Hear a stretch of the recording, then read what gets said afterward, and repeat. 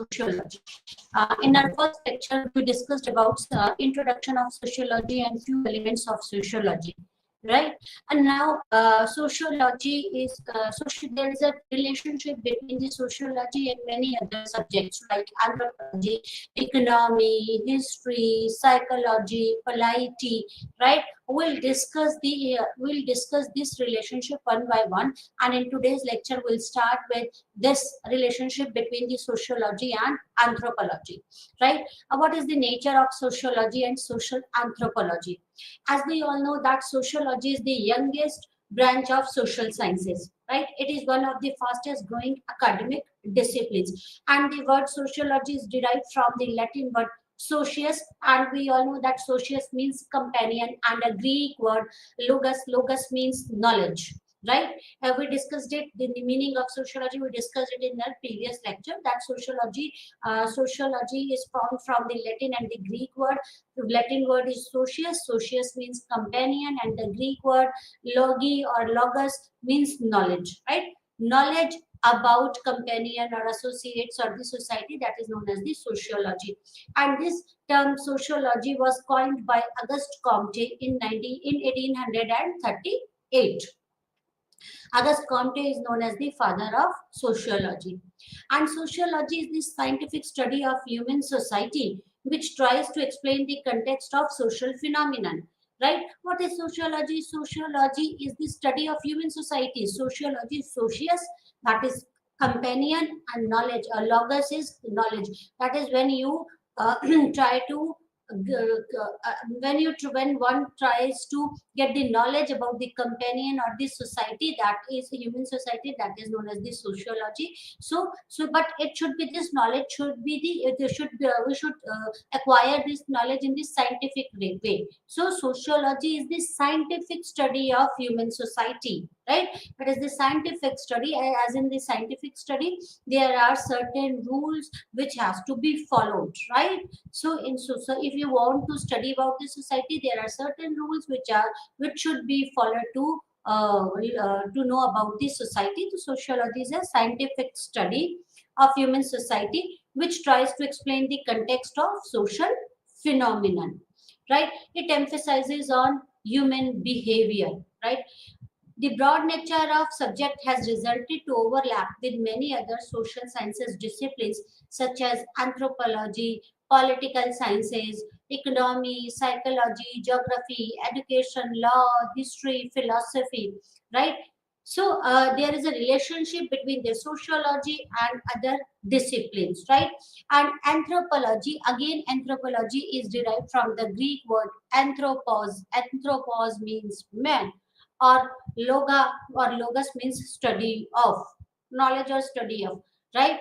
This anthropology is the only subject that surpasses the scope of sociology in study of human society with its branches.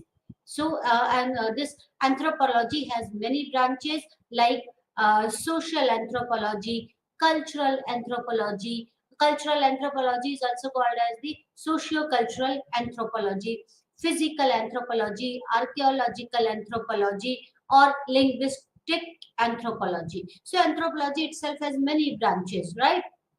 Anthropology means the study of men. Again, derived from the Greek word anthropology. Anthro means men, and logos means again the study of, right? Anthropos means men, and the logos means study of men. And it has many, anthropology has many branches like socio-cultural anthropology, physical anthropology, so then the archaeological anthropology, linguistic anthropology. There are many branches, right? And social culture or the cultural anthropology or socio-cultural anthropology has been historically very close to sociology from the beginning, as they both study the human society, right? Socio cultural anthropology, right? That is there, this socio-cultural anthropology and this sociology, they are very close to each other. Why? Because they study the human society, right? Although anthropology has been regarded as study of pre-literate society, right? One important thing about the anthropology is regarded as the study of pre-literate society, or it was wrongly labeled as the primitive society by earlier anthropologists and other scholars. So anthropology is regarded as study of pre-literate societies, and sociology as dealing with more contemporary urban and developed society, right? But this distinction is no longer true, right? As per earlier scholars or anthropologists, anthropology is study of the primitive society or pre-literate society, while sociology deals with more contemporary or the urban or developed society, right? But this distinction is no longer true, because the earlier trend in anthropology being associated with the micro studies. Micro studies means particularly exotic to the village studies, and sociology being identified with the macro studies. Macro studies means study of the modern society, but it is no longer true, right? In earlier period, we considered that scholars considered that anthropology is associated with the micro studies, that is the study of primitive society or the exotic village studies, while sociology was being identified by the macro studies or the modern societies, right? Now, in today's life, there is a trend where the sociologists have carried out much studies on the rural communities, right? While earlier, as per the few earlier scholars, right, that anthropology is associated with the village studies, but nowadays, right, many sociologists have carried out a study of rural communities, villages, or micro settings, while anthropologists have also ventured into the urban settings and the macro studies. So, this distinction was no more true today and today's scenario. There are much overlapping in the areas of the enquiry and the interest between the sociologist and anthropologist, particularly social anthropology or the cultural anthropology, right? See, there are certain rules which has to be followed for the to study about the society, right? And nowadays there has been overlapping in the studies of enquiries, in the areas of enquiries and the interest between sociologist and anthropologist, right? And basically anthropologist, which branch of anthropology? The socio-cultural branch of anthropology. So there is an overlap between the socio-cultural anthropology and sociology, right? How this sociology has been emerged, and what is the history of sociology? Sociology, as a scientific study of society, has a relatively short history of development. It emerged only in the 19th century as academic discipline. The study of society, although no specific to sociology, was long of interest uh, to the Greek philosophers such as Socrates, as early as the 5th century, Plato and Aristotle in 4th century BC, and the Marcus, Roman philosopher in the 1st century BC, who made immense contribution to understanding the society in their times. Right. So the history of this society is relatively short, right? And it emerged only in 19th century as a discipline of academic discipline, although many philosophers like Plato, right, Aristotle, and many other contributed a lot in this sociology, in this field. They tried to understand this society at their time, right? They attempted to the systematic study of human society, particularly on the general consideration of society, philosophy, politics, law, and state. So they try to understand this society in terms of polity, philosophy, and other things.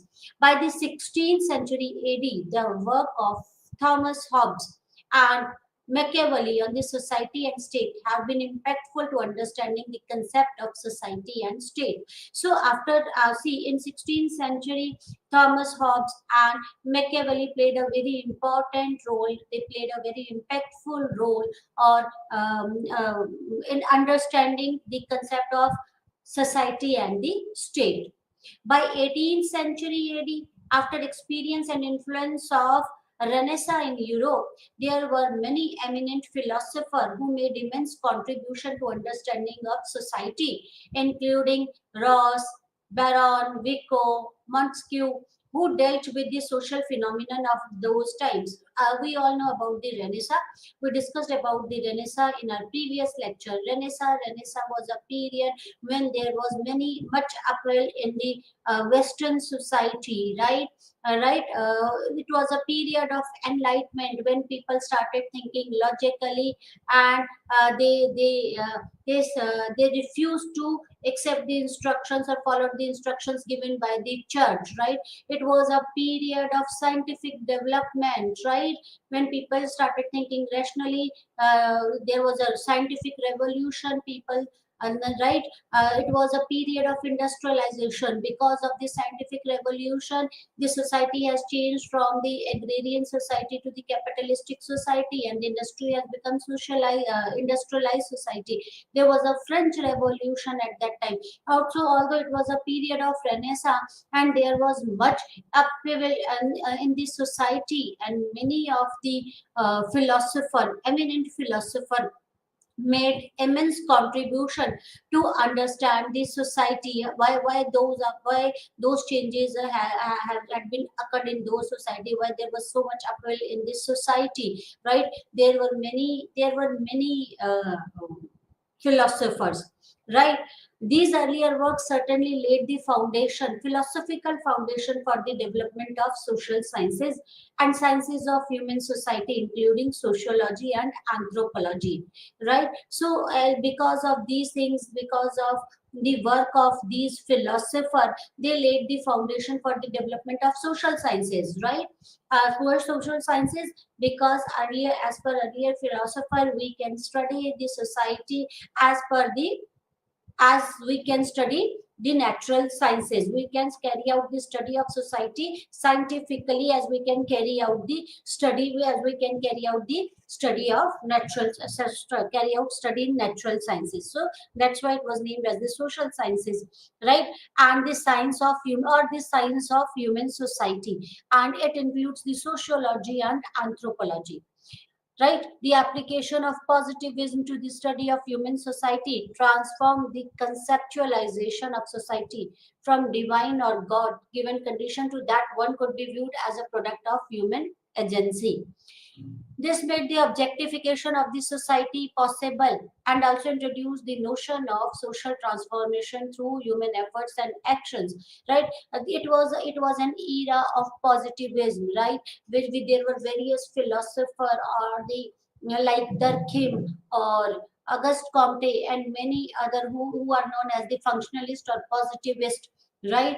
They contributed a lot to understand the society, right? And they have given much importance to the society over the individual, and they made and this made the objectification of the society, right? So that because of this objectification of the society, we can study the society objectively, right? Objectively means the as we can scientifically, as per them we can study the we can carry out the study of society or human beings as per the laws of nature or the natural sciences, right? The most significant factor of emergence of sociology is attributed to various intellectuals and socio-political changes taking place in 18th and 19th century in Europe, right?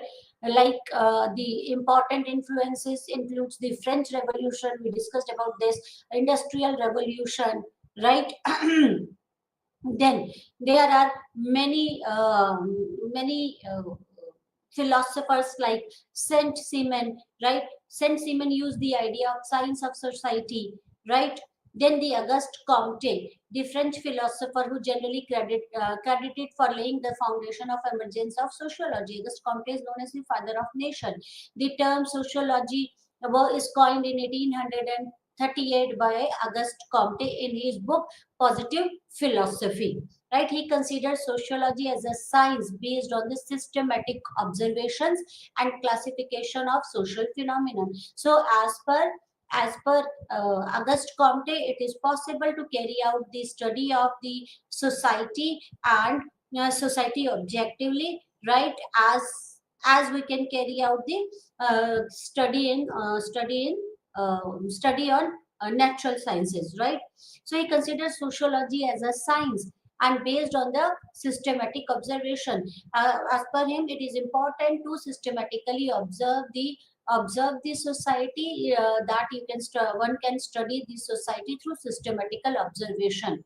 While Herbert Spencer, an English philosopher, is one of the pioneers who laid the foundation of sociology in his book The Principle of Sociology, based on the organic analogy of human society, was important contributions of these times. Herbert Simon played a very important role. He was an English philosopher. In America, the social philosopher like F. Ward, right, made a significant contribution to development of sociology through his book Dynamic Sociology, which engages with the concept of social progress and actions. But the most significant contribution to the development of sociology using the scientific methodology was made by Emile Durkheim in his work like Rule of Sociology and Suicide. So many have contributed a lot in development of sociology. It started with the August Comte, that is the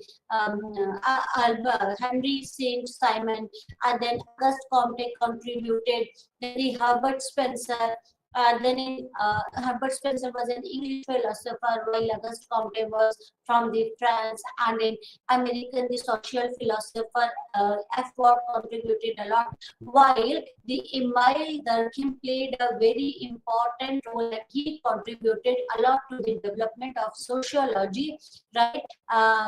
And he used those scientific method to observe the society in his book, that the rules of sociological methods and the suicide, right? Max Weber was one of the pioneer of sociology, and he introduced a new kind of approach to understanding the social phenomenon, right? His well-known work is the Protestant Ethic and the Spirit of Capitalism and Economy and Society, right? As per Max Weber, that it is because of the Protestant ethic the capitalism has emerged, right?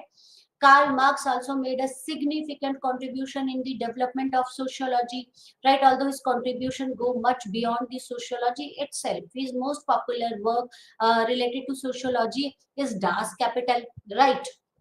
Some of the other pioneers like George Herbert Mead, V. Pareto, Simmel, Tonis, right? These are the pioneers, followed by many well-known modern sociologists like Charles Hudson Cooley, right? Sorokin, uh, C.W. Mills, Talcott Parson, etc. Right? So this was the emergence and the history of sociology, right? Now, emergence and history of social anthropology, how this social anthropology has emerged.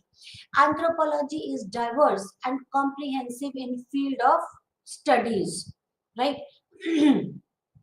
So anthropology is diverse and comprehensive field that studies human and their cultural society. Understand? Sociology tries to understand the human society, while anthropology is diverse and comprehensive field and that studies about the humans and their cultural society. So anthropology is a field which studies about the culture of the society, right? It is considered as the broadest discipline that deals with the humankind and the multiple aspect. The subject matter of anthropology and its academic profession begin as an intersection of natural science and humanities. It also emerged in understanding that humans as a species are evolved and follow the some natural laws as well as other natural species and phenomena. Because it studies about the humans and it studies about their culture. So the subject matter of anthropology, specifically social anthropology, right? The subject matter of social anthropology intersects with natural sciences and humanities, right? Why? Because this has emerged with the understanding that humans are the species. Humans as a species are evolved, right? And follow the same natural laws as all other natural species and phenomena, right? Like sociology, the emergence and development of anthropology is said to be directly linked with the scientific development of Western world, right? So this emergence and development of anthropology is directly linked to the scientific development of the Western world. As there was the scientific development in the Western world, the right the this anthropology has emerged and started developing, right? The foundation of anthropology has also been dated back to Roman Renaissance period, particularly beginning of the writing of Herodotus in 5th century BC. The Greek philosopher of the time, particularly Socrates, Plato, and Aristotle, were also influenced by the study of men and society. So they describe something about the men, about their society, right? So it was the period when the sociology and sociology as well as the social anthropology started budding up, right? After a gap of of the Greek philosophy in the 55th century, almost in 5th century, there were the Greek philosopher like Socrates, Plato, and the Socrates and Plato and Aristotle was influenced by the study of men and the society. But after a gap of several centuries, right, some philosopher began to take interest in study of society and the state, particularly in the 16th century AD. Some of the scholars includes the T. Hobbes or Machiavelli. So Aristotle and all were in the 5th and 6th century BC, while after the gap of many centuries at around 16th century AD, right, many scholars like T. Hobbes and Machiavelli started taking interest in this society and study about the society. By the 18th century AD, after experience and influence of Renaissance in Europe, there were many eminent philosophers who have made immense contribution to understanding of society, including Ross, right, Vico, Beren, Montesquieu, Locke, who dealt with the social phenomena of that time, right? Because there was change in the social phenomenon, and many philosophers started taking interest in those social phenomenon, and they started studying about that social phenomenon and where these social phenomenon will lead. Right, these earlier works certainly laid the philosophical foundation for development of social sciences and science of human society, including anthropology. So these philosophers laid the foundations for the social sciences as well as for the foundation of anthropology, social anthropology basically. The development of anthropology and social sciences, which makes departure from earlier philosophical and historical studies, came in two phases. Then again, after some time, this anthropology and social sciences started departing from earlier philosophical and historical studies, and this came in two phases. The first phase was from 1725 to 1840. Right? The philosopher scientist succeeded in separating the study of men, society, and civilization from history, and thereby formulating the general social science. So, it's the first phase, that is from 1725 to 1840, right? These philosopher scientists, they succeeded in separating the study of men and society and civilization from the history, right? And thereby formulated the general sciences. It was the time when they started separating the earlier philosophical and they started that so they started the formulation of the general sciences and started separating these general sciences from the clutches of the history, right? While however, Hubble in 1958 is of the view that anthropology stems primarily from the natural sciences and carries a greater measure of natural sciences tradition and not from the history or philosophy. So, as per Hubble, right, as per Hubble, that anthropology stems from the natural sciences, right? So it carries a greater measure of natural sciences traditions rather than the history or philosophy, and they started separating the anthropology from the history or the philosophy, right? On the nature of social anthropology, he states that there is a broad division of opinion between those who regarded the social anthropology as natural sciences and those who regard it as a humanities. So there were two groups, right? The one group regarded that anthropology as natural sciences, while other group, they regarded the anthropology as humanities, right?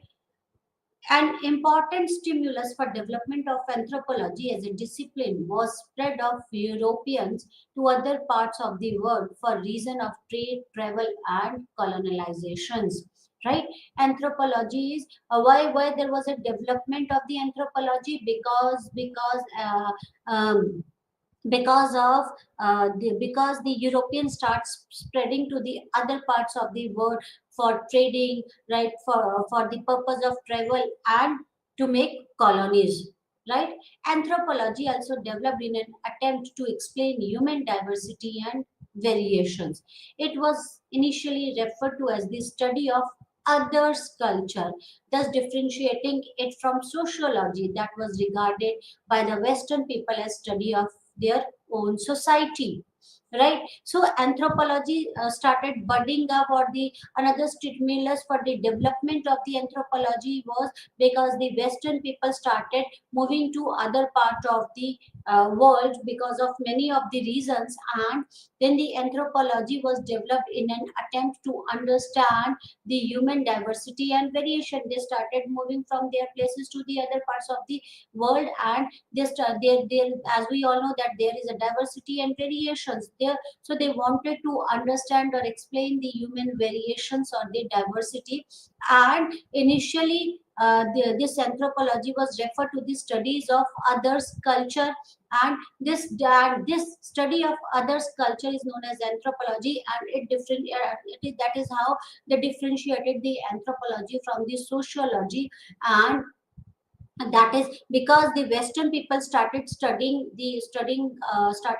about the other people, right? So they considered that the other culture, so they so this was referred to as the study of the other culture, and this differentiated it from the sociology, that is differentiated the anthropology from the sociology. And what this was regarded by the Western people as study of their own society, because they started comparing and contrasting their culture with other culture, and they started studying about the others culture.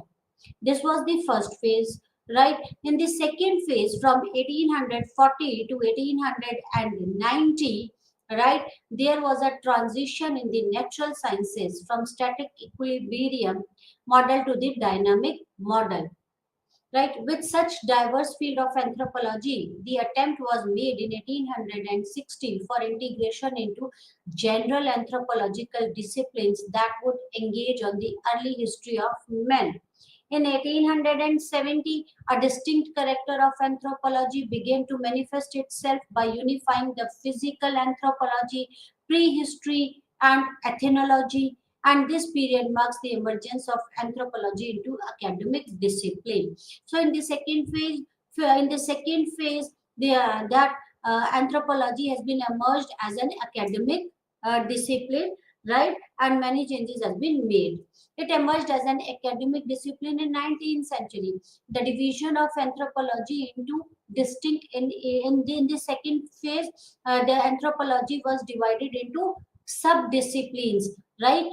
Like physical anthropology, biological anthropology, archaeological anthropology, social or cultural anthropology, also known as socio-cultural anthropology, linguistic anthropology, and some would still include the psychological anthropology.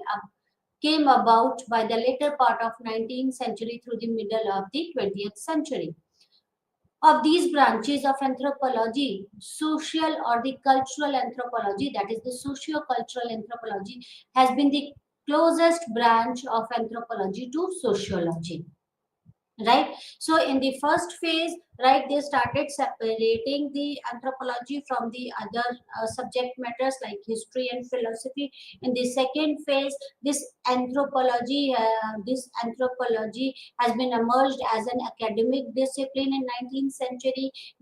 In this in the second phase, there was a division of anthropology into the sub-disciplines, and during this phase, right, this socio-cultural anthropology has been considered the most closest branch of anthropology to the sociology. So there is the that sociology, and there's a relationship, close relationship between the sociology and the socio-cultural anthropology, right?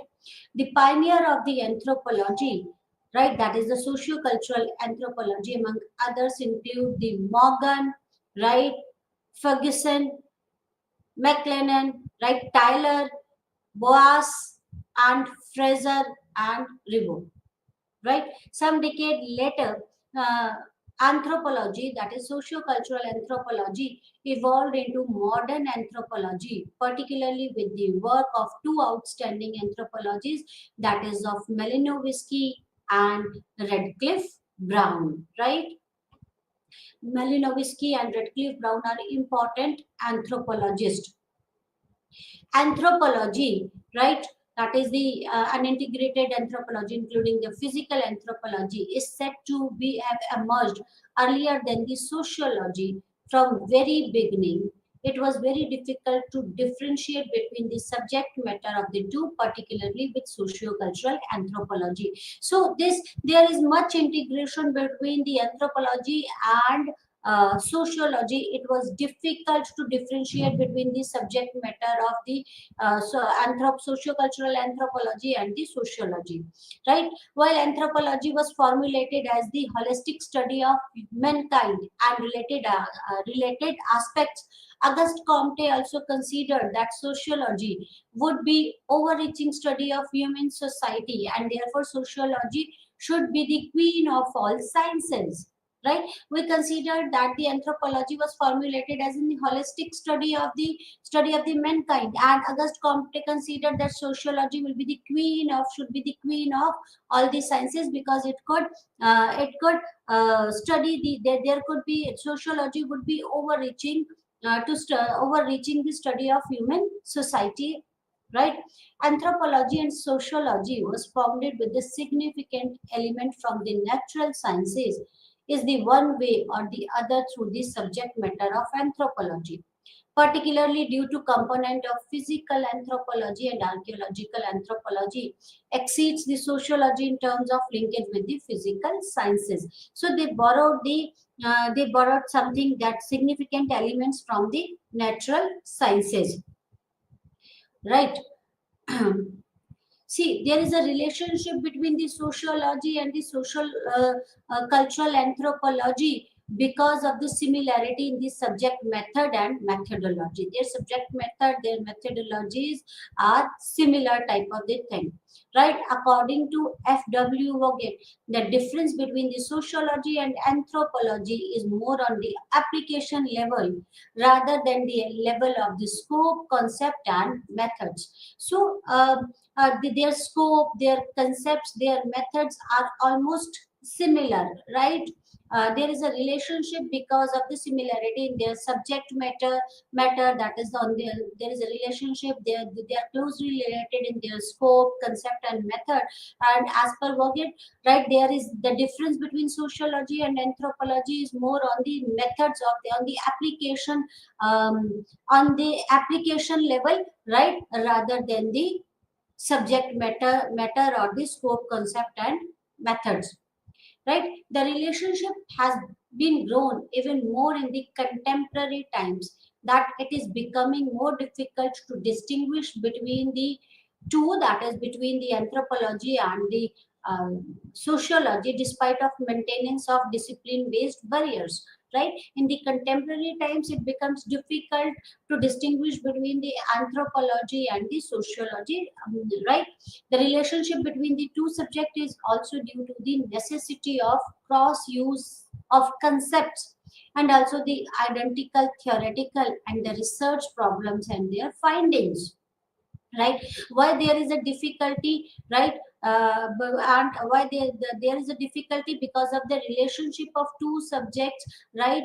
Is like that, that in the, there is a there is a cross use of the concept, right? We use the same concept in sociology as well as in anthropology, right? There are identical theoretical and the research problems, right? Their research problems or their theoretical problems are same, and their findings are related, right? And there was a cross use of the concept. This is for the fact that for the both subject need each other to strengthen their discipline and also do justice to the scope of study of society at large, right? Right, so it is required. Since one significant difference between the two was from the point of view of the Western scholars, social anthropology was study of the others, while sociology is the study of one's own society. Right. So, as per the Western scholars, right, anthropology was the study of the other society, while sociology is as the study of one's own society. When the others, that is the non-Western scholar who were the earlier only the subject matter of social anthropology become scholars, the difference between two disciplines become blurred, right? While Western scholars who study caste as a social anthropology, for Indian scholar, it could be well be sociology, right? In Indian context, it has become more difficult to differentiate between sociology and social anthropology in many respects. While the similarities includes the syllabi of the Indian university, the methodologies, theories, and the universe of research study, there is a cross link between the syllabus, between the methodologies, theories, and the universe of research study, right? It is no wonder why many of the sociologists and the well-known researcher works in the India are village-centric studies with a rural setting, which otherwise is supposed to be the traditional domain of social anthropology. Right? So many sociologists, right? They study their studies are village-centric studies, right? And they are sociologists, while otherwise they are supposed to be the social anthropologist, right? It is also true that some of the famous sociologists in India are trained social anthropologists, right? The Indian Council of Social Research (ICSSR), the apex nodal funding agency of social sciences, considers sociology and social anthropology as a same unit, right? What are the differences between the sociology and anthropology? Basically, social anthropology, right? The subject matter, interest, theories, methodologies overlap between the sociology and anthropology. There are certain, despite of that, there are certain differences. The methodologies, the theories, the interest, the matter, there is an overlap between the sociology or anthropology, but still there are certain differences. The first and foremost difference lies in the definition and scope of the subject itself, right? Sociology is study or science of society, whereas anthropology is study of the men and everything that concerns a man, including the physical and socio-cultural aspects. Right? Sociology is the study of society only, while anthropology is study of men. That is everything that concerns the man. It could be the physical or the social cultural aspects. A notable difference between sociology and anthropology can be traced to the historical roots, right? Anthropology is generally considered to have no roots in philosophy, while sociology has.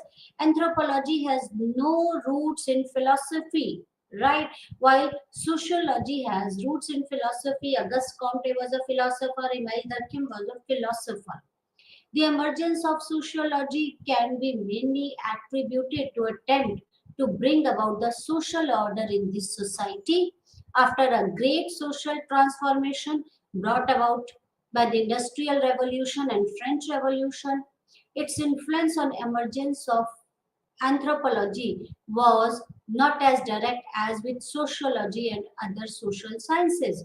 So see that the emergence of sociology was attributed to attempt to bring the social order. There was a hue and cry, there was upheaval in this society, specifically in the Western society, after French Revolution or because of the Industrial Revolution, right? And this emergence of, at that time it was required that there should be some social order, right?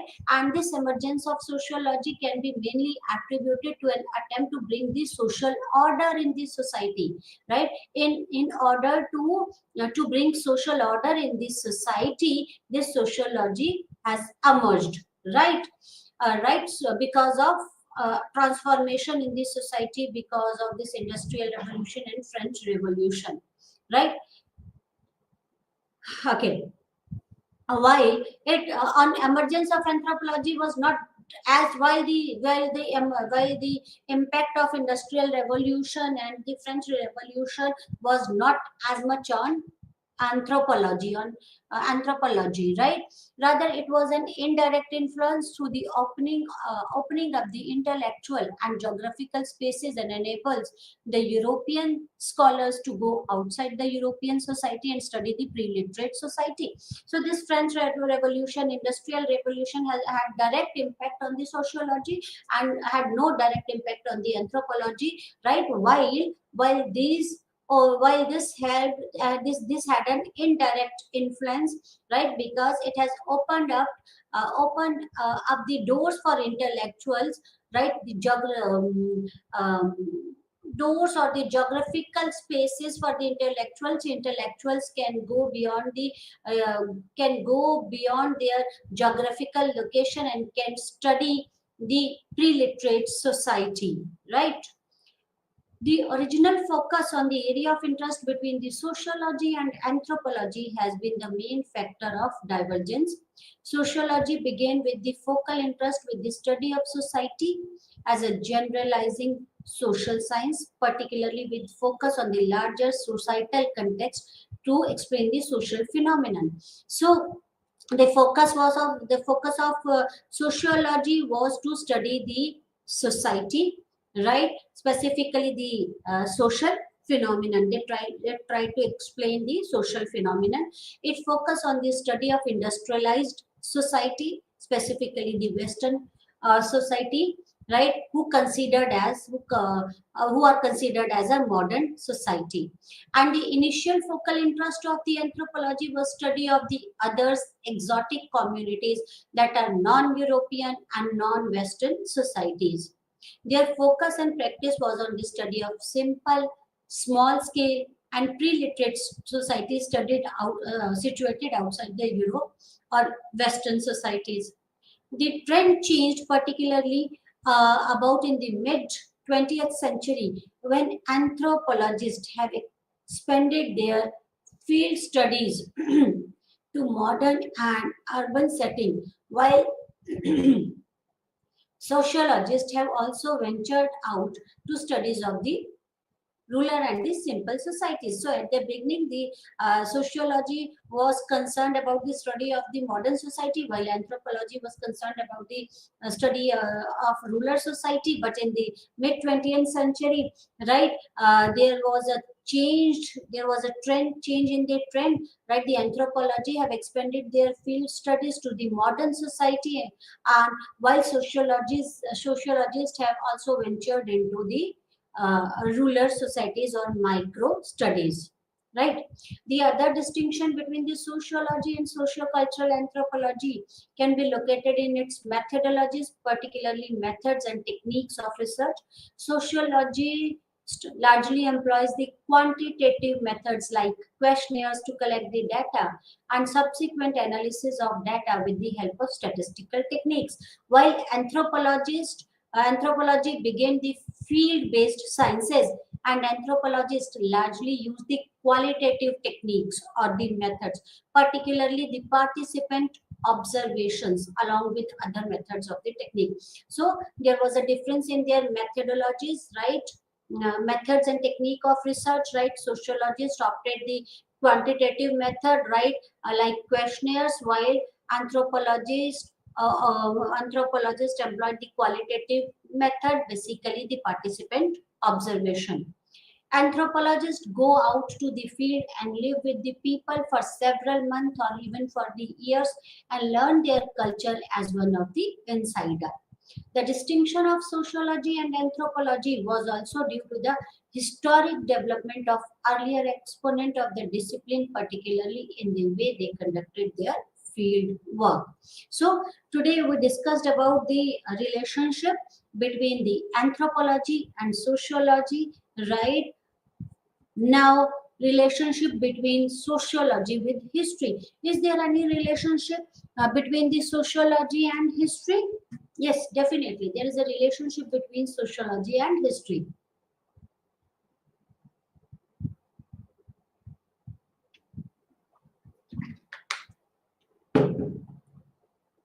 Both disciplines are much interrelated, right? As we all know that sociology is defined as the study of society, right? And study of any society can be accomplished without looking into its history or past.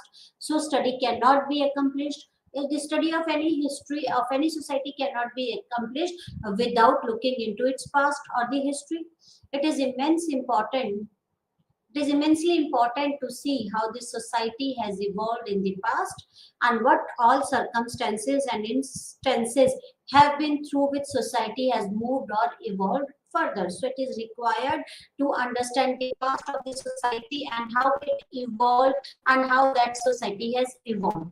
To understand any society or group or institution, one needs to appreciate its past and to comprehend its present status. If you really want to understand the present status of the society, it is very important to understand the past of that society, right?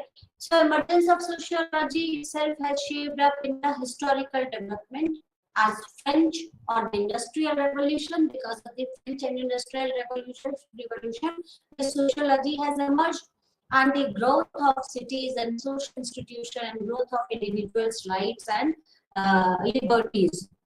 Various earlier scholars, that is the even the founding father of sociology, such as Khaldun, Auguste Comte, Spencer, Weber, Immanuel Durkheim, Karl Marx, etc., have given importance to the society or the historical perspectives in their analysis of the social structure, changes, and the dynamics. Sociology and the past, that is the history, are deeply interconnected with each other. History also take help of sociology in order to elaborate and analyze the historical phenomenon. They are both interdependent, right? Sociologists often talk to of the context while studying or explaining the society in terms of its structure, functions, and changes. Right? So sociologists talk about the context. Time and space are the two important factors which inherit and explain the contextual aspects of social reality. Time is a crucial factor in explaining the evolution of the social reality, as social reality gets shaped over a period of time. Over a period of time, the society changes and the social reality gets its shape. So it is very important to know about the history of that society. Since history takes care of the factors such as the time or the periodic evolution of the society, it essentially helps the sociologist to study society in much more systematic fashion or manner, right? Because history, there are the two important factor, that is time and space are very important factor, and history takes care of the factor of time factor or the periodic evolution of the society, and it helps the sociologist to study this society in a systematic manner.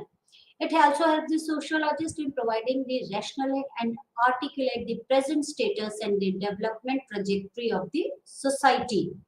Various sociologists like Comte in his Law of Three Stages and Spencer in his analysis of evolution of society, Weber right? Elaboration of ideal types and growth of city, marks in analysis of the class conflict and the social changes have used the historical dimensions in their sociological analysis, right?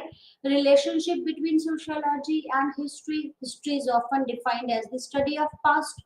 Historians who study history do study the cause and effect of the past event and the circumstances leading to social change and development, right? History is the study of the past, and the historians study about the cause and effect of the past, right?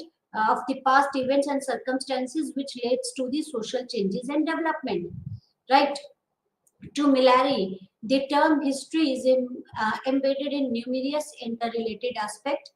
History as a past or the things happened in the past. Secondly, history as a narrative that tells events happened in the past, and various thinkers describe history as study of humans past based on their archaeological evidences, right?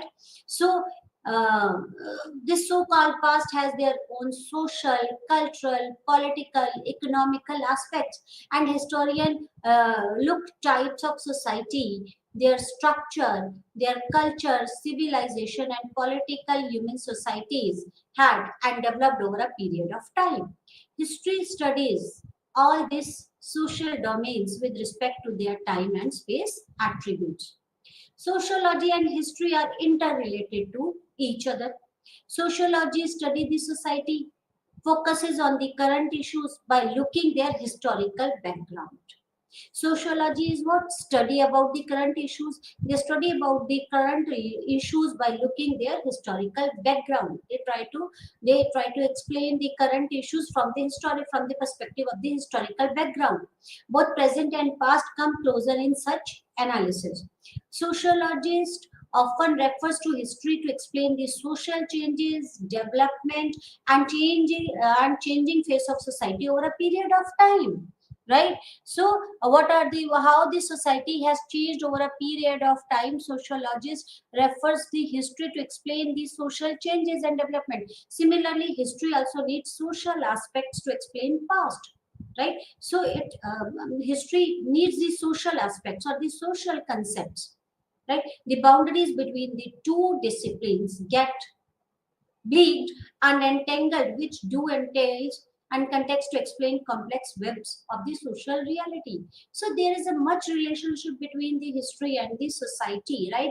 History also needs the social aspects or the sociological concept to explain the past. Social changes is a reality, right? And the one thing which is permanent is change. Other all other thing is nothing else is permanent, right?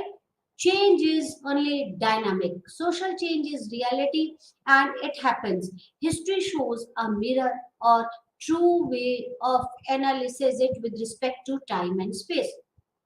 History provides a framework of reference and contextual tool to examine and analyze the changes carefully, right? What all changes happened and why those changes happened. History provides a framework of reference and a contextual tool to examine and analyze those changes carefully. Both sociology and history thus depends on each other to take complete stock of reality. Sociology depends on the history to understand the past events, movements, and social institutions. Sociology is also concerned with the study of the historical development of society, and sociologist studies the ancient old tradition, culture, growth of civilization, groups, institution through historical analysis and interpretations. History without sociology has no food, and sociology without history has no roots. So both are very interdependent. History without sociology has no roots, right? And sociology without history has no roots. Both past and the presents are equally important to understand the social issue in totality and in depth. If you really want to understand the society in depth, so it is very important. Present in that the past and presents are equally important if you really want to understand the social issues in totality and in depth. What is the why this social issue is there, what is the reason for these social institutions and issues, right? If you really want to understand those things, it is very important to understand both present and past. Sociology as a discipline may provide help in terms of offering a particular frame of mind to study history and phenomenological development. C.W. Mills gave a concept of social imagination, said that the tool of social imagination involves seeing the world in terms of biography and history. Right? Mill emphasized the three aspects of human world: structure, biography, and history. Right? Auguste Comte's conception of sociology includes history in his analysis of growth of sociology and the society. He dwells into the cause and the reason of development of humanity through various historical stages. He studied the various historical stages and he tried to understand the causes and reasons for the development of the humanity. Right? Right? Karl Marx Capital, that is, and Max Weber's Economy and Society, Tony's Gemini Shaft and the Gesellschaft have elaborated using the historical dimension to enrich their sociological analysis, right? So both, that is the Karl Marx, Max Weber, Tony's, right, and this Auguste Comte, right? They use the historical dimensions to enrich their sociological analysis. Such analysis demonstrate that the sociology takes help of history, right, to locate an issue and examine its significance.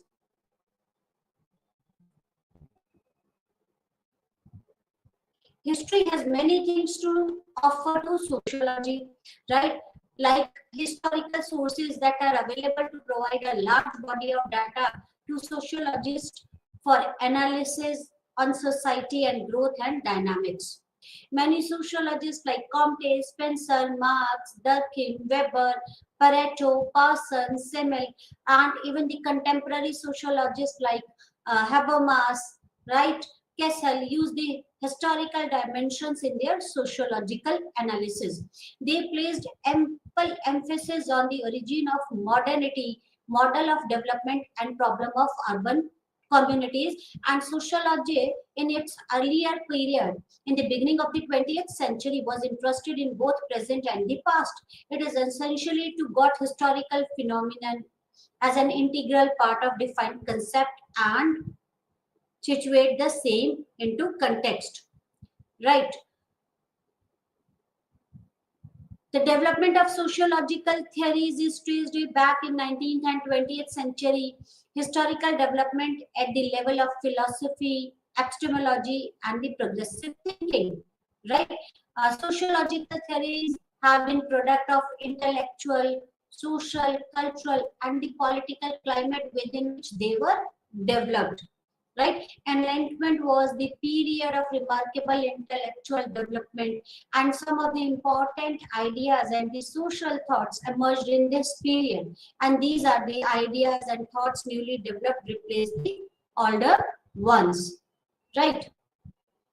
Saint Simon was directly influenced by the French Revolution, right? Comte lived the aftermath of French Revolution. These earlier sociologists gave thought to understand and examine the ongoing socio-cultural upheavals in the and human affairs, right?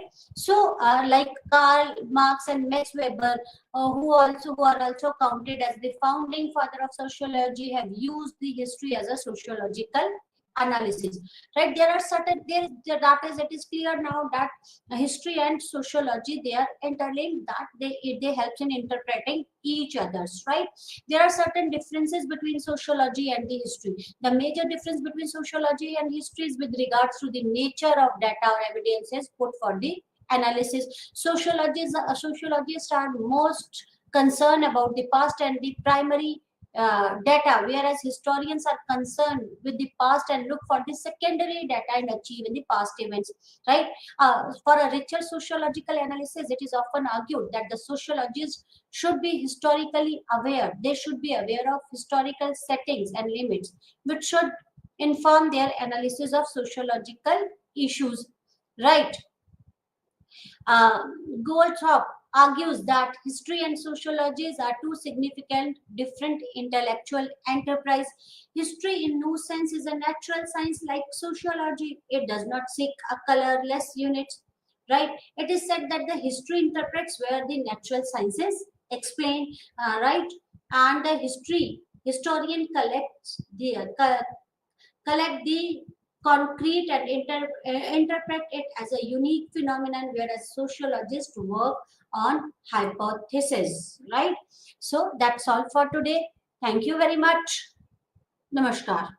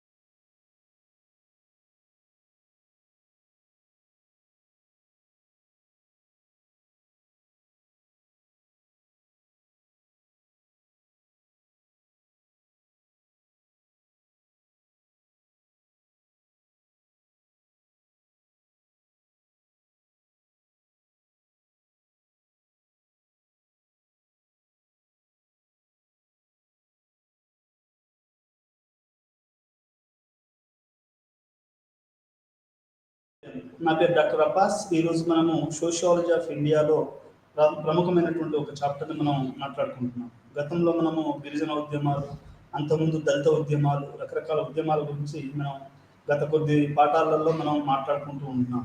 ఈరోజు లింగ ఆధారిత ఉద్యమాల గురించి మనం ప్రత్యేకంగా చెప్పుకోవాలి. అంటే మనకు భూమి గురించి, వృత్తి గురించి, విముక్తి గురించి జరిగిన పోరాటాలు ఒకవైపు, దళితుల గురించి జరుగుతున్న పోరాటాలు ఇంకోవైపు, ఆ తర్వాత మనకు గిరిజన ఉద్యమాలు అనేవి ఇంకోవైపు అయితే, మనకు స్త్రీవాద ఉద్యమాలు అనేది ఒక ఒక ప్రధానమైనటువంటి సోషియాలజీలో ఒక ప్రధానమైనటువంటి అంశంగా మనం చెప్పుకోవచ్చు. అంటే ఏంటి సార్ లింగ ఆధారిత ఉద్యమం ఏంటి అని మీరు అడగవచ్చు. అంటే లింగం అంటే ఏంటి, అసలు ప్రాథమిక భావనలు ఏంటి, సెక్స్ అంటే ఏంటి, జెండర్ అంటే ఏంటి, అంటే సెక్స్కు జెండర్ గల తేడా ఏంటి అని కనుక మనం చూస్తే, సెక్స్ అనేది బయోలాజికల్ అంటే దాన్ని ఎట్లా అంటే ఆడ మగ, దాన్ని మనం సెక్స్ అంటే అది బయోలాజికల్లీ డిటర్మైన్డ్. మనం అబ్బాయిగా పుట్టడమా అమ్మాయిగా పుట్టడమా అనేది మన క్రోమోజోమ్స్, క్రోమోజోమ్స్, వై క్రోమోజోమ్స్ అవి కలిసి అమ్మాయి అబ్బాయి అని డిసైడ్ చేస్తాయి. దాన్ని మనం సెక్స్ అని చెప్పవచ్చు. లింగము అంటే అర్థం ఏంటి అంటే మనం ఏ రకంగా పెంచబడ్డాము, అంటే మన యొక్క సోషలైజేషన్ ప్రాసెస్ ఎట్లా జరిగింది. లింగము అనేది సోషల్లీ మేడప్. ఇప్పుడు ఒక అమ్మాయి ఎట్లా పెరగాలి, ఒక అమ్మాయికి ఏ డ్రెస్ వేయాలి, అమ్మాయికి ఏ చదువు చదివించాలి, అమ్మాయిని ఏ రకంగా పెంచాలి, ఆ బేటీ బచావ్ బేటీ పడావ్ లాంటి ప్రోగ్రామ్స్ ఈరోజు రాజకీయాల్లో చేస్తున్నటువంటి బేటీ బచావ్ బేటీ పడావ్ కూడా అది ఏ రకంగా ఉంటుంది, అమ్మాయిని రాజకీయంగా ఏ రకంగా మోటివేట్, అంటే socialisation process, that is gender. అంటే నువ్వు ఒక అమ్మాయిని ఎలా పెంచుతున్నావు, ఒక అబ్బాయిని ఎలా పెంచుతున్నావు, వాళ్ళకి ఇచ్చే విలువలు ఏంటి, వాళ్ళకి ఇచ్చే ప్రాధాన్యతలు ఏంటి, ఇవన్నీ కూడా సోషల్లీ కన్స్ట్రక్టెడ్. అంటే మనం ఏదైనా కానీ ఒక ఆడపిల్లని ఏ రకంగా పెంచుతాము, ఒక అబ్బాయిని ఎట్లా పెంచుతాము అనేది మనం సామాజికంగా నిర్మించుకున్నాం. ఆ సామాజిక నిర్మాణం ఎట్లాంటిది అంటే, మనం అబ్బాయి పనులు అమ్మాయి చేస్తే ఏంట్రా నువ్వు మగపిల్లలా చేస్తున్నావు అని అమ్మాయిని తిడతారు. ఇప్పుడు ఒక అమ్మాయి జిమ్ పోయో, కరాటే నేర్చుకున్నావు, లేకపోతే కట్టెలు కొట్టింది అనుకోండి, ఏమైనా నువ్వు ఆడపిల్లవై ఉండి కట్టెలు కొడుతున్నావు అని చెప్తారు. అదే ఒక అబ్బాయి కొంచెం లిప్స్టిక్ వేసుకొని, కుంకుమ బొట్టు పెట్టుకొని, కొంచెం మామూలుగా సాదా ఏరా ఆడపిల్లలాగా మాట్లాడుతున్నావు అంటారు. అంటే మనకు ఆడ మగ అనేది ఏ రకంగా నిర్మించబడతారు అనేది అతి ప్రధానమైనటువంటి సోషలాజికల్ ఇష్యూ. ఎందుకంటే ఈరోజు జరుగుతున్నటువంటి గృహహింస కానివ్వండి, డౌరీ విషయాలే కానివ్వండి, రేపులే కానివ్వండి, లేకపోతే వాళ్ళకి జరుగుతున్నటువంటి లవ్ జిహాద్ లాంటి ప్రోగ్రామ్సే కానివ్వండి, ఇంకా మనకు మతం పేరు మీద జరుగుతున్నటువంటి హిందుత్వ, లేకుంటే ఇస్లామిక్ ఫండమెంటలిజం, క్రిస్టియన్ ఫండమెంటలిజం, ఇట్లాంటి వాటి మతాల మీద జరుగుతున్న, స్త్రీల మీద జరుగుతున్న అత్యాచారాలే కానివ్వండి, ఇవన్నీ కూడా ఏ రకంగా నిర్మితం అవుతాయి అనేది తెలుసుకోవడం కూడా మనకు చాలా చాలా ముఖ్యం. ఆధునిక ప్రపంచంలో మనం అందరం ఉన్నాం. ఆధునిక ప్రపంచం అంటే ఏంటి? ఆధునిక ప్రపంచం అంటే హేతువాదం మీద ఆధారపడినటువంటి ప్రపంచం అని. ఈ హేతువాద ప్రపంచంలో మూఢనమ్మకాలకి, మతాలకి, కులాలకి, ప్రాంతాలకి, వీటన్నిటికీ మనకు బేస్ లేదు. ఒక హేతువాదం మీదనే ఒక మొత్తం సమాజం అనేది ఆధారపడి ఉన్నది. అట్లాంటి హేతువాద యుగంలో ఏంటంటే ఈక్వాలిటీ అనే పదం మీరు వినే ఉంటారు. ఈక్వాలిటీ అంటే సమానత్వం. ఆడపిల్లైనా మగపిల్లైనా, లేకుంటే అబ్బాయి అయినా అమ్మాయి అయినా, ఏ ప్రాంతమైనా, ఏ కులమైనా, ఏ మతమైనా అందరు ఈక్వల్ సిటిజన్స్. మనకు భారత రాజ్యాంగం ఏం చేస్తుందంటే ఏ జాతి, మత, కులతో పాటుగా లింగ ఆధారితమైనటువంటి వివక్షత చూపించకూడదు అనేది మన భారత రాజ్యాంగంలో రాసుకున్నాం, మనం ఫాలో అవుతున్నాం. అది ఎంతవరకు అవుతుంది అనేది మనం తర్వాత విషయాన్ని మాట్లాడుకుంటే, మన లింగ ఆధారిత ఉద్యమాలు మనకు మధ్యయుగాలలో, ప్రాచీన యుగంలో ఉన్నాయా లేవా అని చూస్తే, ఏదో గొప్ప గొప్ప కుటుంబాలలో రాజులకు వ్యతిరేకంగా వాళ్ళ భార్య తిరుగుబాటు చేయడము అట్లా మనం చూసామే. కానీ ఒక మ్యాసివ్ మూమెంట్, ఒక జనాలే కలిసి రావడం అనేది మనకు మధ్యయుగాలలో కానీ లేకుంటే ఆ టైంలో కుదరదు. అది ఆధునిక యుగంలోనే మనకు ఈ యొక్క స్త్రీల విముక్తి పోరాటాలు మొదలయ్యాయి. ప్రధానంగా స్వతంత్ర సమరయోధాలలో, ఆ తర్వాత ఫ్రెంచ్ విప్లవము, అమెరికన్ విప్లవము, యూరోపియన్లో జరిగినటువంటి విప్లవాలు, సాంఘిక, సామాజిక, ఆర్థిక, రాజకీయ, సాంస్కృతికపరమైనటువంటి విప్లవాలన్నింటివి ప్రపంచాన్ని చాలా వేగవంతంగా మార్చాయని చెప్పొచ్చు. ఇది మనం ప్రాథమికంగా, అంటే లింగము అంటే ఏంటంటే మనకు ప్రాథమిక ఆలోచన ఏంటంటే నువ్వు ఎట్లా మనకు స్త్రీ, సెక్స్ అనేది బయోలాజికల్, అంటే ఆడ మగ. ఎందుకు ఆడ మగ అనే ఒక ఉదాహరణ చెప్తున్నాను అంటే, మగవాళ్ళు ఉన్నారు అనుకోండి, వాళ్ళకి గర్భాన్ని ధరించే శక్తి మగవాళ్ళకి లేదు. రిమెంబర్, గర్భాన్ని రీప్రొడక్టివ్ మెకానిజం అనేది ఓన్లీ ఆడవాళ్ళకు ఉంది. ఇప్పుడు ఆడవాళ్ళు వాళ్ళు గర్భధారణ చేస్తారు, చిన్నపిల్లలకు పాలిస్తారు. నేను కూడా అమ్మ పాలు తాగి పెరిగిన వాడిని. అందరూ మానవాళి మొత్తం కూడా అమ్మ పాలు అంటే అమ్మ చనిపోతే ఏదో డబ్బా పాల వల్ల పెరిగిన వాళ్ళు చాలా తక్కువ మంది ఉంటారు, కానీ ఎక్కువగా ప్రపంచంలో ఎక్కువ కూడా అమ్మ పాలు తాగి పెరిగిన వాళ్ళే ఉంటారు, అమ్మాయి అయినా కానీ అబ్బాయి అయినా. అంటే ఎందుకు చెప్తున్నాను ఉదాహరణ అంటే, సెక్స్ అనేది ఉమెన్కి ఏంటంటే బయాలజికల్ మేకప్ ఏంటి అంటే, వాళ్ళకి ఒక పిల్లోని తమ కడుపులో పెంచే అది వాళ్ళకు రిప్రొడక్టివ్, దాన్ని ఫెకండిటీ రేట్ అని లేకపోతే రిప్రొడక్టివ్ రేట్ అని చెప్తారు, అది ఎక్కువగా ఉంది. అది వాళ్ళల్లో మాత్రమే ఉంది, అది మగవాళ్ళలో లేదు. మగవాళ్ళలో ఒక ఒక వాడు శుక్రకం అని మన వీర్యము వాళ్ళ క్షేత్రస్థాయిలో పోయి అది పిల్లోనిగా వాళ్ళ కడుపులోనే పిండం పుట్టడం, 9 నెలలు మోస్తారు. అది అనేది రిప్రొడక్టివ్ హెల్త్ సిస్టమ్ అనేది ప్రపంచంలో మానవ మానవ పెరుగుదలలో, మానవాళి సమాజంలో ఈ యొక్క గర్భధారణ చేసే 9 నెలలు ఏదైతే కాలం ఉందో అది అత్యంత కీలకమైనటువంటి దశ అని చెప్పొచ్చు. ఎందుకంటే ఒక మనిషికి ఇంకోటి నుంచి జన్మనివ్వడం అనేది ఒక తల్లి ద్వారా మాత్రమే సాధ్యం. ఇప్పుడు అది మనకు ఈరోజు కృత్రిమంగా గర్భధారణ కూడా వచ్చింది, మగవాని అవసరం లేకుండా మన వీర్యం తీసుకొని అసలు ఎటువంటి లైంగికపరమైనటువంటి చర్యలు లేకుండా కూడా ఈరోజు ఆడవాళ్ళు కృత్రిమ గర్భధారణ అనేది జరగవచ్చు, జరగ అవకాశం ఉంది. ఇది ఎందుకు చెప్తున్నాను అంటే, సెక్స్ అనేది బయాలజికల్లీ మేడప్ ఉంటుంది. అంటే ఒక ఆడవాళ్ళకి మాత్రమే ఈ యొక్క గర్భధారణ శక్తి ఉంది, మగవాళ్ళకి లేదు. మగవాళ్ళు ఓన్లీ తమ యొక్క వీర్యాన్ని వాళ్ళు చేయడం తప్ప దాంట్లో ఎటువంటి అది లేదు అనేది చెప్పడానికి నేను ఇది చెప్తున్నాను. అంటే లింగము అనే మనకు సెక్స్ అనేది బయాలజికల్, లింగము అనేది మాత్రం అది సోషల్లీ మేడప్. అంటే gender is a socially made up. Gender అనే పదం సోషల్లీ మేడప్ అని మళ్ళీ పదే ఎందుకు చెప్తున్నాను అంటే, ఒక మనిషిని కానీ ఒక అబ్బాయిని కానీ అమ్మాయిని కానీ పెంచే విధానం మొత్తం ఈ జెండరు, మన రాజకీయాలు, మన సంస్కృతి, మన కల్చరు, మన ఇంట్లో పెరుగుదల, మొత్తం సమాజాన్ని ఒక ఆడపిల్లని చూసే విధానం, ఇవన్నీ కూడా ఈ యొక్క జెండర్ ఆధారపడి ఉంటాయని చెప్పడంలో, అందుకని జెండర్ అనేది అది చాలా చాలా ముఖ్యం అనేది మనం అర్థం చేసుకోవాలి. ఇది ఈ రకంగా మనం కనుక చూస్తే ఈ జెండర్ అనేది చాలా కీలకమైనటువంటి ఉద్యమాలకు దారితీసిందని చెప్పొచ్చు. మన భారతదేశాన్ని కనుక మనం చూస్తే, అంటే అది మనం ఫ్రెంచ్లో కాకుండా అమెరికన్ వాళ్ళు ఎప్పుడో ఫ్రెంచ్ స్త్రీలు కానీ అమెరికన్ స్త్రీలు కానీ వాళ్ళు తమ యొక్క హక్కును సాధించుకున్నారు, వాళ్ళు ముందంజలో ఉన్నారు. యూరోపియన్ ఉమెన్ లేకుంటే అమెరికన్ ఉమెన్ ముంగట మన South Asian women, India, Pakistan, బంగ్లాదేశ్లలో ఉమెన్ ఇంకా వెనుకబాటుతనం, వాళ్ళు తమ చైనా ఇట్లాంటి దేశాలలో ఇంకా స్త్రీలు వెనుకబడి ఉన్నారని చెప్పొచ్చు. మనం మొత్తంగా చూసుకుంటే యూరోప్ అనేది చాలా అగ్రగామిగా ఉండి, స్కాండినేవియన్ కంట్రీస్ కానివ్వండి ఇవన్నీ కూడా చాలా అగ్రగామిగా ఉండి స్త్రీ సమానత్వాన్ని ఒక పైలట్ ద్వారా తప్ప మిగతా అన్నిట్లలో కూడా ఈరోజు స్త్రీలు ఉన్నారు అనేది మనకు యూరోపియన్ చరిత్ర చెప్తుంది. యూరోప్ సమానత్వం అనేది ఒక రకంగా ఆల్మోస్ట్ వచ్చింది. కానీ మన థర్డ్ వరల్డ్ కంట్రీస్, మూడో ప్రపంచ దేశాలైనటువంటి India, Pakistan, Bangladesh, Nepal, Myanmar, Burma ఇట్లాంటి కంట్రీస్లలో మనకు ఇంకా ఈ యొక్క లింగ సమానత్వం అనేది రాలేదనే చెప్పొచ్చు. మన భారతదేశ చరిత్ర కనుక మనం చూస్తే 1947లో గాంధీజీ ఏ రోజైతే కాంగ్రెస్ పార్టీలోకి రావడము, ఆయన ఉప్పు సత్యాగ్రహము, కాంగ్రెస్ ఒక జాతీయ ఉద్యమాన్ని ఒక మ్యాసివ్ మూమెంట్గా చేయడంతో స్త్రీలు అనేవాళ్ళు బయటకు వచ్చారని చెప్పొచ్చు.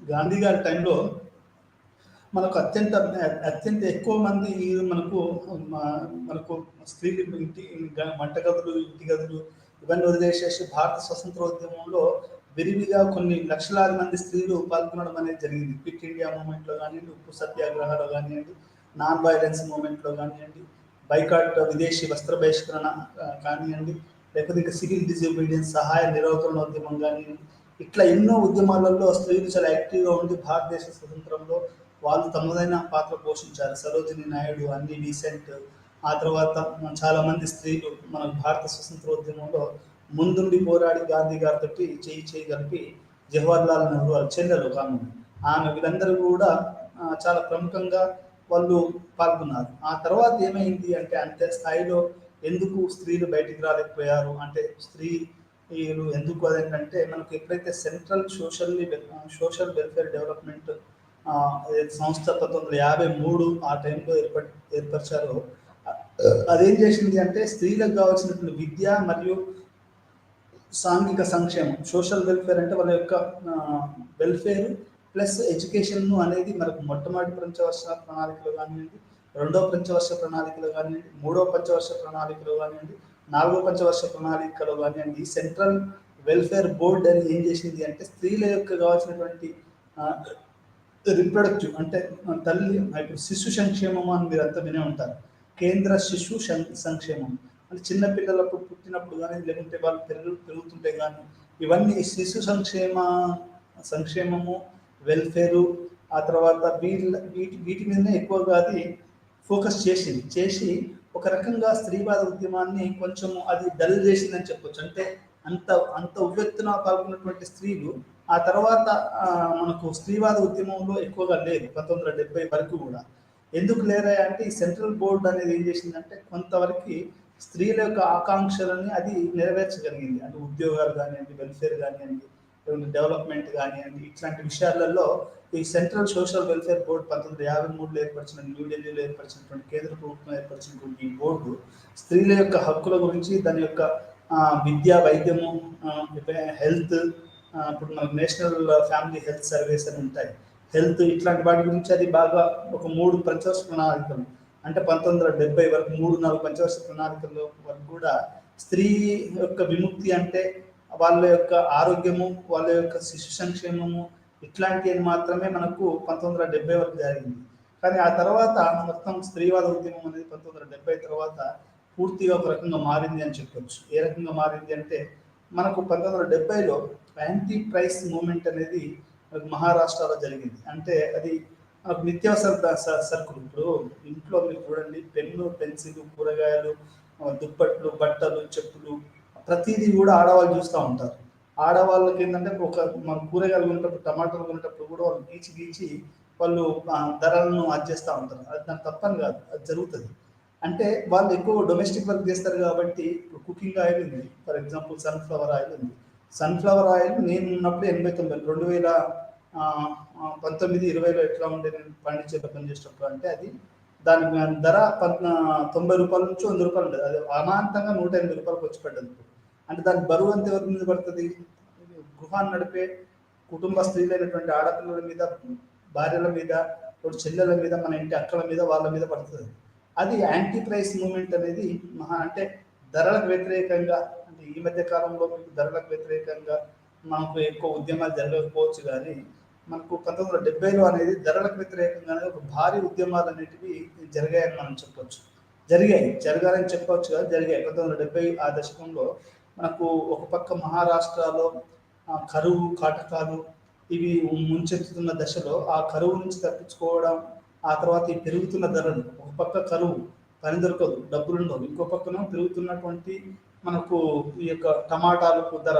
నేను పనిచేసిన టమాటాలు 30 రూపాయల పావుకు తీసుకొచ్చి అంటే 120 రూపాయల కిలో టమాటాలు తినవలసిన అగత్యం అనేది ఏర్పడ్డది. అంటే ఒక పక్క నీకు కరువు కటకాలు ఇవన్నీ నడుస్తూ ఉంటాయి మహారాష్ట్రలో, ఇంకొక పక్కనేమో మనకు ఈ యొక్క నిరుద్యోగము, అన్ఎంప్లాయ్మెంట్, హంగర్ ఒక పక్క ఉంటే ఇంకో పక్క ధరలు పెరుగుతున్నాయి అనుకోండి. సాధారణంగా ఏం జరుగుతుంది అంటే సామాన్య మానవుడు తన యొక్క విముక్తను చూపించడం, రివోల్ట్ అనేది జరుగుతుంది. అదే మహారాష్ట్రలో షహదా మూమెంట్ అనేది జరిగింది. షహదా మూమెంట్ అంటే ఇది యాంటీ ప్రైస్ మూమెంట్, అంటే పెరుగుతున్నటువంటి ధరలకు వ్యతిరేకంగా జరుగుతుంది. దీంట్లో భీల్ కమ్యూనిటీకి సంబంధించినటువంటి గిరిజనులు, ఈ గిరిజనుల వాళ్ళు ఎక్కువగా ఈ యొక్క షహదా మూమెంట్లో పాల్గొనడం అనేది జరిగింది. దీనికి వీళ్ళు ఈ యొక్క ఉద్యమం ఆ తర్వాత ఎట్లయిపోయింది అంటే పెట్టుబడిదారులకు వ్యతిరేకంగా, ఆ తర్వాత ల్యాండ్ లార్డ్స్కి వ్యతిరేకంగా, ఆ తర్వాత అది రకరకాలైనటువంటి రూపాలు తీసుకుందని మనం చెప్పొచ్చు. అంటే వాళ్ళు ల్యాండ్ లార్డ్స్, ఆ తర్వాత పెట్టుబడిదారులు, వీళ్ళందరికీ వ్యతిరేకంగా కూడా ఆ ఉద్యమం పనిచేసింది అని మనం చెప్పొచ్చు. అంటే గిరిజనులు ఎదుర్కొంటున్నటువంటి ప్రధాన సమస్యలు ఏంటి? వాళ్ళ యొక్క భూమి వాళ్ళు బ్రిటిషర్స్ టైంలో కోల్పోవడం, ఆ తర్వాత ధరల పెరుగుదల, ఆ తర్వాత వాళ్ళు ఏంటంటే వాళ్ళు చాలా మంది ట్రేడర్స్ని చంపారు. ఇప్పుడు ఉల్లిగడ్డలకు భూములు కోల్పోయిన గిరిజనులను నేను ఖమ్మం జిల్లాలో చూశాను. అంటే నీకు ఉల్లిగడ్డలకు భూమిని కోల్పోవడం అంటే వాడు ట్రేడర్ ఏం చేస్తాడు, ఉల్లిగడ్డలు అమ్ముతాడు, వాళ్ళ భూమిని వీడు కబ్జా చేసుకుంటాడు, ఉల్లిగడ్డలు కూడా వాళ్ళకి తెలియదు. అంటే గిరిజనులు ఈ యొక్క ధరలకు వ్యతిరేకంగా, భూస్వామ్య విధానానికి వ్యతిరేకంగా, గిరిజన తమ యొక్క భూములకు అన్యాక్రాంతానికి వ్యతిరేకంగా వాళ్ళ హక్కుల బారిన పడడం, వాళ్ళని ఏమంటారు అంటే అక్కడ ఈ యొక్క వర్తకులు ఉంటారే, ఈ వర్తకులు చేసే వాళ్ళని అంటే దిక్కూస్ అంటారు. ఈ దిక్కు అనేవాడు వర్తకుడు. ఆ వర్తకులను చంపడం అనేది జరిగింది. దాంతో పాటుగా కరువు ఇవన్నీ వచ్చినప్పుడు కూడా వాళ్ళు ఒక పెద్ద ఎత్తున ఉద్యమం చేసి, సహదా ఉద్యమం అనేది నాకు తెలిసి భారతదేశంలో ఒక గొప్ప పెద్ద ఉద్యమం చెప్పొచ్చు. ఇక్కడ ఇంకోటి మనం అర్థం చేసుకోవాల్సింది ఏంటంటే మహారాష్ట్ర అనే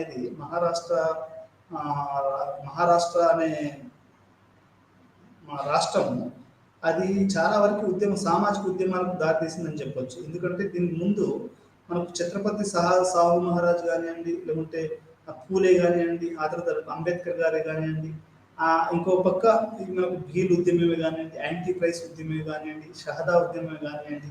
ఇప్పుడు గడ్చిరోలి అని ఒక ఏరియా ఉంది. ఆ ఏరియా అంతా గిరిజనులు ఉంటారు.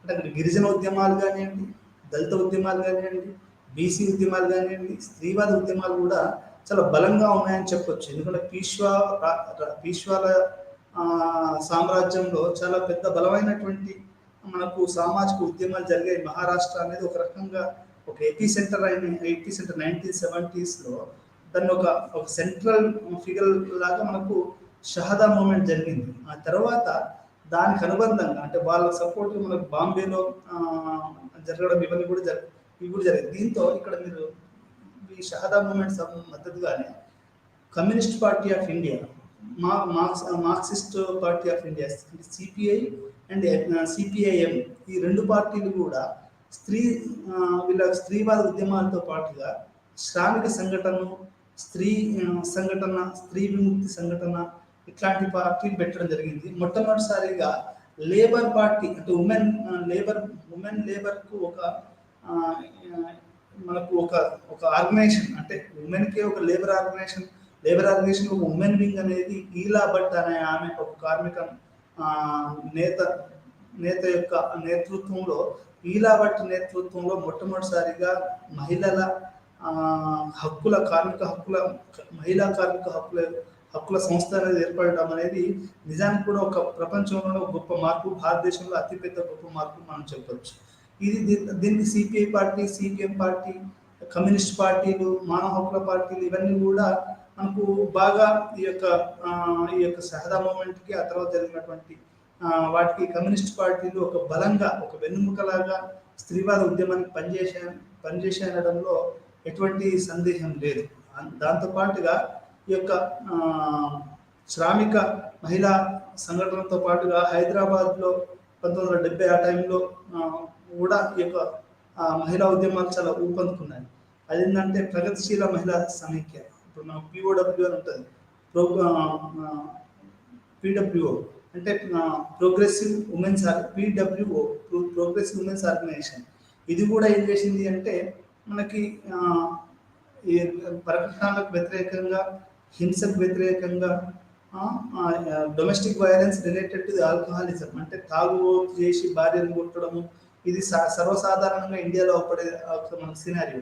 దీనికి వ్యతిరేకంగా ఇవన్నీ కూడా మనకు చేయడం అనేది జరిగింది. ప్రోగ్రెసివ్ ఉమెన్స్ ఆర్గనైజేషన్ ఇక్కడ ఏర్పడడం, దీన్ని ఆధారంగా చేసుకుని మళ్ళీ మహారాష్ట్రలో పూణేలో మనకు ప్రగతిశీల్ స్త్రీ విముక్తి పోరాటాలు ఏర్పడడం, దాన్ని ఆధారంగా చేసుకుని బాంబేలో మళ్ళీ కొన్ని స్త్రీవాద ఆర్గనైజేషన్స్ ఏర్పడడం, ఇవన్నీ ప్రగతిశీల మహిళా ఉద్యమాలకు దారితీయడం అనేది జరిగింది. ఇంతకు మరి మీరు చేసిన ఈ ప్రగతిశీల ఉద్యమాలు అంటున్నారు సార్, మీరు చేసిన పని ఏంటి అని మీరు అడగొచ్చున్నాను.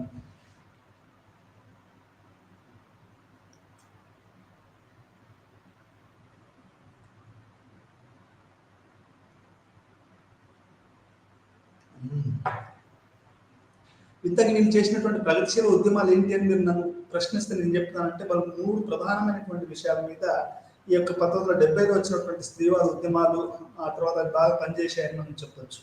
అవేంటి అంటే మొట్టమొదటిసారిగా ప్రొటెస్ట్ అగైన్స్ట్ రేప్ వ్యతిరేకంగా పనిచేయడం అనేది ఒక అతిపెద్ద ఉద్యమంగా స్త్రీవాద ఉద్యమంలో 1970 నుంచి అది మొదలైందని మనం చెప్పవచ్చు. దాంట్లో ప్రధానంగా 2 విషయాల గురించి నేను 2 3 రేప్ల గురించి మీకు చెప్తాను. స్త్రీవాద ఉద్యమాన్ని అది ఎట్లా దారి తీసింది, ప్రతిరోజు లైంగిక హింస ఎట్లా జరుగుతుంది, రేపులు ఎట్లా జరుగుతాయి, కొన్ని రిపోర్టెడ్ అయితే కొన్ని రిపోర్ట్ కావు, రిపోర్ట్ అయినా ఎట్లా రిపోర్ట్ అయినా ఏ రకంగా ఉద్యమాలు చేశాయి. మనం ఢిల్లీలో కూడా చేసాం, బస్సులో మనకు రేపు జరిగిన ఒక అమ్మాయిని మనం చూసాం, దేశవ్యాప్తంగా అది ఉద్యమం అయింది. మనం 1970లో మనం చూస్తే రమేజా బి అనే ఒక ముస్లిం మహిళను నల్లకుంట పొజిషన్ హైదరాబాద్లో రేప్ చేయడం అనేది జరిగింది. దానికి వ్యతిరేకంగా వాళ్ళ హస్బెండ్, వాళ్ళ భర్త ప్రొటెస్ట్ చేస్తే, అని నిరసన చేస్తే అతన్ని చంపడం జరిగింది. చంపడం వల్ల మొత్తం భారతదేశంలోని మహిళా సంఘాలు మొత్తం కూడా ఏకమై దానికి వ్యతిరేకంగా పోరాడడం, ఆ చెన్నారెడ్డి ప్రభుత్వంలో జరగడం, అది మొత్తం హైదరాబాద్ మొత్తం కూడా స్తంభించిపోయింది అని చెప్పొచ్చు. దీనికి ప్రధాన కారణం, రేపు గల కారణం ఏంటంటే ఆమె లూజ్ అనే ఒక పదం ఉండే. లూజ్ అంటే ఈ అమ్మాయి క్యారెక్టర్ లూజు అంటే, లూజ్ అంటే ఇక్కడ అర్థం ఏంటంటే వదులుగా ఉండడం. వదులుగా అంటే ఎవడు చేసినా కానీ ఏమన్నదు, ఆమెతో రమింపవచ్చు, సెక్స్ చేయొచ్చు అని దాని ఉద్దేశం. అంటే లూజ్ క్యారెక్టర్ అని అంటారు. చాలా మంది ఒక మనిషిని, ఒక ఆడపిల్లను మానభంగం చేసే ముందు ఎట్లాంటి ప్రచారం జరుగుతుందంటే లూజ్ అని ఒక ప్రచారం జరుగుతుంది. లూజ్ అంటే ఏంటంటే ఆ అమ్మాయి నువ్వు ముట్టుకున్నా, ఆమెతో రతించినా కానీ ఏం కాదు, నీకు ఒప్పుకుంటుంది అని అర్థం. అంటే ఇట్లే రమీజా బే కేసు విషయంలో కూడా ఏం జరిగింది అంటే ఆమె మీద ప్రచారం, ఆమె ఉన్నటువంటి లైంగిక సంబంధాల వలన రకరకాల లైంగిక సంబంధాలు. ఇప్పుడు మగవాడైతే చాలా మంది లైంగిక సంబంధాలు పెట్టుకుంటాడు, తను గొప్పగా ఫ్రెండ్స్ కూడా వాళ్ళు వీళ్ళని కూడా చెప్పుకుంటా తిరుగుతూ ఉంటాం. మనకు లైంగిక సంబంధం నాకు ఎన్ని ఉన్నాయి, నీకు ఎన్ని ఉన్నాయి, నేను సెంచరీ కొట్టాను, నువ్వు కొట్టావా లేదా, కొంతమంది ఆడపిల్లలు కూడా చెప్పుకుంటా తిరుగుతూ ఉంటారు. అయితే ఇది ఏంటంటే ఒకప్పుడు ఏంటంటే క్యారెక్టర్ బిల్డింగ్లో ఈ యొక్క ఒక మనిషితో ఎక్కువ మందిగా ఉంటుంటే లూజ్ క్యారెక్టర్, అంటే ఎవరితో పడుకుంటుంది, ఎవరితో పడితే సెక్స్ చేసుకుంటుంది, ఎవరితో లైంగికంగా చేసుకుంటుంది అనే ఒక ప్రచారం అనేది మామూలుగా జరుగుతూ ఉంటుంది. జరిగి ఏం చేస్తారంటే పోలీసులు కూడా దాన్ని ఆధారంగా చేసుకొని ఏం చేస్తారంటే సెక్స్ చేయడం, అవి వాళ్ళు న్యాయం చేయవలసింది పోయి వాళ్ళే అన్యాయం చేస్తారు. ఇప్పుడు వాళ్ళకి అనవసరం, ఒక లేడీ యొక్క క్యారెక్టర్ను జడ్జ్ చేయడం అనేది వాళ్ళ పని కాదు.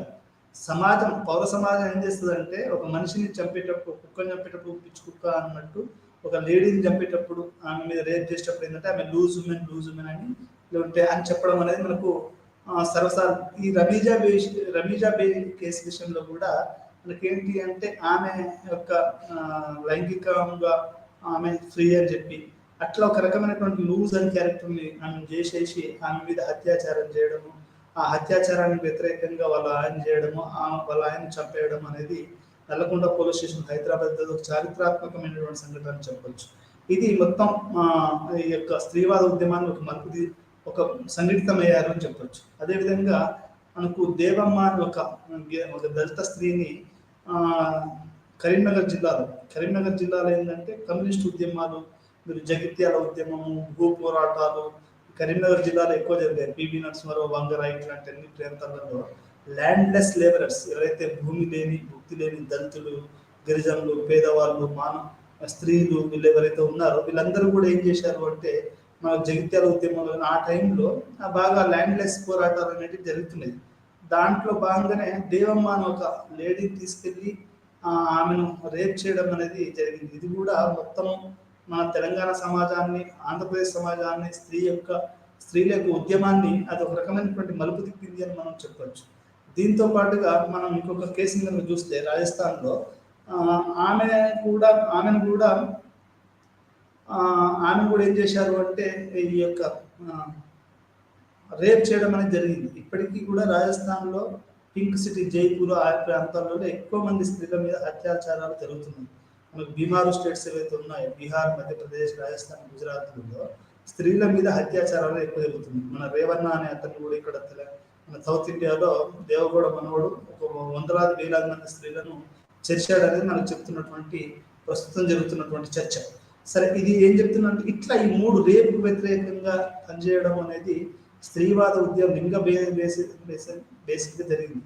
అయితే ఇక్కడ మనం ఆలోచించుకోవాల్సింది లీగల్ సిస్టమ్ కూడా ఎట్లా దీనికి స్పందిస్తుంది అంటే, లీగల్ సిస్టమ్ కూడా రేప్ అయిన వాళ్ళ యొక్క దాన్ని సర్కమ్స్టాన్షియల్ ఎవిడెన్సెస్ అవి అని చెప్పి కొంతమంది రేపు దాన్ని ఇంటర్ప్రిటేషన్ ఏదైతే చేస్తారో చట్టాన్ని మనం ఏ రకంగా భాష్యం చెప్తున్నాం అనే దాన్ని బట్టి కూడా మన విక్టిమ్స్కి సరైనటువంటి న్యాయం జరగట్లేదు అని మనం చెప్పొచ్చు.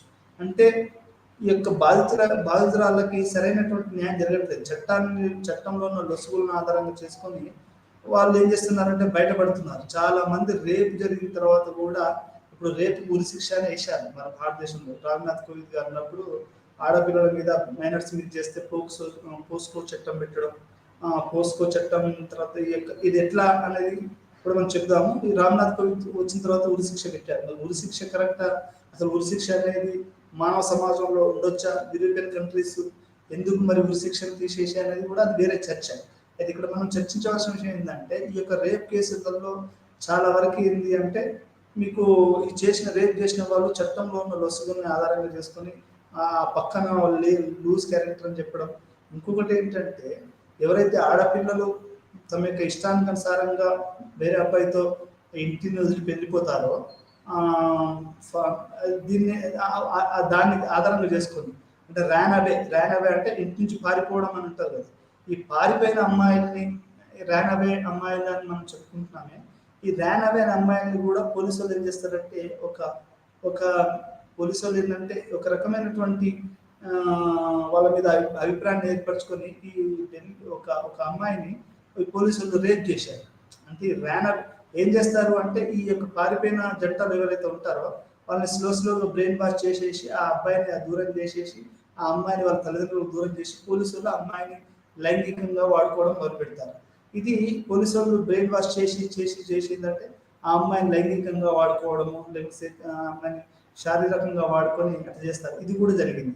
అంటే ఇట్లాంటి పోలీసు వాళ్ళు చేసేటువంటి అకృత్యాలు, వాళ్ళ లైంగికంగా వాళ్ళు చేసే దుర్మార్గాలు, స్త్రీల మీద వాళ్ళు చేసే దుర్మార్గాలు, పౌర సమాజంలో వాళ్ళు చేసే దుర్మార్గాలని మనకు ఈ యొక్క స్త్రీవాద ఉద్యమం అనేది అది ఎక్స్పోజ్ చేసిందని మనం చెప్పొచ్చు. అయితే స్త్రీవాదులు ఈ యొక్క చట్టం వాళ్ళు ఇప్పుడు దేవగౌడ టైంలో కూడా ఈ యొక్క రేపు వ్యతిరేకంగా ఎన్నో ఉద్యమాలు చేయడం వల్ల వాళ్ళు కొత్త చట్టాలు తీసుకొచ్చారు. ఇది జనతా పార్టీ టైంలో. అంతకుముందు ఏం చేసింది, ఇట్లా ఈ ఉబ్బికి వస్తున్నటువంటి స్త్రీవాద ఉద్యమాన్ని 1975లో వచ్చినటువంటి ఎమర్జెన్సీ అనేది అది స్త్రీవాద ఉద్యమాన్ని ఒక రకంగా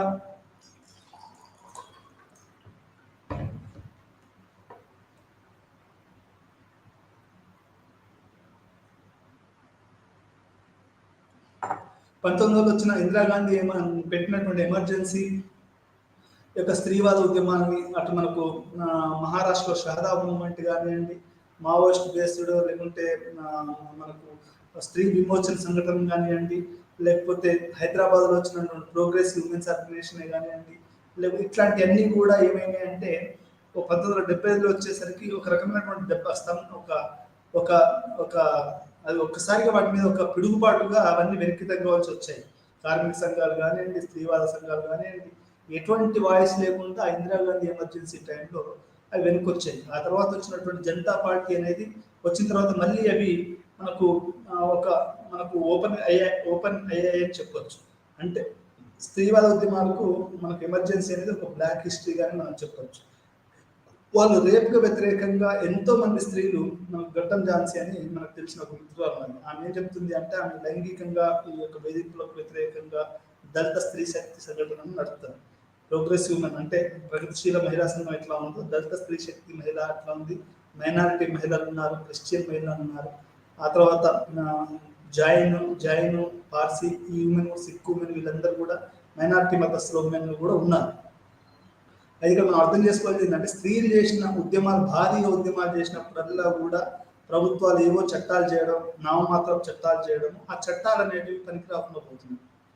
చట్టాలు ఉన్న వాళ్ళకి చుట్టాలు అవుతున్నాయి. అంటే డబ్బులు ఉన్న వాళ్ళకే చుట్టాలాగా తయారై ఏముందిరా లాయర్ కింద ఇవ్వడం, జడ్జి చెప్పడం, కానీ లాయర్లు చేసేటువంటి దుర్మార్గ పనుల వల్ల కేసులు అనేటివి తప్పుదారి బట్టి న్యాయం అనేది జరగకపోవడం, అటు పేద పిల్లలకి, ఇప్పుడు గిరిజన పిల్లలకి, మైనార్టీ మహిళలకి, ఆ తర్వాత దళిత మహిళలకి న్యాయం జరగడం అనేది వాళ్ళు పుట్టడమే రేపు గురి కావడానికి, వేరే వాళ్ళతోటి మనకి వాళ్ళ బానిసలను పనిచేయడానికి పుట్టారు అన్నంత స్థాయిలో మన భారతదేశంలో కుల వ్యవస్థ ఉంది.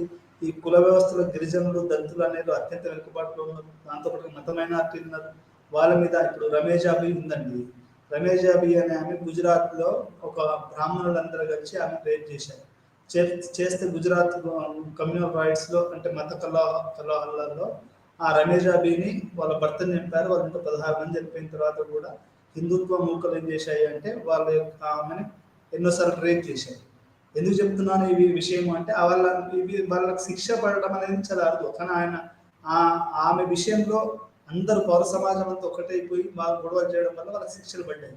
పడ్డ తర్వాత వాళ్ళకి స్వతంత్ర బీజేపీ ఇప్పుడున్నటువంటి బీజేపీ ప్రభుత్వం వాళ్ళ యొక్క సత్ప్రవర్తన అని చెప్పేసి వాళ్ళను ఇండిపెండెన్స్ డే రోజు రిపబ్లిక్ డే రోజు వాళ్ళు విడిపెడితే మళ్ళీ గొడవలు జరిగితే వాళ్ళని తీసుకెళ్ళి మనకు జైల్లో పెట్టడం అనేది జరిగింది. అంటే రేప్ చేసిన వాళ్ళని పూలమ దండలు వేసేసి వెల్కమ్ చెప్పే అంత స్థాయిలో మనం నీచ స్థాయికి మనం యొక్క స్త్రీ వ్యతిరేక దాంట్లో మనం ఇన్వాల్వ్ అయి ఉన్నాం అనేది మనం ఇక్కడ అర్థం చేసుకోవాలి. అంటే మనకు తెలియకుండానే మనం ఒక రకమైనటువంటి బానిస భావజాలానికి మనము గురవుతున్నాం. అన్ని మతాలలో ఉంది.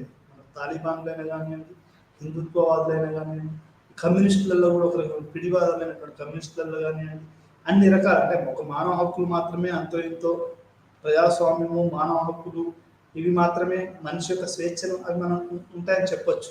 అయితే ఈ రకంగా మనకు రేపులు అనేటివి ఇప్పుడు మనం గణాంకాలు కనుక చూస్తే నేను మాట్లాడుతున్న టైంలోనే కొన్ని రేపులు జరిగి ఉండొచ్చు. ఎందుకంటే ప్రతి 5 నిమిషాలకు 6 నిమిషాలకు ఒక రేపు జరుగుతుంది అనేది మనకు జరుగుతుంది. ప్రధానంగా ఇక్కడ రేపు చేసే వాళ్ళు ఎవరంటే బంధువులు, మనకు మామలు, అంకులు వీళ్ళంతా దానికి దగ్గర ఉన్న ఒక అమ్మాయిని రేపు చేస్తుంటే ఆ దగ్గర ఉన్న వాళ్ళు ఎక్కువగా రేపు చేసే అవకాశం ఉంది. ఇంకొకటి ఏంటంటే ఒక వర్గపు అమ్మాయిని ఇంకొక వర్గపు అబ్బాయిని ఇంకొక వర్గపు అబ్బాయి రేప్ చేయడం అనేది అది ఇంకా ఒక్కొక్కసారి ఏమైందంటే కమ్యూనల్ దానికి దారితీస్తుంది. ఇప్పుడు రమేష్ అబీ అనే ఒక మైనారిటీస్ది ఆమెను వేరే గ్రూప్ వాళ్ళు అంటే ఒక వేరే మతస్థులు హిందూ మతానికి చెందిన వాళ్ళు రేప్ చేశారు. అదే రకంగా హిందూ మతానికి చెందిన స్త్రీని కనుక ఒక గ్రూప్ ఆఫ్ పీపుల్ ఒక మైనారిటీకి సంబంధించిన వాళ్ళు చేస్తే అది పెద్ద మత గొడవలకు దారితీస్తుంది. అట్లనే మనకు జాట్లు కానివ్వండి, మనకు ఉత్తరప్రదేశ్లో ఠాకూర్స్ దళిత అమ్మాయిని వాళ్ళు ఎట్లయితే ఒక గ్రూప్గా టార్గెట్ చేస్తారు. ఒక అమ్మాయిని ఒకడు కూడా ఒక గ్రూప్ ఆఫ్ పీపుల్ చూస్తారు. మీరు అంతెందుకండి పూలాన్ దేవి సినిమా చూసే ఉంటారు. మీరు పూలాన్ దేవి సినిమా చూస్తే మీకు అర్థమైంది. ఆ అమ్మాయి మన కుండెత్తుకొని వస్తూ ఉంటుంది. మనకు వీళ్ళంతెవరు వీళ్ళంతా ఠాకూర్ పిల్లలందరూ ఆ కుండను కొడితే ఆ కుండ మనకు బొక్క పడి ఆ అమ్మాయి వెనక్కి తిరిగి కుత్తే అనేది తిరుగుతుంది. మీరు కనుక Bandit Queen Shekhar Kapur Bandit Queen cinema కనుక చూస్తే అంటే నేను చెప్పాల్సింది ఏంటంటే అంటే ఒక గ్రూప్ ఆఫ్ పీపుల్ ఇంకొక వేరే మతం చెందిన వాళ్ళని కనుక ఒక గ్రూప్గా చేస్తే అదేమవుతుంది అంటే ఒక మతత్వానికి దారితీసేసే పెద్ద గొడవలు ఈ దేశంలో సాంప్రదాయ దంగలు అనేటివి జరుగుతూ ఉంటే ఎక్కువగా స్త్రీల విషయాలు వచ్చినప్పుడు మాత్రమే అది కుల గొడవలైనా కానీ మత గొడవలైనా కానీ స్త్రీల విషయం వచ్చే వరకు ఒక పెద్ద అందుకనే అంటూ ఉంటారు స్త్రీల వల్ల రాజ్యాలు కూలిపోయాయి, రాజ్యాలు నిలబడ్డాయి. అంటే అమ్మల వల్ల ఒక రాజ్యం నిలబడవచ్చు, ఇంకొక స్త్రీ వల్ల రాజ్యాలు కూలిపోవచ్చు. మనం అట్లా అంటే మరి అది పాతకాలపు సామెత అనుకోండి, అయినా కానీ చెప్తున్నాను. అంటే ఇక్కడ ఏంటంటే ఒక వర్గపు స్త్రీని ఇంకొక వర్గపు స్త్రీలు ఒక దళితమ్మ ఒక క్రిస్టియన్ అమ్మాయిని ఒక ముస్లిమ్స్ దాడి చేశారు అనుకోండి, ఒక ముస్లిం అమ్మాయిని ఒక హిందువు దాడి చేశారు, ఒక హిందూ అమ్మాయిని క్రిస్టియన్స్ ముస్లిమ్స్ దళితులు కలిసి దాడి చేశారు. అది ఒక వర్గపు అమ్మాయిని ఇంకొక వర్గపు వాళ్ళు దాడి చేయడం వల్ల అనేది మొత్తంగా ఒక సోషో ఎకనామిక్ అది పొలిటికల్ ఇష్యూస్ అయ్యి చాలా మత గొడవలు కుల గొడవలు సంఘర్షణలకు దారితీసి మ్యాసివ్ అంటే జెనసైడ్స్ అంటే మారణ హోమాలు అనేటివి మనకు జరగడం అనేది చూస్తూ ఉంటాం. మన గుజరాత్ జరిగిన మారణ హోమాలు కానీ వీటి వెనకాల కూడా స్త్రీ కోణం కూడా మనకు చూస్తే జెనసైడ్ వెనకాల కనుక మనం స్త్రీ కోణాలు చూస్తే చాలా బలమైనటువంటి స్త్రీ కోణాలు ఉంటాయి. ఈరోజు స్త్రీలు మనకు శివసేన పార్టీ లాంటి వాళ్ళు కనుక చూస్తే శివసేన పార్టీలో ఉన్నటువంటి ఆడవాళ్ళకి ముస్లిం స్త్రీలకు వ్యతిరేకంగా పనిచేయాలనే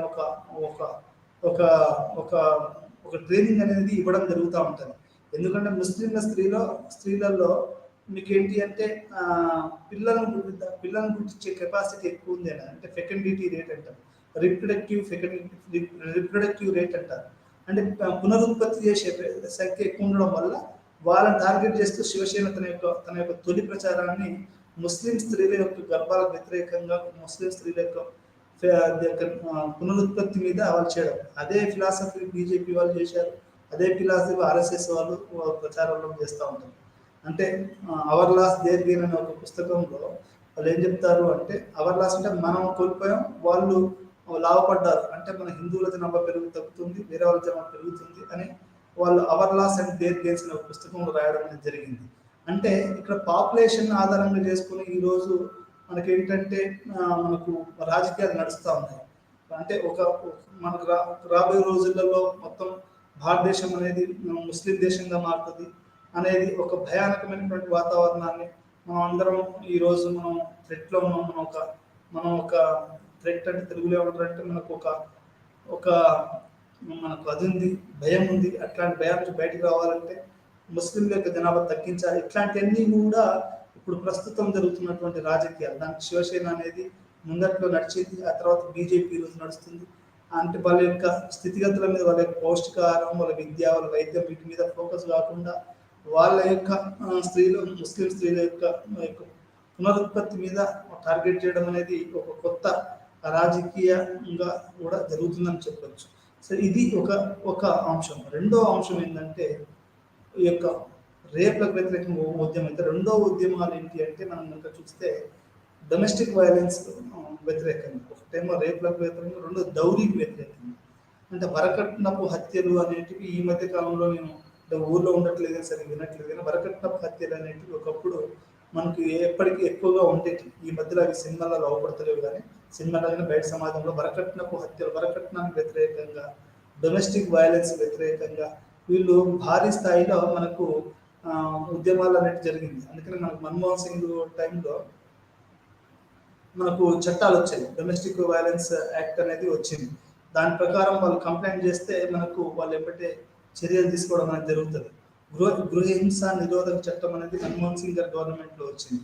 అదే రకంగా మనకు 100 డైల్ 100 అనేది కూడా మన తెలంగాణ ప్రభుత్వం అనేది తీసుకొచ్చింది. మీరు ఏ టైంలో కానీ అర్ధరాత్రి ఏ టైంలో కానీ ఫోన్ చేసినా కానీ ఒక ఆడపిల్ల ఉంటాడు, మనకు నారీ సమ్మేళనం కానీ ఇట్లా సురక్షకు సంబంధించినటువంటి విషయాలు మనకు 100 డైల్ చేసిన వెంబటే మనకు ఉమెన్ పోలీసు రావడం, వాళ్ళకి సపోర్ట్గా చేయడం అనేది ఏ అర్ధరాత్రి 1 గంటకు ఫోన్ చేసినా కానీ మనకు వాళ్ళు వచ్చేసేసి స్త్రీల మీద జరుగుతున్నటువంటి అన్యాయాన్ని ఆపడం అనేది జరుగుతుంది. అంటే ఈ ఉద్యమ రూపాలు, స్త్రీవాద ఉద్యమాలు అనేటివి రకరకాలైనటువంటి రూపాలు తీసుకున్నవి. ఆ రూపాలలో మనకు 100 అనేది కూడా ఒకటి, ఈ డయల్ 100 అనేది కూడా ఒకటి అనేది మనం చెప్పుకోవచ్చు. అంటే ఈ రకంగా మనకి ఈ యొక్క స్త్రీల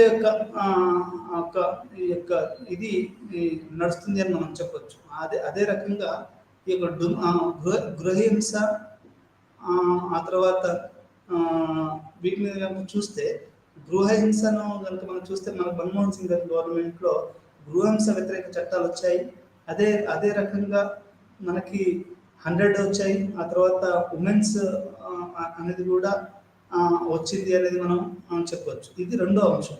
మూడో అంశం ఏంటి అంటే ఆల్కహాలిజానికి వ్యతిరేకంగా వాళ్ళు మొదట్లో పోరాడారు. అంటే మనకు సారా వ్యతిరేక ఉద్యమాలు, వీటన్నిటి వ్యతిరేకంగా కూడా స్త్రీలు పోరాడడం అనేది జరిగింది. అదే రకంగా మనకి ఇప్పుడు కనుక ఆధునికంగా కనుక మనం చూస్తే అంటే ఎన్నో ఉద్యమాలు వచ్చాయి. ఇవన్నీ నడుస్తున్న కొద్దీ మనకు కొత్తగా అర్థం చేసుకోవాల్సిన విషయం ఏంటంటే, ఒక పక్క స్త్రీ విముక్తి పోరాటాలు జరుగుతూ ఉంటేనే ఇంకొక పక్క ఏం జరిగింది అంటే మనకి ఈ యొక్క క్షత్రియ ఉమెన్ అంటే ఏదైతే కమ్యూనిస్ట్ స్లోగన్స్ స్త్రీ విముక్తి ఉన్నాయో దాన్నే కొంతమంది, అంటే ఒక విచిత్రమైన డైమెన్షన్ మనం చూడవలసిన విషయం ఏంటంటే, ఒకే రకంగా ఉండదు ఎప్పుడైనా స్త్రీవాద ఉద్యమంలో కూడా దళిత స్త్రీవాదము, ఉన్నత కులాల స్త్రీవాదము. ఒక ఢిల్లీలో జరిగిన ఒక ప్రదర్శన ఏం చెప్తుంది అంటే, మాకు సతి కావాలి, ఏదైతే హక్కులు, ఏదైతే నారీ భారత్ కి నారీ ఎక్ ఫూల్ నహీ, భారత్ కి నారీ ఎక్ ఫూల్ నహీ ఎక్ చింగారి హై. అంటే భారత నారి అనే ఆమె ఒక పుష్పం కాదు, ఒక అగ్ని మనకు ఫైర్ అగ్నికిల అంటే ఆమె ఎప్పటికి మండుతూ ఉంటుంది. అంటే దాన్ని అట్లాంటి స్లోగన్స్ని, అట్లాంటి నినాదాలని కొంతమంది ఏం చేశారు అంటే దాన్ని తీసుకొని దాన్ని మళ్ళీ అంటే మాకు కూడా హక్కులు ఉన్నాయి, ఏదైతే నువ్వు ప్రగతిశీల సంఘాలు ప్రగతిశీలంగా మాట్లాడుతున్న వాటి మీద అవి చేస్తున్నాయో వాటినే వేరే వాళ్ళు కూడా తీసుకొని దాన్ని వాళ్ళు ఉపయోగించుకొని వాళ్ళు సతీకి అనుకూలంగా కొంతమంది పోరాటం అనేది జరగడం, మరి ముఖ్యంగా క్షత్రియ ఉమెన్ చేయడం అనేది మనం చరిత్రలో కనుక చూస్తే ఇది ఒక భిన్నమైన కోణం స్త్రీవాద ఉద్యమంలో అని మనం చెప్పుకోవచ్చు. ఆ తర్వాత మనం ఇట్లా మనం ఇప్పుడు ప్రస్తుతం అంటే డౌరీకి వ్యతిరేకంగా, డొమెస్టిక్ వైలెన్స్ వ్యతిరేకంగా, రేపులకు వ్యతిరేకంగా ఒక నిరంతరమైనటువంటి ఒక ఉద్యమాలు అనేటివి భారతదేశంలో జరుగుతున్నవి. స్త్రీ విముక్తి సంఘటన అనేది కూడా జరుగుతుంది. దీనికి సంబంధించి ఉమెన్స్ అసోసియేషన్ బాంబేలో, ఢిల్లీలో ఏర్పడి ఈరోజు వాళ్ళు ఉమెన్స్ అసోసియేషన్ ఏర్పడి స్త్రీలకు సంబంధించినటువంటి విషయాల మీద పోరాడడం అనేది జరుగుతుంది. ఇంకొకటి మీరు అర్థం చేసుకోవాల్సింది ఏంటంటే, ఇంతవరకు మనం యూనివర్సిటీలలో పరిశోధన సంస్థలు అంటే స్త్రీలకు సంబంధించినటువంటి పరిశోధన సంస్థలు కనుక మనం చూస్తే ఎస్ఎన్డిటి యూనివర్సిటీ అనేది ఉంది. ఎస్ఎన్డిటి ఉమెన్స్ యూనివర్సిటీ అనేది మహారాష్ట్రలో మొట్టమొదటిసారిగా స్త్రీలకు సంబంధించినటువంటి పరిశోధనకు సంబంధించినటువంటి విషయాన్ని అది ఫండింగ్ చేసిందని చెప్పొచ్చు. ఈరోజు హైదరాబాద్ సెంట్రల్ యూనివర్సిటీలో, పాండిచ్చేరిలో, ప్రతి యూనివర్సిటీలో, ప్రతి కాలేజీలో మనకు మన క్యాష్ అని ఒకటి ఉంటుంది, కమిటీ అగైన్స్ సెక్షువల్ హారాస్మెంట్ ఉంటుంది.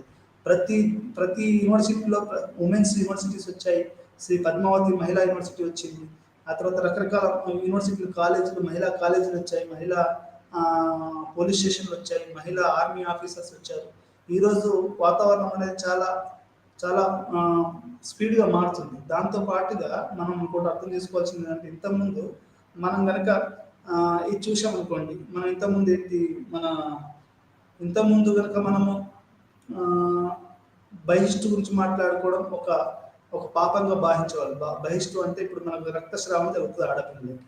ఇది మనకి ఏంటంటే దాన్ని మెన్స్ట్రుయేషన్ అంటారు. ఈ మెన్స్ట్రుయేషన్ గురించి పబ్లిక్గా మాట్లాడకపోయేవాళ్ళు. కానీ ఈరోజు మీరు ప్యాడ్లు వాడడం కానివ్వండి, లేకుంటే మాలాంటి ఊళ్ళో కూడా మాలను మించిన కొట్టు ఉండేది. మాలాంటి కొట్టులో కూడా వచ్చి ఆడపిల్లలు వాళ్ళు ప్యాడ్స్ తీసుకొని వెళ్ళేవాళ్ళు. అది ఒకప్పుడు ట్యాబు. దాని గురించి మాట్లాడడం కానివ్వండి, దాని గురించి డిస్కస్ చేయడము, అంటే ఉమెన్ మెన్స్ట్రుయేషన్ గురించి మాట్లాడడం అనేది ఒక ట్యాబు నుంచి ఈరోజు అందరు దాని గురించి మాట్లాడడం అనేది జరిగింది. అంటే మాట్లాడుతున్నారు, దాని గురించి ఆ స్టిగ్మా పోయింది. అంటే దానికి ఉన్నటువంటి ఆ యొక్క స్టిగ్మా అనేది మనకు అది వెళ్ళిపోయిందని మనం చెప్పవచ్చు.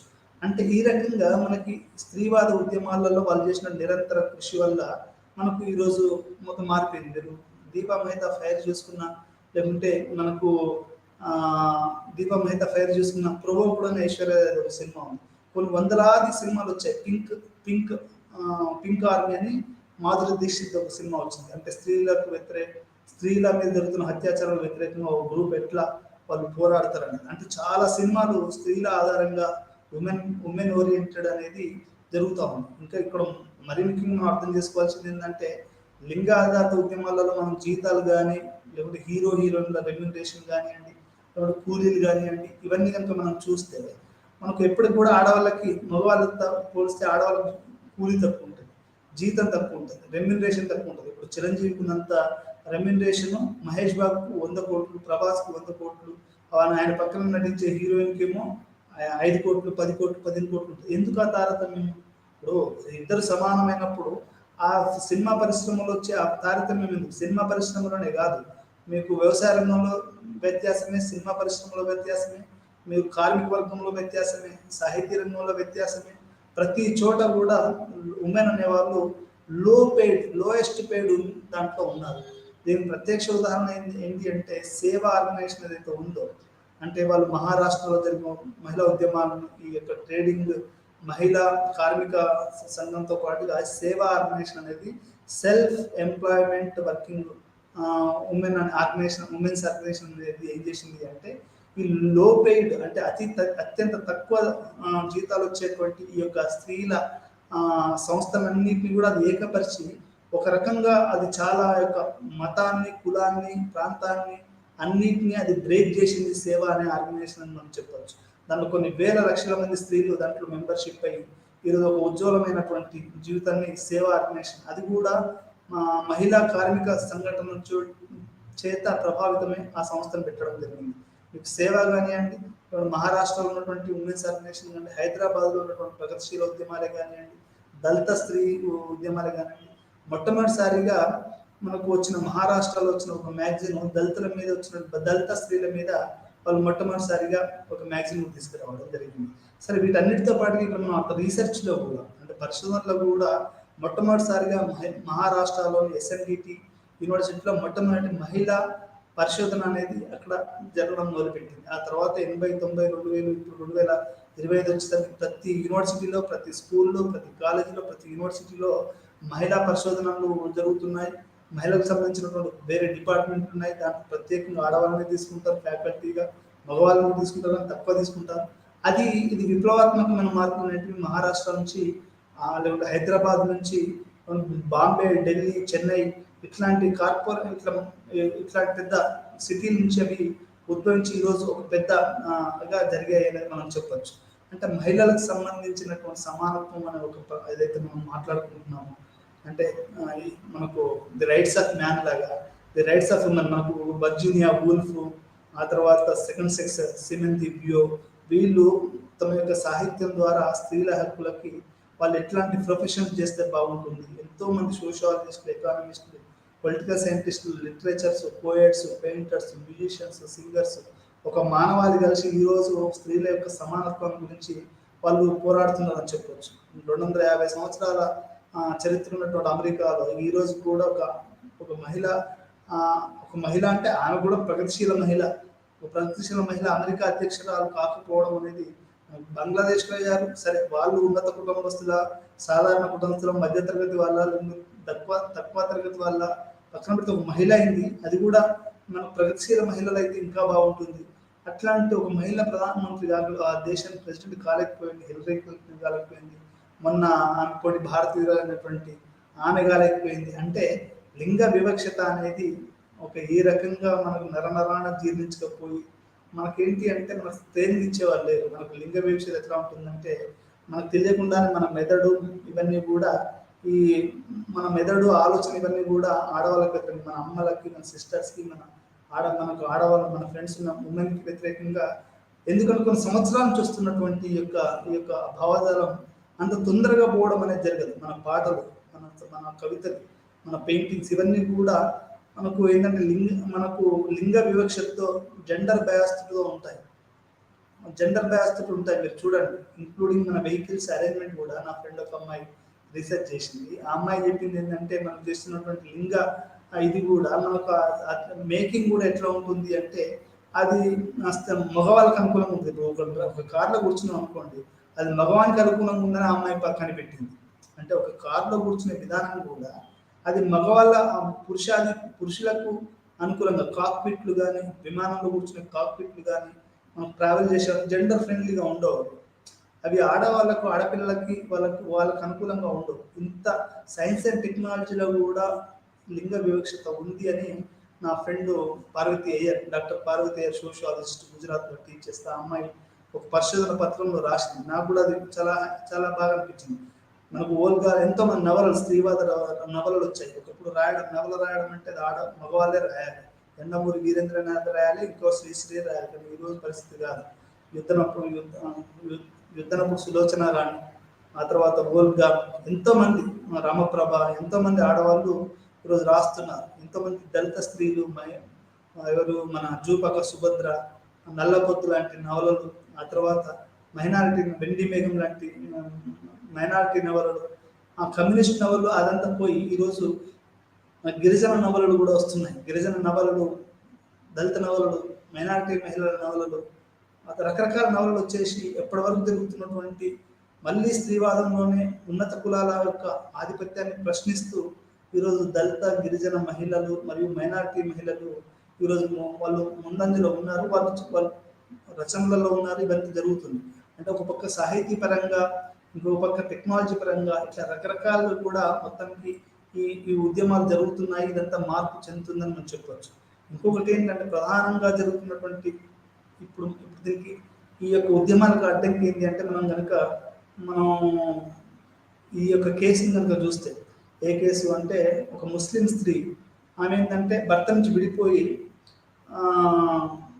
తన యొక్క భరణం కోరితే అది సుప్రీంకోర్టు ఆమెకు భరణం ఇవ్వాలి అని కోర్టు ఇస్తే, సుప్రీంకోర్టు కోర్టు యొక్క జడ్జిమెంట్ వ్యతిరేకంగా దేశవ్యాప్తంగా ఢిల్లీలో, బాంబేలో ఎంతో మా యొక్క మత చట్టాలలో వీళ్ళు జోక్యం చేసుకుంటున్నారు అనేది. ఇప్పుడు ట్రిపుల్ తలాకే కానండి, ట్రిపుల్ తలాక్ ఒక రకంగా న్యాయమైనటువంటి డిమాండ్. కాకపోతే ఏంటంటే ఇక్కడ మెయింటెనెన్స్ వచ్చే వరకు ఇది సెక్యులర్ లాకి పర్సనల్ లాకి మధ్యలో ఒక ఒక ఒక చిన్న గీత ఉంటుంది. ఆ గీతను చెడిపేస్తుందని మద్దత్వవాదులు, లేదు ఇది జరగాల్సింది ఏందని సెక్యులర్ వాదులు. ఇట్లా సెక్యులరిజానికి కమ్యూనిజానికి ఒక టఫ్ బారు దాని మధ్యలో అనేది మనం ఇక్కడ అర్థం చేసుకోవాల్సినటువంటి విషయం. ఇది మనకు అద్వానీ ఈ యొక్క ఒక ముస్లిం ఉమెన్ జరిగిన దాని ఆ విషయంలోనే చాలా ఫేమస్ అయ్యాడు. ఆమె హక్కుల గురించి పోరాడడం గురించి చేసి ఆయన గొప్ప లీడర్గా ఎదగడం అనేది జరిగింది. ముస్లిం మహిళలు ఆమె విషయంలో జరిగిన విషయం సుప్రీంకోర్టు పార్లమెంట్ పెద్ద చర్చ జరగడం ఇదంతా కూడా జరిగింది. ఆ తర్వాత ప్రస్తుతం వస్తున్నటువంటి కొత్తగా 20వ శతాబ్దంలో వస్తున్నటువంటి లింగ ఆధారిత ఉద్యమాలు ఏమిటంటే కొత్తగా ఇంకా మనకు ఇప్పటివరకు ఏంటంటే స్త్రీలు పురుషులు అనేది మాత్రమే ఉంది. ఇప్పుడు మూడవది ఏంటంటే థర్డ్ జెండర్, మూడవ లింగం కూడా ఉంది. అది ఏంటి అంటే 4 రకాలైనటువంటి ఉన్నాయని చెప్పొచ్చు. ఒకటి ఏంటంటే ఎల్జీబీటీ, అంటే ఫస్ట్ ఇంతకుముందు ఏమనేవాళ్ళంటే గే అనేవాళ్ళు. ప్రతి వాళ్ళు అంటే ఆడవాళ్ళనైనా కానీ మగవాళ్ళనైనా కానీ వాళ్ళు స్వలింగ సంపర్కులను ఏమనేవాళ్ళు, గే అనేవాళ్ళు. గే అంటే ఆడవాళ్ళు లైంగికంగా కలిసిన, మగవాళ్ళు కలిసినా కానీ వాళ్ళని గేలనే అనేవాళ్ళు అందరినీ. కానీ ఈరోజు పరిస్థితి మారింది. గే అంటే ఏంటంటే మగవాళ్ళు, ఇది ఒక కొత్త చెప్పవచ్చు, ఇది కొత్త అదని చెప్పచ్చు. మగవాళ్ళుగా వాళ్ళు లైంగికంగా కలవడం దాన్ని గే అంటారు. ఇట్లాగా గే అనే ఒక పదం తీసేసి చాలా పదాలను ఇప్పుడు ఎల్జీబీటీ ప్లస్ క్యూ అంటున్నారు. అంటే ఏంటంటే గే అనే అంటే ఓన్లీ మగవాళ్ళు, లెస్బియన్ అంటే ఆడవాళ్ళు లైంగికంగా సుఖ పొందడం. ఇంతకుముందు హెట్రోసెక్షువల్ ఏంటంటే ఒక పురుషుడు స్త్రీతోటే సంభోగించాలి, ఒక స్త్రీ పురుషునితోటే సంభోగించాలి అనే యొక్క ఏదైతే ఒక పిడివాదం ఉందో ఆ పిడివాదాన్ని బద్దలు కొడుతూ ఈరోజు కొత్త పిడివాదాన్ని బద్దలు కొడుతూ స్త్రీలుగా లైంగికంగా సుఖం పొందొచ్చు, పురుషులతో పొందొచ్చు అనే ఒక అనేది ముందుకు వచ్చింది. ఇది చాలా గే అంటేనేమో మగవాళ్ళు, లెస్బియన్ అంటే ఆడవాళ్ళు. బైసెక్షువల్ అంటే ఏంటంటే ఆడవాళ్ళతోటి ఒక మగ అబ్బాయి ఉన్నాడు అనుకోండి, ఆయన ఆడవాళ్ళతోటి సంభోగిస్తాడు, అదే రకంగా మగవాళ్ళతో కూడా సంభోగిస్తాడు. వాళ్ళని మనం బైసెక్షువల్స్ అంటాం. ట్రాన్సెక్సువల్స్ అంటే ఏంటి అంటే వాళ్ళు లింగ మార్పిడి చేసుకున్న వాళ్ళు అనుకుంటాను. నేను మళ్ళీ చదివాను. ఆ తర్వాత క్వీర్ మూమెంట్ అంటే వాళ్ళని మనం తక్కువగా చూడడము, ఇవన్నీ కూడా ఎల్జీబీటీ అండ్ క్వీర్ అంటే వాళ్ళని తక్కువగా చూడడము, ఇది కూడా మనం జరుగుతుంది. దీన్ని కూడా అర్థం చేసుకోవాలి. అయితే ఇక్కడ మనం చారిత్రాత్మకంగా చూస్తే ఈ యొక్క హిజ్రాలు లేకుంటే మనం చెక్కాలు చెప్తున్నామే వాళ్ళని చారిత్రాత్మకంగా చూస్తే మొట్టమొదటిసారిగా 1920లో వెరీ ఇంట్రెస్టింగ్ ఏంటంటే 1920లోనే ఈ యొక్క థర్డ్ జెండర్ను గుర్తిస్తూ లెనిన్ అన్ని సెక్షువల్ ఓరియంటేషన్స్, నువ్వు ఎటువంటి లైంగిక ఆసక్తి కలిగి ఉన్నా కానీ దాన్ని ఆమోదించాడు లెనిన్. ఆ 1920లోనే మనకు ఈ యొక్క థర్డ్ జెండర్ని లేకుంటే వీళ్ళ యొక్క వివక్షతకు వ్యతిరేకంగా స్టాలిన్ చేశాడు. ప్రపంచంలోనే అది 1920లో మొట్టమొదటి దేశంగా రష్యాను మనం గుర్తించారు. ఆ తర్వాత వచ్చిన స్టాలిన్ మళ్ళీ ఏం చేశాడు అంటే ఈ యొక్క స్వలింగ సంపర్కుల యొక్క హక్కులను కాల రాస్తూ మళ్ళీ తన యొక్క డిక్టేటర్షిప్ వల్ల తమ హక్కుల్ని కోల్పోయారు. ఆ తర్వాత మళ్ళీ అది అంటే స్వీడన్ అనే దేశం గుర్తుపెట్టుకోండి, స్వీడన్ అనే దేశం ప్రపంచంలోనే స్వలింగ సంపర్కుల యొక్క లైంగికతను యాక్సెప్ట్ చేసి దాన్ని లీగలైజ్ చేసింది. అది చట్టబద్ధమే. ఒక ఆడపిల్ల ఇంకొక ఆడపిల్లలతో సంభోగించడం చట్టబద్ధతే, ఒక మగపిల్లలతో సంభోగించడం చట్టబద్ధతే, ఒక మగవాళ్ళు సంభోగించడం ఎంత సహజమో అది కూడా అంతే సహజం అనేది మనకు స్వీడన్ అనేది మొట్టమొదటిసారిగా దాన్ని లీగలైజ్ చేసింది. ఆ తర్వాత చాలా దేశాలు ఈరోజు మనకు భారతదేశంలో కూడా దాన్ని 177 యాక్ట్ ఏదో అంటారు, అది 2018లో అది చట్టబద్ధమే అనేది మనకు భారతదేశంలో సుప్రీం ఎన్నో పోరాటాల తర్వాత వాళ్ళు పోరాటాలు చేసిన తర్వాత వాళ్ళు చట్టబద్ధత అనేది భారతదేశంలో కూడా డీక్రిమినలైజ్ చేశారు. రష్యాలో ఫస్ట్ డీక్రిమినలైజ్ చేశారు, మళ్ళీ క్రిమినలైజ్ చేశారు, ఆ తర్వాత దాన్ని డీక్రిమినలైజ్ చేశారు ఇండియా లాంటి దేశంలో. అదే మన పాకిస్తాన్లో ఉందనుకోండి, అది క్రిమినల్ బ్లాస్ఫమీ లాస్ కిందకి వస్తుంది. అంటే దైవ దూషణ.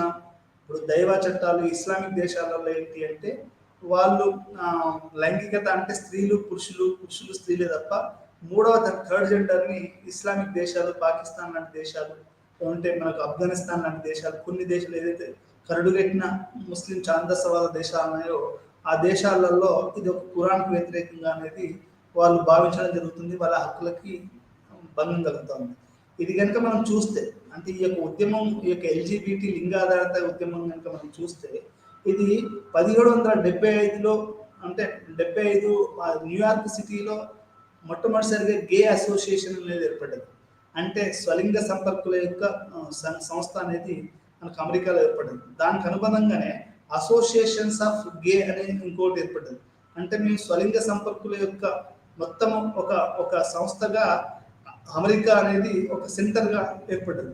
ఆ తర్వాత కనుక మనం చూస్తే క్వీర్ మూమెంట్ అనేది వచ్చింది. క్వీర్ మూమెంట్ అంటే అమెరికాలో ఒక రకమైనటువంటి విప్లవం. ఈరోజు హాలీవుడ్ కానీ బాలీవుడ్ కానివ్వండి, ఈ యొక్క క్వీర్ మూమెంట్ ఇప్పుడు మన తెలుగు రాష్ట్రాలు కూడా ప్రైడ్ బ్యాక్స్ అని జరుగుతూ ఉంటాయి. ప్రైడ్ బ్యాక్స్ అంటే మనకు లైంగికాసక్తి ఎటువంటి లైంగికాసక్తి అయినా ఉండొచ్చు, అవి వాటన్నిటిని గౌరవిస్తూ ఈరోజు మనకు క్వీర్ మూమెంట్స్ అనేటివి హైదరాబాద్లో బయట అక్కడిక్కడ జరుగుతూ ఉన్నాయి.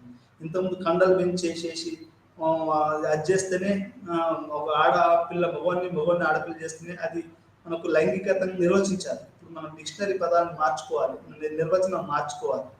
లైంగికత్వము లేకుంటే అనేది ఇదే కాదు, పలు రకాల అంటే భిన్నత్వాన్ని మనం ఇక్కడ మనం స్వీకరించగలగాలి. అంటే లైంగిక భిన్నత్వాన్ని, లైంగిక ఏకస్వారూప్యం కాదురా బాబు, లైంగిక భిన్నత్వాన్ని మనం యాక్సెప్ట్ చేయడం అనేది చాలా ముఖ్యం. మనకు హాస్టల్స్లో చూస్తే, మనకు మన ఆర్మీ క్యాంపులలో, హాస్టల్స్లలో, కొన్ని బ్యారాక్స్లలో ఉమెన్స్ హాస్టల్ అనేది లైంగికంగా ఒక్కొక్కసారి జరుగుతూ ఉంటాయి హాస్టల్స్లలో. అదొక న్యాచురల్ సిస్టంగా మనం చూడాలి తప్ప దాన్ని కూడా ఒక హక్కుగా పరిగణించాలి తప్ప. అయితే ఇక్కడ మనకు studies, American studies survey centres సర్వేలు వాళ్ళు చేసిన ఒక దాని ప్రకారం ఈ ఎల్జీబీటీ వల్ల ఎవరైతే ఈ యొక్క బహుళ లైంగికాసక్తి కలిగిన ఉన్న వాళ్ళు ఎవరైతే ఉన్నారో వాళ్ళ హక్కుల్ని కాల రాస్తున్నట్టు 90% మంది పేద ప్రజలు పేదరికంలో ఉన్నట్టు వాళ్ళ హక్కులు అనేటివి సంపూర్ణంగా రావట్లేదు అనేది మనకు అమెరికాలో జరుగుతున్నటువంటి సర్వే చెప్తుంది.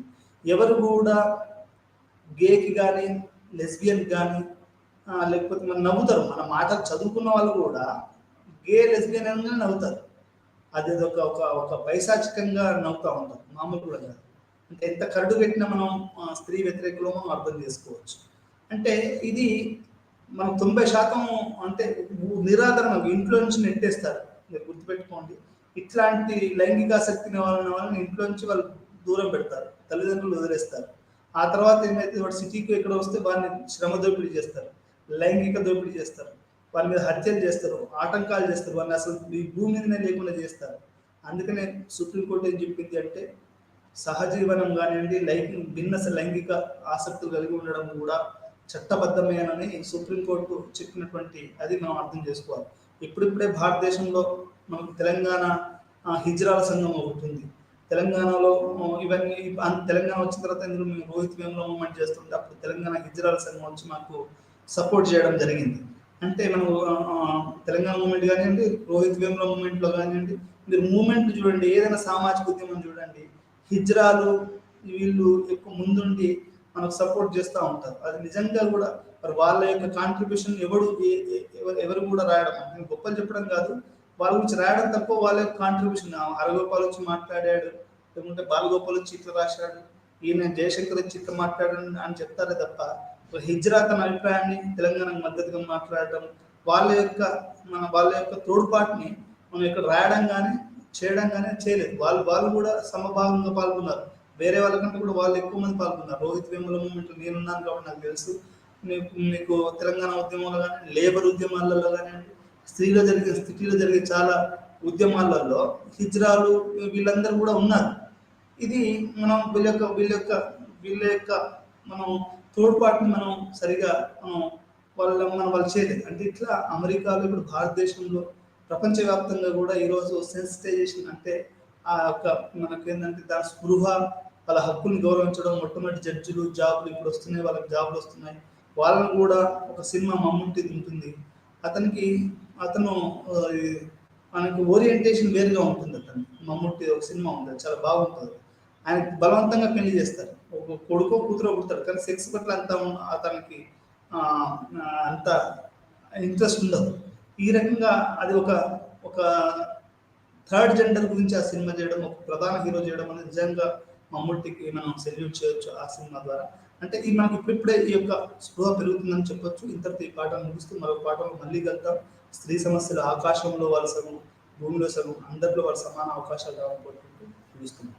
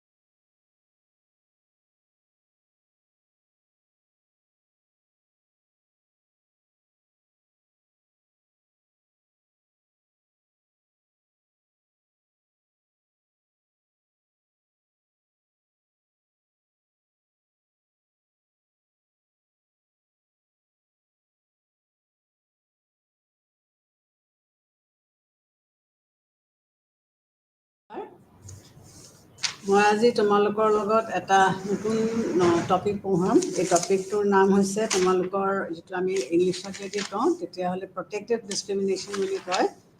আৰু যদি protective discrimination versus principles of fairness, আৰু যদি অসমীয়াত আমি কওঁ তেতিয়াহ'লে ইয়াক সুৰক্ষা প্ৰদৰ্শনকাৰী বৈষম্যময় নীতি বুলি কোৱা হয়।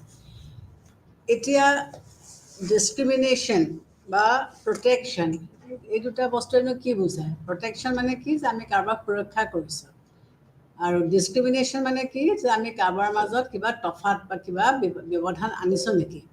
এতিয়া প্ৰটেক্টিভ ডিছক্ৰিমিনেশ্যন বুলি যেতিয়া আমি কওঁ তেতিয়া কি হয়, আমি কোনে কাক কি প্ৰটেকশ্যন দিব, বা এই প্ৰটেকশ্যনটো দিবলগীয়া কিহৰ কাৰণে হৈছে, এই প্ৰশ্নবিলাক আমাৰ মনলৈ আহিছে।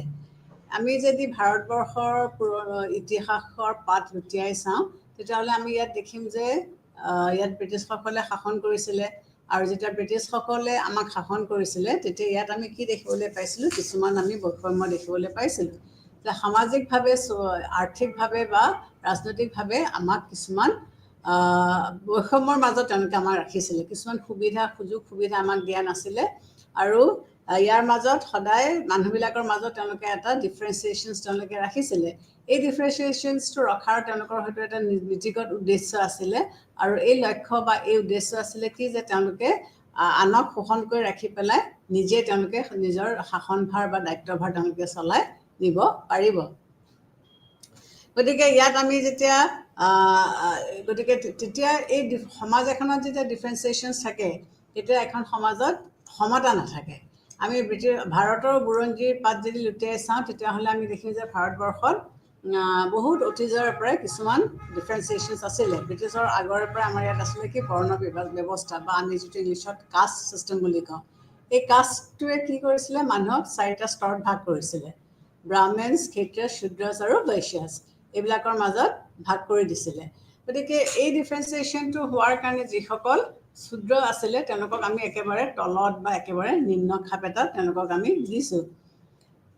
চ' অট'মেটিকেলি কি হৈছে, এই মানুহখিনিৰ মাজত এটা ডিছক্ৰিমিনেশ্যন কৰা হৈছে, তেওঁলোকক কিছুমান সা সুবিধাৰ পৰা আমি বঞ্চিত কৰিছোঁ। এই যে 4টা স্তৰত আমি মানুহখিনি ভাগ কৰি পেলালোঁ, এই 4টা স্তৰৰ মানুহখিনিৰ সুযোগ সুবিধা বা সমাজত তেওঁলোকৰ স্থিতি এইবিলাক চব বেলেগ বেলেগ আছিলে। সকলোৱে একেধৰণৰ সুযোগ সুবিধা বা সা সুবিধাবিলাক উপভোগ কৰিব পৰা নাছিলে। গতিকে ব্ৰিটিছ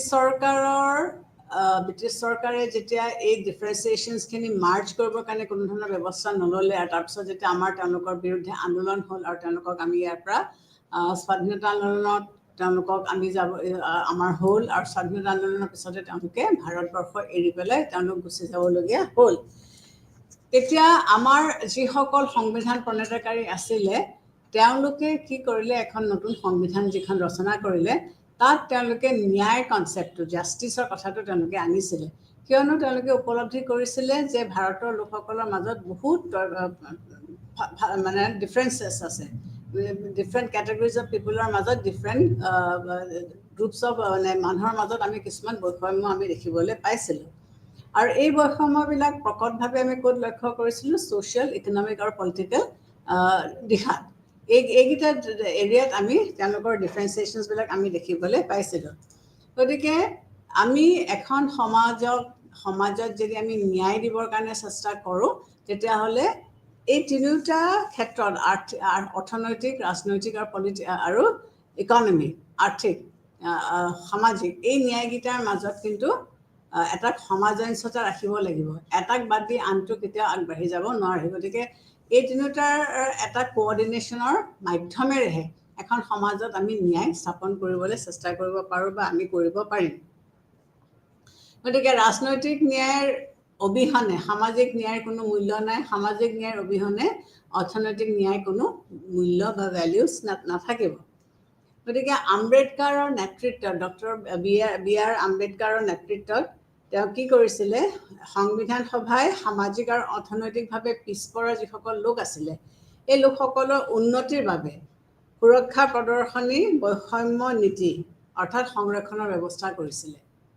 গতিকে এই আগৰে পৰাই আমাৰ সমাজত যিটো তাৰতম্য আছিলে বা যিটো ডিফাৰেঞ্চেছ আছিলে, এই ডিফাৰেঞ্চেছবিলাক নাইকিয়া কৰিবৰ কাৰণে তেওঁলোকে যিখিনি ব্যৱস্থা কৰিছিলে নতুন সংবিধানখনৰ প্ৰস্তাৱনাত এইবিলাক ইনকৰ্পৰেট কৰা হৈছিলে আৰু ইয়াত কোৱা হৈছিলে যে প্ৰটেক্টিভ ডিছক্ৰিপশ্যনৰ ব্যৱস্থা এটা লাগিব আৰু এই প্ৰটেক্টিভ ডিছক্ৰিপশ্যন নীতিটোকে আমি অসমীয়াত কি বুলি কওঁ সুৰক্ষা প্ৰদৰ্শনকাৰী বৈষম্য এই নীতিৰ মূল অৰ্থ হৈছে কি যে এই নীতিৰ জৰিয়তে জাতি ধৰ্ম বৰ্ণ নিৰ্বিশেষে পিছপৰা যিবিলাক জনজাতীয় লোক আছে সেইসকলৰ মাজত থকা বৈষম্যবিলাক ৰাষ্ট্ৰই ইচ্ছাকৃতভাৱে কিছুমান সুবিধা প্ৰদান কৰি তেওঁলোকক কি কৰিব পাৰে আন আন জনগোষ্ঠীৰ সতে সমভাৱত আনিবৰ কাৰণে ব্যৱস্থা কৰি দিব পাৰে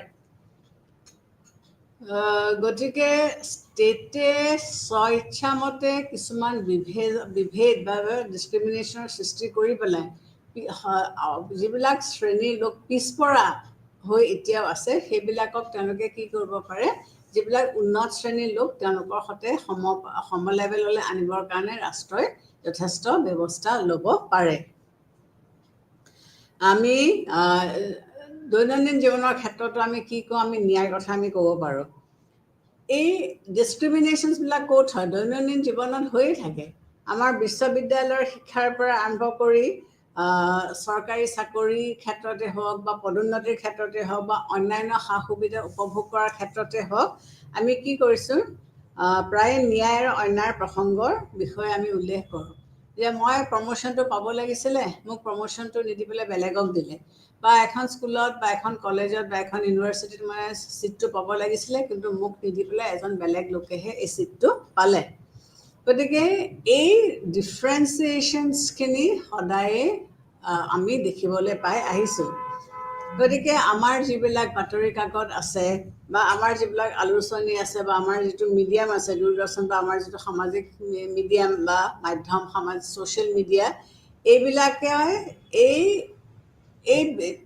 যিটো বিতৰ্ক এই যিটো ডিফাৰেঞ্চিয়েশ্যনৰ বিতৰ্ক এইটো তেওঁলোকে কি কৰিছে পোহৰলৈ আনি দিছে গতিকে অন্যান্য মানুহে যদি কোনোবাই কথাটো গমো পোৱা নাই গতিকে এই মাধ্যমবিলাকৰ মাধ্যমেৰে দেখুৱাই পেলাই এইবিলাক লাইমলাইটলৈ আনি দিয়া হৈছে বিশেষকৈ যেতিয়া চৰকাৰী চাকৰিৰ ক্ষেত্ৰত হওক বা শিক্ষা অনুষ্ঠানৰ নামভৰ্তিৰ ক্ষেত্ৰতে হওক তেতিয়া এই বিভাজনবিলাকে সৃষ্টি কৰা বিভিন্ন মতবাদবিলাক আমি এই মাধ্যমবিলাকৰ মাধ্যমেৰে শুনিবলৈ পাওঁ আৰু তেতিয়া আমাৰ মাজলৈ এটা এৱেৰনেছ আহে যে হয় আমাক অন্যায় কৰিছে বা হয় আমাক অন্যায় কৰা নাই কিন্তু ইয়াত এটা প্ৰশ্ন আহে এই প্ৰশ্নটো হৈছে কি যে সংবিধান ৰচনা কৰাৰ সময়ত সংবিধান সভাই বিভিন্ন ধৰণৰ এই প্ৰশ্নটো হৈছে কি যে সংবিধান ৰচনা কৰাৰ সময়ত সভাই সংৰক্ষণৰ ওপৰত কিয় গুৰুত্ব আৰোপ কৰিছিলে গতিকে এইটো প্ৰশ্ন আমাৰ মনলৈ আহিছে যে যেতিয়া সংবিধান সভাখন ৰচনা কৰা হৈছিলে তেতিয়া তেওঁলোকে এই ডিছক্ৰিমিনেটৰী প্ৰিন্সিপলছটোৰ বিষয়ে কিয় আলোচনা কৰিবলগীয়া হৈছিলে সঁচাকৈ আমাৰ সমাজত সমতা নাছিলেনে বা সামাজিক সমতা স্থাপন কৰাটো সম্ভৱপৰ হয়নে কাৰণ আমি যদি ব্ৰিটিছ এৰালৈ গুচি যাওঁ তেতিয়া আমি কি দেখিম যে ব্ৰিটিছসকলে আমাক যথেষ্ট শোষণ কৰিছিলে আৰু এই শোষণৰ কিছু কাৰণ বা কিছু ক্ষেত্ৰত আমাৰ নিজৰো কিছুমান ভুল আছে আমাৰ ভুলবিলাক কেনেকুৱা ধৰণৰ আমি কি কৰিছিলোঁ আমি অন্ধবিশ্বাসী আছিলোঁ আমি নিজকে শিক্ষিত কৰিব পৰা নাছিলোঁ আমি গছ লতা পূজা কৰিছিলোঁ বা আমি মানে যিটো ডাঙৰ কিবা এটা যদি শিল দেখোঁ সেইটোকো আমি নমস্কাৰ কৰিছিলোঁ তাত ধূপ ধূনা জ্বলাইছিলোঁ কিয়নো আমি শিক্ষিত নাছিলোঁ আমাৰ অন্ধবিশ্বাস আছিলে আৰু এই অন্ধবিশ্বাসৰ সুবিধা লৈ পেলাই কিছু মানুহে লোকক বা আন এচাম লোকক শোষণ কৰি আহিব পাৰিছিলে গতিকে এই শোষণ কৰি আহোঁতে কি হৈছিলে মানুহবিলাক পিছ পৰি থাকিলে আমাৰ জিঅ'গ্ৰাফিকেল কিছুমান ফেক্টৰো আছে কিছুমান এনেকুৱা জেগা আছে যিবিলাক পাহাৰীয়া জেগা দুৰ্গম জেগা য'ত এতিয়াও মটৰ গাড়ী চলিবলৈ নোৱাৰে বা ইলেক্ট্ৰিচিটি যোৱাটো এতিয়াও বহুত কঠিন হৈ আছে গতিকে এই যে মানুহখিনি যিখিনি এনেকুৱা দুৰ্গম এৰিয়াত থাকিলে বা যাৰ কাৰণে স্কুল কলেজৰ সুবিধা নাছিলে সেই সময়ত সেই মানুহখিনিতো পিছ পৰি থাকিলে আৰু সেই পিছ পৰি থকাটো তেওঁলোকৰ তাৰমানে চলি গ'ল জেনেৰেশ্যন আফটাৰ জেনেৰেশ্যন সেই জেনেৰেশ্যনো তেনেকেই চলিলে যিবিলাকে আগবাঢ়ি আহিলে বা যিবিলাকৰ অলপমান ভাল তেওঁলোকে মোবাইল এৰিয়াত আছিলে বা তেওঁলোকৰ শিক্ষা দীক্ষা আছিলে বা তেওঁলোকৰ কমিউনিকেশ্যন ছিষ্টেম ভাল আছিলে বা প্লেইনছত আছিলে সেই মানুহখিনিতো আগবাঢ়ি গ'ল তেতিয়া ব্ৰিটিছ চৰকাৰ যোৱাৰ পিছত যেতিয়া চৰকাৰে নতুন সংবিধান ৰচনা কৰিলে তেতিয়া তেওঁলোকে ভাবিলে যে এই মানুহখিনি যদি এনেকৈ পিছ পৰি থাকে ইনইকুৱালিটি সমাজ এখনত সদায় চলি থাকিব তেতিয়াহ'লে আমি সমাজখনত সমতা স্থাপন কৰিব নোৱাৰিম গতিকে তেওঁলোকৰ মাজত ইকুৱেলিটি আনিবলৈ হ'লে কিবা কিবি কিছুমান সাংবিধানিক উপায় ব্যৱস্থা কৰিব লাগিব যিটো কথাৰ কাৰণে সংবিধানখন ৰচনা কৰোঁতে আমাৰ সংবিধান প্ৰণয়নকাৰীসকলে এই বিষয়বস্তুবিলাক তাত তেওঁলোকে অন্তৰ্ভুক্ত কৰি লৈছিলে বা তাত তেওঁলোকে সুমুৱাই লৈছিলে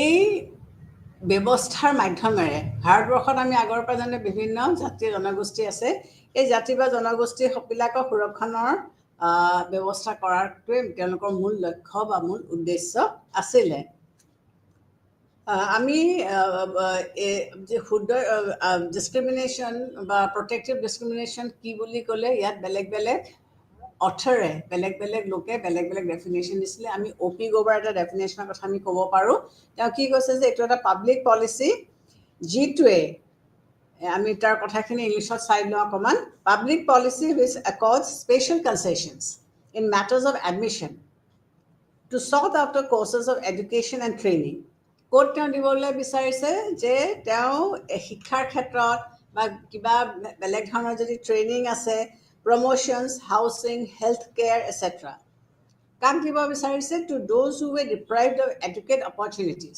যোনে বিশেষ সুবিধা পোৱা নাছিলে those who were deprived of educate opportunities in an open competition particularly due to some discriminatory practices of the past যিবিলাকে অতীজৰ কিছুমান ব্যৱস্থাৰ কাৰণে তেওঁলোকে সম্পূৰ্ণৰূপে এটা ন্যায়িক পৰিৱেশত তেওঁলোকে কোনো এটা পৰিস্থিতিতে তেওঁলোকে অংশগ্ৰহণ কৰিব পৰা নাই গতিকে তেনেকুৱা মানুহবিলাকক এই ব্যৱস্থাটো প্ৰটেক্টিভ ডিছক্ৰিমিনেশ্যনৰ মাধ্যমেৰে তেওঁলোকক যাতে আমি আগবঢ়াই আনিব পাৰোঁ তাৰ ব্যৱস্থা কৰা হৈছিলে It is meant to compensate the relevant sections. কাক কৰিব বিচাৰিছে মাইকী মানুহক বা আমেৰিকাত থকা যিসকল কৃষ্ণাংগ লোক বা backward communities for the injustice meted to them in the past তেওঁলোকক বাট এই জনজাতীয় গ্ৰুপ বা মানুহখিনি অতীজতে যিটো অন্যায় কৰা হৈছিলে সেই অন্যায়টো নাইকিয়া কৰি পেলাই তেওঁলোকক এতিয়া বৰ্তমান সমাজৰ যিটো মানে সমাজৰ যিটো গণতান্ত্ৰিক এখন সমাজৰ যিটো ন্যায় প্ৰতিপন্ন কৰিবলৈ বিচাৰিছে এনেকুৱা এখন সমাজ ব্যৱস্থা প্ৰতিপন্ন কৰিব বিচাৰিছে য'ত সকলো মানুহে সমান সুযোগ সুবিধা পায় তেনে পৰিস্থিতিত বা পৰিৱেশত এওঁলোকক যাতে আগবাঢ়ি আনিব পাৰে তাৰ বাবেহে সংবিধানত সুৰক্ষাৰ ব্যৱস্থা কৰা হৈছে গতিকে সুৰক্ষা প্ৰদৰ্শনকাৰীৰ লক্ষ্য বা উদ্দেশ্য হৈছে কি যে সমাজত কিছুমান বিশেষ কাৰণত মানুহ পিছ পৰি থাকিলে সকলো মানুহে সমানে আগবাঢ়ি যাব নোৱাৰিলে গতিকে এই পিছ পৰি থকা লোকখিনিক কেনেকৈ সমানকে বা একেটা লেভেললৈ আনিব পৰা যায় ইতিবাচক বৈষম্যৰ ধাৰণাটোক আমি এফাৰ্মেটিভ একশ্যনছ বুলিও কওঁ ইতিবাচক বৈষম্য বা এফাৰ্মেটিভ একশ্যনছ এই ধাৰণাটো বিশেষকৈ আমেৰিকাত প্ৰচলিত হৈ আছিলে আমেৰিকাত ইতিবাচক বৈষম্য বা এফাৰ্মেটিভ একশ্যনটো বিশেষভাৱে প্ৰয়োগ আছিলে ইয়াত কি কৰিছিলে যিসকল কৃষ্ণাংগ বা যিসকল মহিলা এই মহিলাসকলক শিক্ষা চাকৰি ইত্যাদিৰ ক্ষেত্ৰত বিশেষ সুবিধা কৰি দিয়া হৈছিলে গতিকে এইখিনি লোকক আমেৰিকাত যিসকল কৃষ্ণাংগ লোক আছে তেওঁলোকক চাৰ্ফ বা দাসত্ব হিচাপে ৰখা হৈছিলে মহিলাসকলক কোনো ধৰণৰ বিশেষ অধিকাৰ দিয়া হোৱা নাছিলে তেওঁলোকৰ বিশেষ শিক্ষা দীক্ষাও নাছিলে গতিকে এই মানুহখিনিক এতিয়া আমি মেইন ষ্ট্ৰীমলৈ আনিব লাগিব তাৰ বাবদ এই ডিছক্ৰিমিনেটৰী প্ৰটেকশ্যন দি পেলাই বা সুৰক্ষা প্ৰদানকাৰী বৈষম্য নীতিৰ মাধ্যমেৰে তেওঁলোকক আমি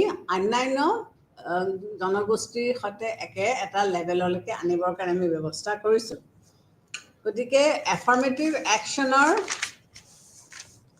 ব্যৱস্থা কৃষ্ণাংগসকলক এটা মানে সুনিশ্চিত জীৱন যাপন কৰিবলৈ সুবিধা দিছে গতিকে এই যদি তেওঁলোকক এই পিছপৰা লোকসকলক যদি পিছপৰি আমি থাকিবলৈ দিলোহেঁতেন তেতিয়াহ'লে তেওঁলোকে কেতিয়াও আগবাঢ়ি আহিব নোৱাৰিলেহেঁতেন। গতিকে এই প্ৰটেক্টিভ ডিছক্ৰিমিনেটৰী নীতিৰ মাধ্যমেৰে আমি তেওঁলোকক কি কৰিছোঁ, তেওঁলোকক আগবাঢ়ি অহাৰ সুবিধাটো কৰি দিছোঁ। এই পিছৰ পৰ্যায়ত আমেৰিকাত কি হ'ল, সামাজিক আৰু ৰাজনৈতিক ক্ষেত্ৰত যথেষ্ট মতিৰোধৰ সৃষ্টি কৰিছিলে। গতিকে এই প্ৰটেক্টিভ ডিছক্ৰিমিনেটৰী প্ৰিন্সিপালছটোৰ কাৰণে পিছৰ ক্ষেত্ৰত আমেৰিকাত কিছুমান মতবিৰোধৰ সৃষ্টিও ক্ষেত্ৰত আমি কৰা দেখিবলৈ পাওঁ। ভাৰতবৰ্ষত ইয়াৰ ইমপ্লিমেণ্টেশ্যনটো কেনেকৈ হৈছিলে? ভাৰতবৰ্ষত কি হৈছিলে, ব্ৰিটিছৰ যেতিয়া শাসন চলি আছিলে তেতিয়া আমি কি কৈছোঁ, ব্ৰিটিছৰ বিৰুদ্ধে আমি স্বাধীনতা আন্দোলন আৰম্ভ কৰিছিলোঁ আৰু মহাত্মা গান্ধীৰ এই ব্যৱস্থাক সমৰ্থন কৰিছিলে। গতিকে তেওঁৰ সময়ত দলিত সম্প্ৰদায়ৰ যিসকল লোক আছিলে তেওঁলোকৰ ওপৰত যিবিলাক বৈষম্য জাপি দিয়া হৈছিলে বা তেওঁলোকক আমি অস্পৃশ্য বুলি স্বীকাৰ কৰিছিলোঁ, গান্ধীয়ে এইটো কিন্তু একেবাৰে সমৰ্থন কৰা নাছিলে। গতিকে গান্ধীয়ে তেওঁলোকক চিলড্ৰেন অফ গড বা ফ্লাৱাৰ চিলড্ৰেন বুলিহে আখ্যা কৰিছে। তেওঁলোকক দলিত বুলি কৈ পেলাই বা তেওঁলোকক পিছপৰা জাতি বুলি ক'ব বিচৰা নাছিলে, চিলড্ৰেন অফ গড বুলি তেওঁ আখ্যা দিছিলে। আৰু তেওঁলোকৰ প্ৰতি গান্ধীৰ পূৰা সমৰ্থন আছিলে আৰু তেওঁলোকক আপলিফ্ট কৰিবৰ কাৰণে, ছ'চিয়েল হওক, পলিটিকেল হওক, ইকনমিকেলি আপলিফ্ট কৰিবৰ কাৰণে যথেষ্ট ব্যৱস্থা হাতত লোৱা হৈছিলে। কিন্তু গান্ধীৰ এই কাৰ্যই বি.আৰ. আম্বেদকাৰক বিৰোধিতা কৰিছিলে আৰু এই বিৰোধিতাৰ কাৰণে তেওঁ কৈছিল যে তেওঁলোকৰ কাৰণে এটা ছেপাৰেট ইলেক্টৰেট তেওঁ উত্থাপন কৰিছিলে, যে এওঁলোকক অকল ছ'চিয়েল পলিটিকেল ইকুৱেলিটি দিলে লাভ নহ'ব, তেওঁলোকৰ কাৰণে এটা ছেপাৰেট ইলেক্টৰেট থাকিব লাগে। সেইটোৰ কাৰণে তেওঁ তামাম চেষ্টা কৰিছিলে আৰু এইটোৰ ফলত আম্বেদকাৰ আৰু গান্ধীৰ মাজত এটা মিছআণ্ডাৰষ্টেণ্ডিং হোৱা সুবিধা পাইছিলে বা হৈছিলে। কিন্তু এই বিবাদৰ সুযোগ লৈ ব্ৰিটিছসকলে কি কৰিলে, সংখ্যালঘুসকলৰ কাৰণে এটা ছেপাৰেট ইলেক্টৰেট গঠন কৰি দিলে। ভাৰতবৰ্ষত যিটো সুৰক্ষা প্ৰদানকাৰী নীতি বৈষম্য ব্ৰিটিছৰ কালতে আৰম্ভ হৈছিলে আৰু ব্ৰিটিছসকলৰ মূল লক্ষ্য বা উদ্দেশ্য আছিলে দুটা। এটা হৈছিলে কি, যে তেওঁলোকে এই নীতিৰ মাধ্যমেৰে ব্ৰিটিছসকলে এই ডিছক্ৰিমিনেটৰী প্ৰটেকশ্যনৰ ব্যৱস্থা কিহৰ কাৰণে কৰিছিলে, তাত দুটা লক্ষ্য আছে। এটা হৈছিল কি, যে এই নীতিৰ জৰিয়তে তেওঁলোকে জাতিগত বা ধৰ্মগত বিভাজনৰ সৃষ্টি কৰিব। গতিকে প্ৰটেকশ্যন দিয়াৰ নামত তেওঁলোকে জাতিগত বা ধৰ্মগত ডিফাৰেঞ্চিয়েশ্যনছ মানুহৰ মাজত সৃষ্টি কৰিব। আৰু দ্বিতীয়তে ব্ৰিটিছৰ বিৰুদ্ধে যিটো আন্দোলন গঢ় লৈ উঠিছিলে সেই আন্দোলনটো ভাঙি দিবৰ কাৰণেও তেওঁলোকে এই প্ৰটেক্টিভ ডিছক্ৰিমিনেশ্যনটো আৰম্ভ কৰিছিলে। এতিয়া কেনেকুৱাকৈ তেওঁলোকে কি ধৰণৰ ষ্টেপছ তেওঁলোকে লৈছিলে, এতিয়া আমি সকলোৱে জানো যে মানুহখিনিৰ মাজত তেওঁলোকে কিছুমান ধৰা ব্ৰিটিছৰ দিনত তেওঁলোকে উপাধি দিছিলে। এতিয়া আমাৰ সংবিধানত কোৱা হৈছে যে শিক্ষাগত অৰ্হতাৰ বাহিৰে কোনো এজন ব্যক্তিয়ে নামৰ পিছত কোনো ধৰণৰ উপাধি লগাব নোৱাৰে আৰু যদি কোনোবাই বিদেশী কিবা উপাধি পায়ো সেইটো তেওঁ ভাৰত চৰকাৰৰ পৰা আগতে অনুমতি লৈ ল'ব লাগিব। গতিকে ব্ৰিটিছসকলে তেওঁলোকৰ দিনত তেওঁলোকে কি কৰিছিলে, মানুহবিলাকৰ মাজত ৰায়, চৌধুৰী, তাৰপিছত লৰ্ড, নাইটছ, এনেকুৱা ধৰণৰ উপাধি কিছুমান তেওঁলোকে দিছিলে। গতিকে যিসকল মানুহে এই উপাধিবিলাক পাইছিলে তেওঁলোকে স্বতঃস্ফূৰ্তভাৱে নিজকে আনৰ পৰা অলপ বেলেগ বুলি ভাবিবলৈ ধৰিলে, নিজকে বেলেগ ধৰণে চাবলৈ ধৰিলে। গতিকে এইটোৱে সমাজত এটা সামাজিক ডিছক্ৰিমিনেশ্যন সৃষ্টি কৰিলে নে নাই? অলৰেডি মই আগতে কৈছোঁ যে আমাৰ ভাৰতীয় সমাজখনত যথেষ্টখিনি বৈষম্য আছে, আমাৰ কাষ্ট ছিষ্টেম আছে আৰু এই কাষ্ট ছিষ্টেমটোৱে কি কৰিছিলে, মানুহৰ মাজত ডিফাৰেঞ্চেছ সৃষ্টি কৰিছিলে। আমাৰ মানুহবিলাক অশিক্ষিত আছিলে, আমাৰ সমাজত বহুতবিলাক কুসংস্কাৰ বা কুপ্ৰথা প্ৰচলন আছিলে। আমি সতী প্ৰথা বিশ্বাস কৰিছিলোঁ, আমি বাল্য বিবাহ হ'বলৈ দিছিলোঁ, আমি নৰবলি দিছিলোঁ। এইবিলাক কিহৰ কাৰণে হৈছিলে? এইবিলাক আমাৰ অজ্ঞতাৰ কাৰণে, আমাৰ চাইণ্টিফিক নলেজ নাছিলে, আমাৰ এডুকেশ্যন নাছিলে, আমাৰ শিক্ষা দীক্ষা নাছিলে। আৰু এইবিলাক কাম যোনে কৰিছিলে সেই মানুহবিলাকৰ এটা ষ্ট্ৰাটা, এটা পজিশ্যনত আমি ৰাখি থৈছিলোঁ। গতিকে সমাজত ক'ব নোৱাৰাকৈ আমি কিছুমান ষ্ট্ৰাটা, কাষ্ট ছিষ্টেমৰ বাহিৰেও ক্লাছ ছিষ্টেমৰ আমি কিছুমান ষ্ট্ৰাটা কৰি পেলাইছিলোঁ আৰু এইবিলাকে সমাজত কিছুমান ডিছক্ৰিমিনেশ্যনৰ সৃষ্টি কৰিছিলে। গতিকে ষ্টেটে সেই ডিছক্ৰিমিনেটেড মানুহখিনিক আগবঢ়াই নিবৰ কাৰণে তেওঁলোকে এই ডিছক্ৰিমিনেটৰী বা protective discrimination versus principle of ফেয়াৰনেছৰ মাধ্যমেৰে তেওঁলোকক এটা ষ্ট্ৰীমলাইন কৰিবৰ কাৰণে চেষ্টা কৰিছিলে। স্বাধীনতাৰ সময়তো ভাৰতে এক নতুন ৰূপ গ্ৰহণ কৰা আমি দেখিবলৈ পাইছিলোঁ। এণ্ড্ৰি বিটেলি নামৰ এজন পলিটিকেল ফিলচফাৰ, তেওঁ কি কৈছিলে যে সংবিধানত গ্ৰহণ কৰা এই ইতিবাচক বৈষম্য নীতি সামাজিক ন্যায়ৰ ধাৰণাৰ ওপৰত প্ৰতিষ্ঠিত। গতিকে স্বাধীনোত্তৰ কালছোৱাত সংবিধান সভাই গ্ৰহণ কৰা ইতিবাচক বৈষম্য নীতি কি কৰিছিলে, সামাজিক ন্যায়ৰ ওপৰত প্ৰতিষ্ঠিত কৰা হৈছিলে। এইখিনিতে এটা কথা মন কৰিবলগীয়া যে ভাৰতবৰ্ষ এখন বিশাল দেশ, ইয়াত বহুত ধৰণৰ জনসংখ্যা আছে বা ইয়াত বহুত ধৰণৰ লোক আছে। গতিকে অতীজৰে পৰা ভাৰতত বিভিন্ন জাতি জনজাতি সম্প্ৰদায়ৰ লোকে বাস কৰিছিলে। আৰু তাৰ উপৰিও কি দেখিবলৈ পাইছোঁ যে ব্ৰিটিছ জনসংখ্যা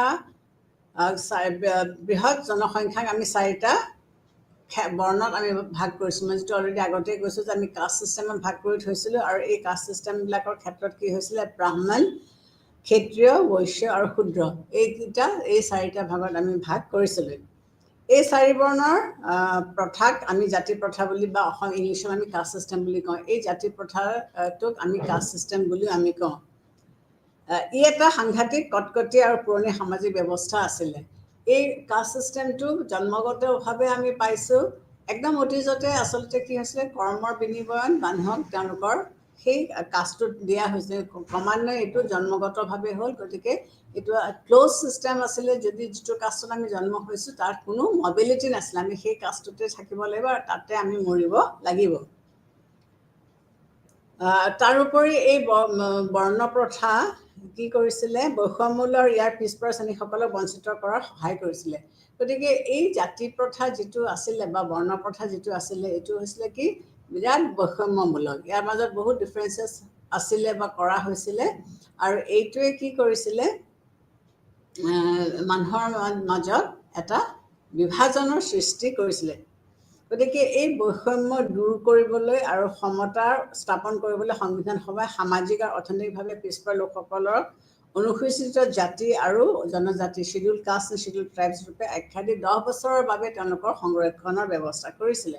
গতিকে এই যে জাতি প্ৰথাৰ সৃষ্টি হ'ল, আৰু মানে সৃষ্টিটো আগৰ পৰাই আছিলে, এই জাতি প্ৰথাৰ ছিষ্টেমটোৱে সমাজখনক যিটো স্তৰত কটকটীয়াকৈ ভাগ কৰি পেলালে, ই কিহৰ ফাললৈ সোঁৱৰাই, ই আমাৰ শোষণৰ ফালে দেখুৱায়। গতিকে এই বস্তুটো নাইকিয়া কৰিবৰ কাৰণে এই পিছপৰা লোকসকলক আমি অনুসূচিত জাতি আৰু অনুসূচিত জনজাতি হিচাপে আখ্যা দি পেলাই সাংবিধানিকভাৱে 10 বছৰৰ কাৰণে তেওঁলোকক সুৰক্ষাৰ ব্যৱস্থা দিয়া হৈছিলে। এই সুৰক্ষাৰ লক্ষ্য বা এই সুৰক্ষাৰ উদ্দেশ্যটো কি আছিলে, যাতে এই লোকসকলক আমি আগবঢ়াই নিব পাৰোঁ। অন্যান্য পিছপৰা লোকসকলৰ আমি উন্নত লোকসকল যেনেকৈ আগবাঢ়ি গৈছে, এই পিছপৰা লোকসকলকো যাতে আমি আগবঢ়াই নিব পাৰোঁ তাৰ ব্যৱস্থা কৰা হৈছিলে। গতিকে আমাৰ সংবিধানৰ আৰ্টিকেল 15, 16, 46, 330 আৰু 332 ইয়াত সংৰক্ষণৰ কথা কোৱা হৈছে। এই সংবিধানখনত এই আৰ্টিকেলছবিলাকৰ মাধ্যমেৰে আমি কেনেকৈ প্ৰটেকশ্যন দিব পাৰোঁ, কেনেকৈ সংৰক্ষণ দিব পাৰোঁ তাৰ ব্যৱস্থা কোৱা হৈছে।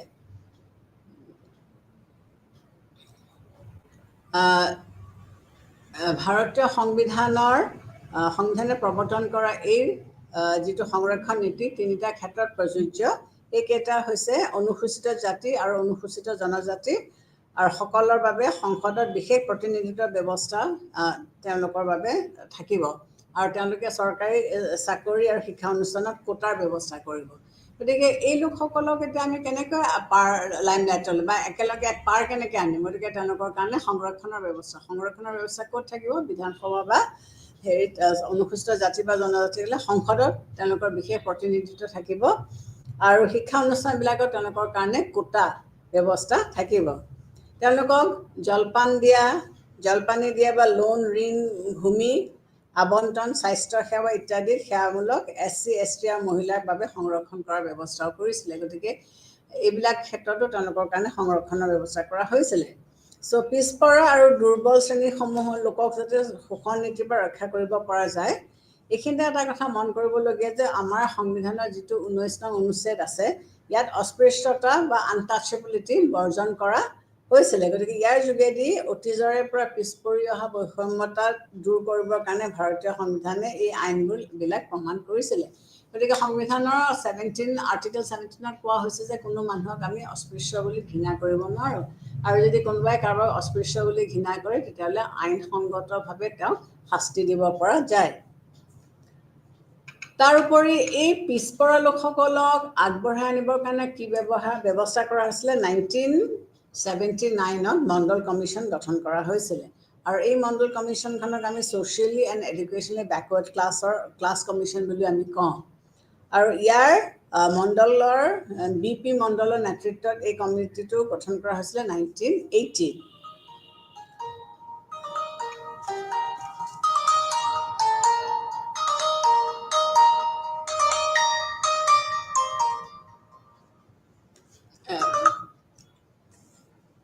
গতিকে ইয়াক আমি কি কৰা বুলি কৈছোঁ যে ছ'চিয়েলি এণ্ড এডুকেশ্যনেলি বেকৱাৰ্ড ক্লাছৰ কমিশ্যনছ বুলি গঠন কৰা হৈছিলে আৰু মণ্ডলৰ নেতৃত্বত এই কমিটিটো গঠন কৰা হৈছিলে আৰু ইয়াৰ এই কমিটিৰ মেইন লক্ষ্য বা উদ্দেশ্য আছিলে কি যে জাতিগত বৈষম্য বা সামাজিক আৰু অৰ্থনৈতিকভাৱে পিছপৰা যিসকল লোক আছিলে শিক্ষাৰ হাৰ আদিৰ ওপৰত ভিত্তি কৰি এক প্ৰতিবেদন দাখিল কৰা হৈছিলে গতিকে এইখিনিতে এটা কথা উল্লেখ কৰিব লাগিব যে অন্যান্য পিছপৰা শ্ৰেণী বা অনুসূচিত জাতি জনজাতিকো ধৰি লৈ বৰ্তমান সময়ত আমাৰ বহুতকেইটা সংৰক্ষিত ব্যৱস্থা আছে আমাৰ এটা কোটা ছিষ্টেম আছে এটা ফৰ্মুলা আছে আৰু এই ফৰ্মুলাৰ মাধ্যমেৰে OBC বা SC ST লোকসকলে ক'ত কিমানকৈ কোটা পাব ক'ত কিমানকৈ চিট পাব এইটোৰ ব্যৱস্থা কৰা হৈছে আমাৰ যিটো সংৰক্ষণ নীতি ভাৰতীয় সমাজ বা আমাৰ ৰাজনৈতিক এক বিশেষ গুৰুত্বপূৰ্ণ কথা এইটো আমাৰ চৰ্চিত বিষয় কাৰণ আমি এই সংৰক্ষণ নীতিটো আমাৰ যিটো পলিটিকেল চিষ্টেম এই পলিটিকেল চিষ্টেমত আমি বিশেষভাৱে ইয়াক আলোচনা কৰা যায় এই নীতিয়ে সামাজিক সমতা প্ৰতিষ্ঠা কৰিবৰ কাৰণে সুযোগ দিছে গতিকে এই যিটো ছ'চিয়েল যিটো ডিছক্ৰিমিনেশ্যন আছিলে মই আগতে কৈ আহিছোঁ যে ব্ৰিটিছৰ দিনৰ পৰা আমাৰ ডিছক্ৰিমিনেশ্যন কৰা হৈছিলে আৰু ব্ৰিটিছসকল যোৱাৰ পিছতো আমাৰ যিটো কাষ্ট ছিষ্টেম বা বৰ্ণ ব্যৱস্থা এই ব্যৱস্থাটোৱে মানুহক 4টা স্তৰত ভাগ কৰি পেলাইছিলে যিকেইজন ওপৰত থাকিল তেওঁলোকক উচ্চ খাপৰ লোক বুলি গণ্য কৰা হৈছিলে আৰু যিসকল নিম্ন খাপৰ বুলি গণ্য কৰা হৈছে তেওঁলোকে সমাজৰ বহুতবিলাক সুবিধা সুযোগৰ পৰা তেওঁলোকক বঞ্চিত কৰা হৈছিলে গতিকে সাম্প্ৰতিক সময়ত এটা ৰাজনৈতিক বিষয় হিচাপে এইটো এটা পৰিলক্ষিত হৈছে ৰাজনৈতিক লাভৰ বাবে এক বিশেষ শ্ৰেণীৰ মানুহক টোপ দিয়া হয় বা গিনিপিগ হিচাপে ব্যৱহাৰ কৰা হয় গতিকে এইখিনিতে আমি মন কৰিব লাগিব যে এই যিটো সুৰক্ষণ ব্যৱস্থা ইয়াক আমি কি কৰিছোঁ যিসকল আমাৰ জেনেৰেল ক্লাছৰ মানুহ আছে আৰু এই মাজত যে এই জেনেৰেল ক্লাছৰ মানুহৰ মাজত যিটো সামাজিক আৰু অৰ্থনৈতিক পিছপৰা মানুহ নাই সেইটো নহয় তাৰমানে এওঁলোকে কি ক'ব বিচাৰিছে যে আমি সকলোকে আগবঢ়াই আনিবলৈ বিচাৰিছোঁ কি যে অকল শোষিত শ্ৰেণীসমূহেই যে পিছপৰা শ্ৰেণী বা সদায় বঞ্চিত হৈছে সেইটো নহয় আমাৰ যিবিলাক জেনেৰেল ক্লাছৰ মানুহ আছে জেনেৰেল ক্লাছৰ মানুহৰ মাজতো কিছুমান এনেকুৱা লোক আছে যি আৰ্থিকভাৱে তেওঁলোক বহুত পিছপৰা বা ৰাজনৈতিকভাৱে এতিয়াও তেওঁলোক বহুত পিছপৰা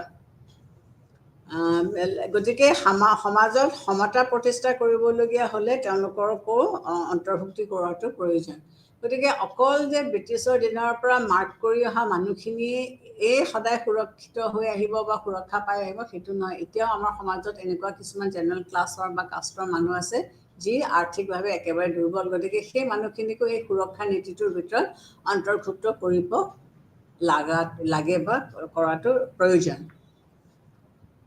গতিকে ভাৰত চৰকাৰে নতুনকৈ সাধাৰণ শ্ৰেণীৰ মাজত থকা অৰ্থনৈতিকভাৱে পিছপৰা লোকসকলৰ বাবে সংৰক্ষণৰ ব্যৱস্থা কৰিছে গতিকে এতিয়া ভাৰত চৰকাৰে সকলো শ্ৰেণীৰ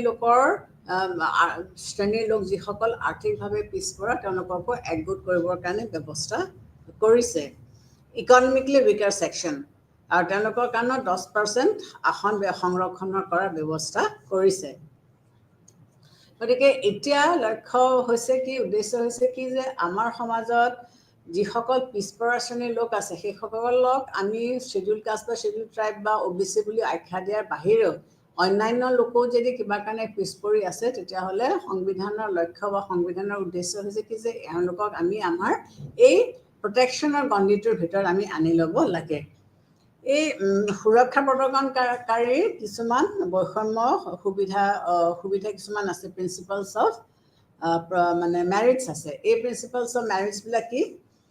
এই ব্যৱস্থাটো সামাজিক ন্যায়ৰ ওপৰত প্ৰতিষ্ঠিত। গতিকে ডিছক্ৰিমিনেটৰী প্ৰটেকশ্যনটো সামাজিক ন্যায়ৰ ওপৰত প্ৰতিষ্ঠিত আৰু ই বেচিকেলি পিছপৰা জাতি বা জনজাতিসমূহ সুৰক্ষা প্ৰদান কৰিছে।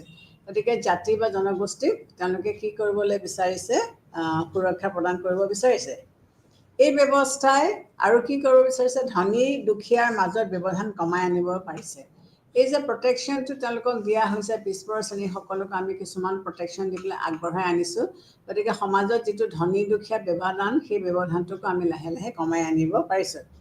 পিছপৰা দুখীয়া শ্ৰেণীৰ মহিলাক অংশগ্ৰহণৰ সুবিধা দি সামাজিক আৰু অৰ্থনৈতিক বৈষম্যতা দূৰ কৰিবলৈ পাৰিছোঁ। গতিকে যিসকল মহিলা, বিশেষভাৱে পিছপৰা শ্ৰেণীৰ লোকসকল, মহিলাসকলে যিসকলে পিছপৰি আছে, তেওঁলোকক বিভিন্ন ধৰণৰ ৰাজনৈতিক বা সামাজিক কামত অংশগ্ৰহণ কৰিবলৈ দি পেলাই তেওঁলোকক আমি সবলীকৰণ কৰিবলৈ চেষ্টা কৰিছোঁ আৰু তেওঁলোকৰ মাজত যিবিলাক বৈষম্য আছিলে, সেই বৈষম্যবিলাক আমি লাহে লাহে নাইকিয়া কৰিব পাৰিছোঁ। এই ব্যৱস্থাৰ যোগেদি সকলো শ্ৰেণীৰ মানুহে জাতি, বৰ্ণ, ভাষা নিৰ্বিশেষে ৰাজনৈতিক প্ৰক্ৰিয়াত অংশগ্ৰহণ কৰিব পাৰিছে। গতিকে এই ব্যৱস্থাটোৰ যোগেদি সমাজৰ সকলো শ্ৰেণীৰ লোকে ইৰেছপেক্টিভ অফ জাতি, ধৰ্ম, বৰ্ণ সকলো মানুহে কি কৰিব পাৰিছে? সংৰক্ষিত মানে ৰাজনৈতিক প্ৰক্ৰিয়াটো তেওঁলোকে অংশগ্ৰহণ কৰিব পাৰিছে। আমি এটা এক্সাম্পল দিব পাৰোঁ যে ভাৰতৰ সংসদ বা তথা বিভিন্ন ৰাজ্যসমূহত সংৰক্ষণৰ জৰিয়তে জনগোষ্ঠীয় নেতা বা মহিলাসকলক প্ৰতিনিধি থকাটো আমি দেখিবলৈ পাইছোঁ। গতিকে যিহেতু এই সংৰক্ষণৰ ব্যৱস্থা কৰা হৈছে, এই সংৰক্ষণৰ ব্যৱস্থাটো থকাৰ কাৰণে পিছপৰা শ্ৰেণীৰ লোকসকলেও ইয়াত অংশগ্ৰহণ কৰিব পাৰিছে বা তেওঁলোকৰ মাজৰ পৰাও আমি কি দেখিবলৈ পাইছোঁ? ৰাজনৈতিক নেতা আমি দেখিবলৈ পাইছোঁ। এই ব্যৱস্থাত অন্তৰ্ভুক্তিকৰণৰ ধাৰণাৰ যিকেইটা তথ্য মই কৈ আহিছোঁ, এইকেইটাৰ ওপৰত ভিত্তি কৰি আমি সকলো শ্ৰেণীৰ লোকক এটা সমতাৰ ভিত্তিত বা ভেটিলে আমি আনিবৰ কাৰণে চেষ্টা কৰিছোঁ।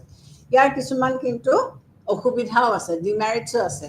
এই ডিমেৰিটছবিলাক কেনেকুৱা ধৰণৰ? এই ধাৰণাৰ জৰিয়তে, এই প্ৰটেক্টিভ ডিছক্ৰিমিনেশ্যনৰ জৰিয়তে অতীতত চলি অহা কিছুমান বৈষম্য বৰ্তমান সময়তো পুনৰ সক্ষম কৰিবলৈ বিচৰা হৈছে। গতিকে প্ৰটেকশ্যনৰ নামত আমি কি কৰিছোঁ? অতীজত চলি অহা আমাৰ কিছুমান শোষণ নীতি এতিয়াও আমি আকৌ এই প্ৰটেকশ্যন নামত মানে আমি কি কৰিছোঁ? তাক জীয়াই ৰাখিছোঁ। গতিকে অতীতত হৈ যোৱা ভেদভাৱৰ বাবে বৰ্তমানৰ প্ৰজন্মৰ মাজত ৰাষ্ট্ৰই ইচ্ছাকৃতভাৱে সংৰক্ষণৰ ব্যৱস্থা কৰি ভেদভাৱৰ সৃষ্টি কৰাটো উচিত নহয়। গতিকে আগতে কি হৈছিলে? অজানিতে কিছুমান ভেদভাৱৰ সৃষ্টি হৈছিলে। গতিকে সেই ভেদভাৱবিলাক গুচাবৰ কাৰণে সংবিধানত কিছুমান ব্যৱস্থা লোৱা হৈছিলে। কিন্তু এতিয়া কি হৈছে? চৰকাৰে এই ভেদভাৱ গুচোৱাৰ নামত নিজে যিবিলাক ব্যৱস্থা লৈছে, সেই ব্যৱস্থাই আকৌ উঠি অহা নতুন প্ৰজন্মৰ মাজত ভেদভাৱ সৃষ্টি কৰিছে। গতিকে চৰকাৰৰ যিটো ব্যৱস্থা যে তেওঁলোকে ভেদভাৱ নাইকিয়া কৰিব, এইটো নহয় পেলাই বৰং ভেদভাৱৰ সৃষ্টিহে তেওঁলোকে কৰিছে। যিসকলে এই নীতিটো সমালোচনা কৰিছে, সেই সমালোচকসকলৰ মতে পদোন্নতি আদি ব্যৱস্থা, সংৰক্ষণৰ ব্যৱস্থা নকৰি চাকৰি বা ৰাষ্ট্ৰই এক দৃঢ় সামাজিক ভেটি, অৰ্থনৈতিক ভেটি গঢ়ি উঠা উচিত, য'ত সকলো মানুহে বৰ্ণ নিৰ্বিশেষে নিজৰ দক্ষতাৰ প্ৰতিযোগিতাত অংশগ্ৰহণ কৰিব পাৰে। গতিকে ইয়াত কি হৈছে? এচাম সমালোচকে কি ক'ব বিচাৰিছে যে মানে সংৰক্ষণৰ বলত মানে কি কৰিব নালাগে? পদোন্নতি দি পেলাই বা সংৰক্ষণ পদোন্নতিৰ কাৰণে নাৰাখি পেলাই এজন ব্যক্তিক তেওঁৰ যোগ্যতা অনুযায়ী তেওঁক কি কৰিবলৈ দিব লাগে? তেওঁ নিজৰ প্ৰফেশ্যনত আগবাঢ়ি যাব লাগে। প্ৰটেকশ্যনৰ সুযোগ লৈ বা প্ৰটেকশ্যনৰ সুবিধা লৈ পেলাই এজন ব্যক্তি যদি আগবাঢ়ি যায়, তেতিয়াহ'লে হয়তো তেওঁ ভাল ধৰণে সেই কামটোৰ কাৰণে তেওঁ উপযোগী নহ'বও পাৰে। গতিকে ইনডাইৰেক্টলি আমি এজন ইনএফিচিয়েণ্ট মানুহক সংৰক্ষণৰ আৰ্হি দি পেলাই আমি তেওঁক এটা পদোন্নতি দি তেওঁক এটা পোষ্টত বহুৱাইছোঁ, যাৰ কাৰণে তেওঁ হয়তো উপযোগী নহ'বও পাৰে। চ' সেই বস্তুটো দেখাৰ পিছত নতুন প্ৰজন্মই বা উঠি অহা প্ৰজন্মই কি কৰিব পাৰে? সেইটো তেওঁলোকে বিৰোধিতা কৰিব পাৰে। আৰু এখন সমাজত যেতিয়া অনৰহ বিৰোধিতা হৈ থাকিব, তেতিয়া এখন সমাজ কেতিয়াও ভালকৈ আগবাঢ়ি যাব নোৱাৰিব।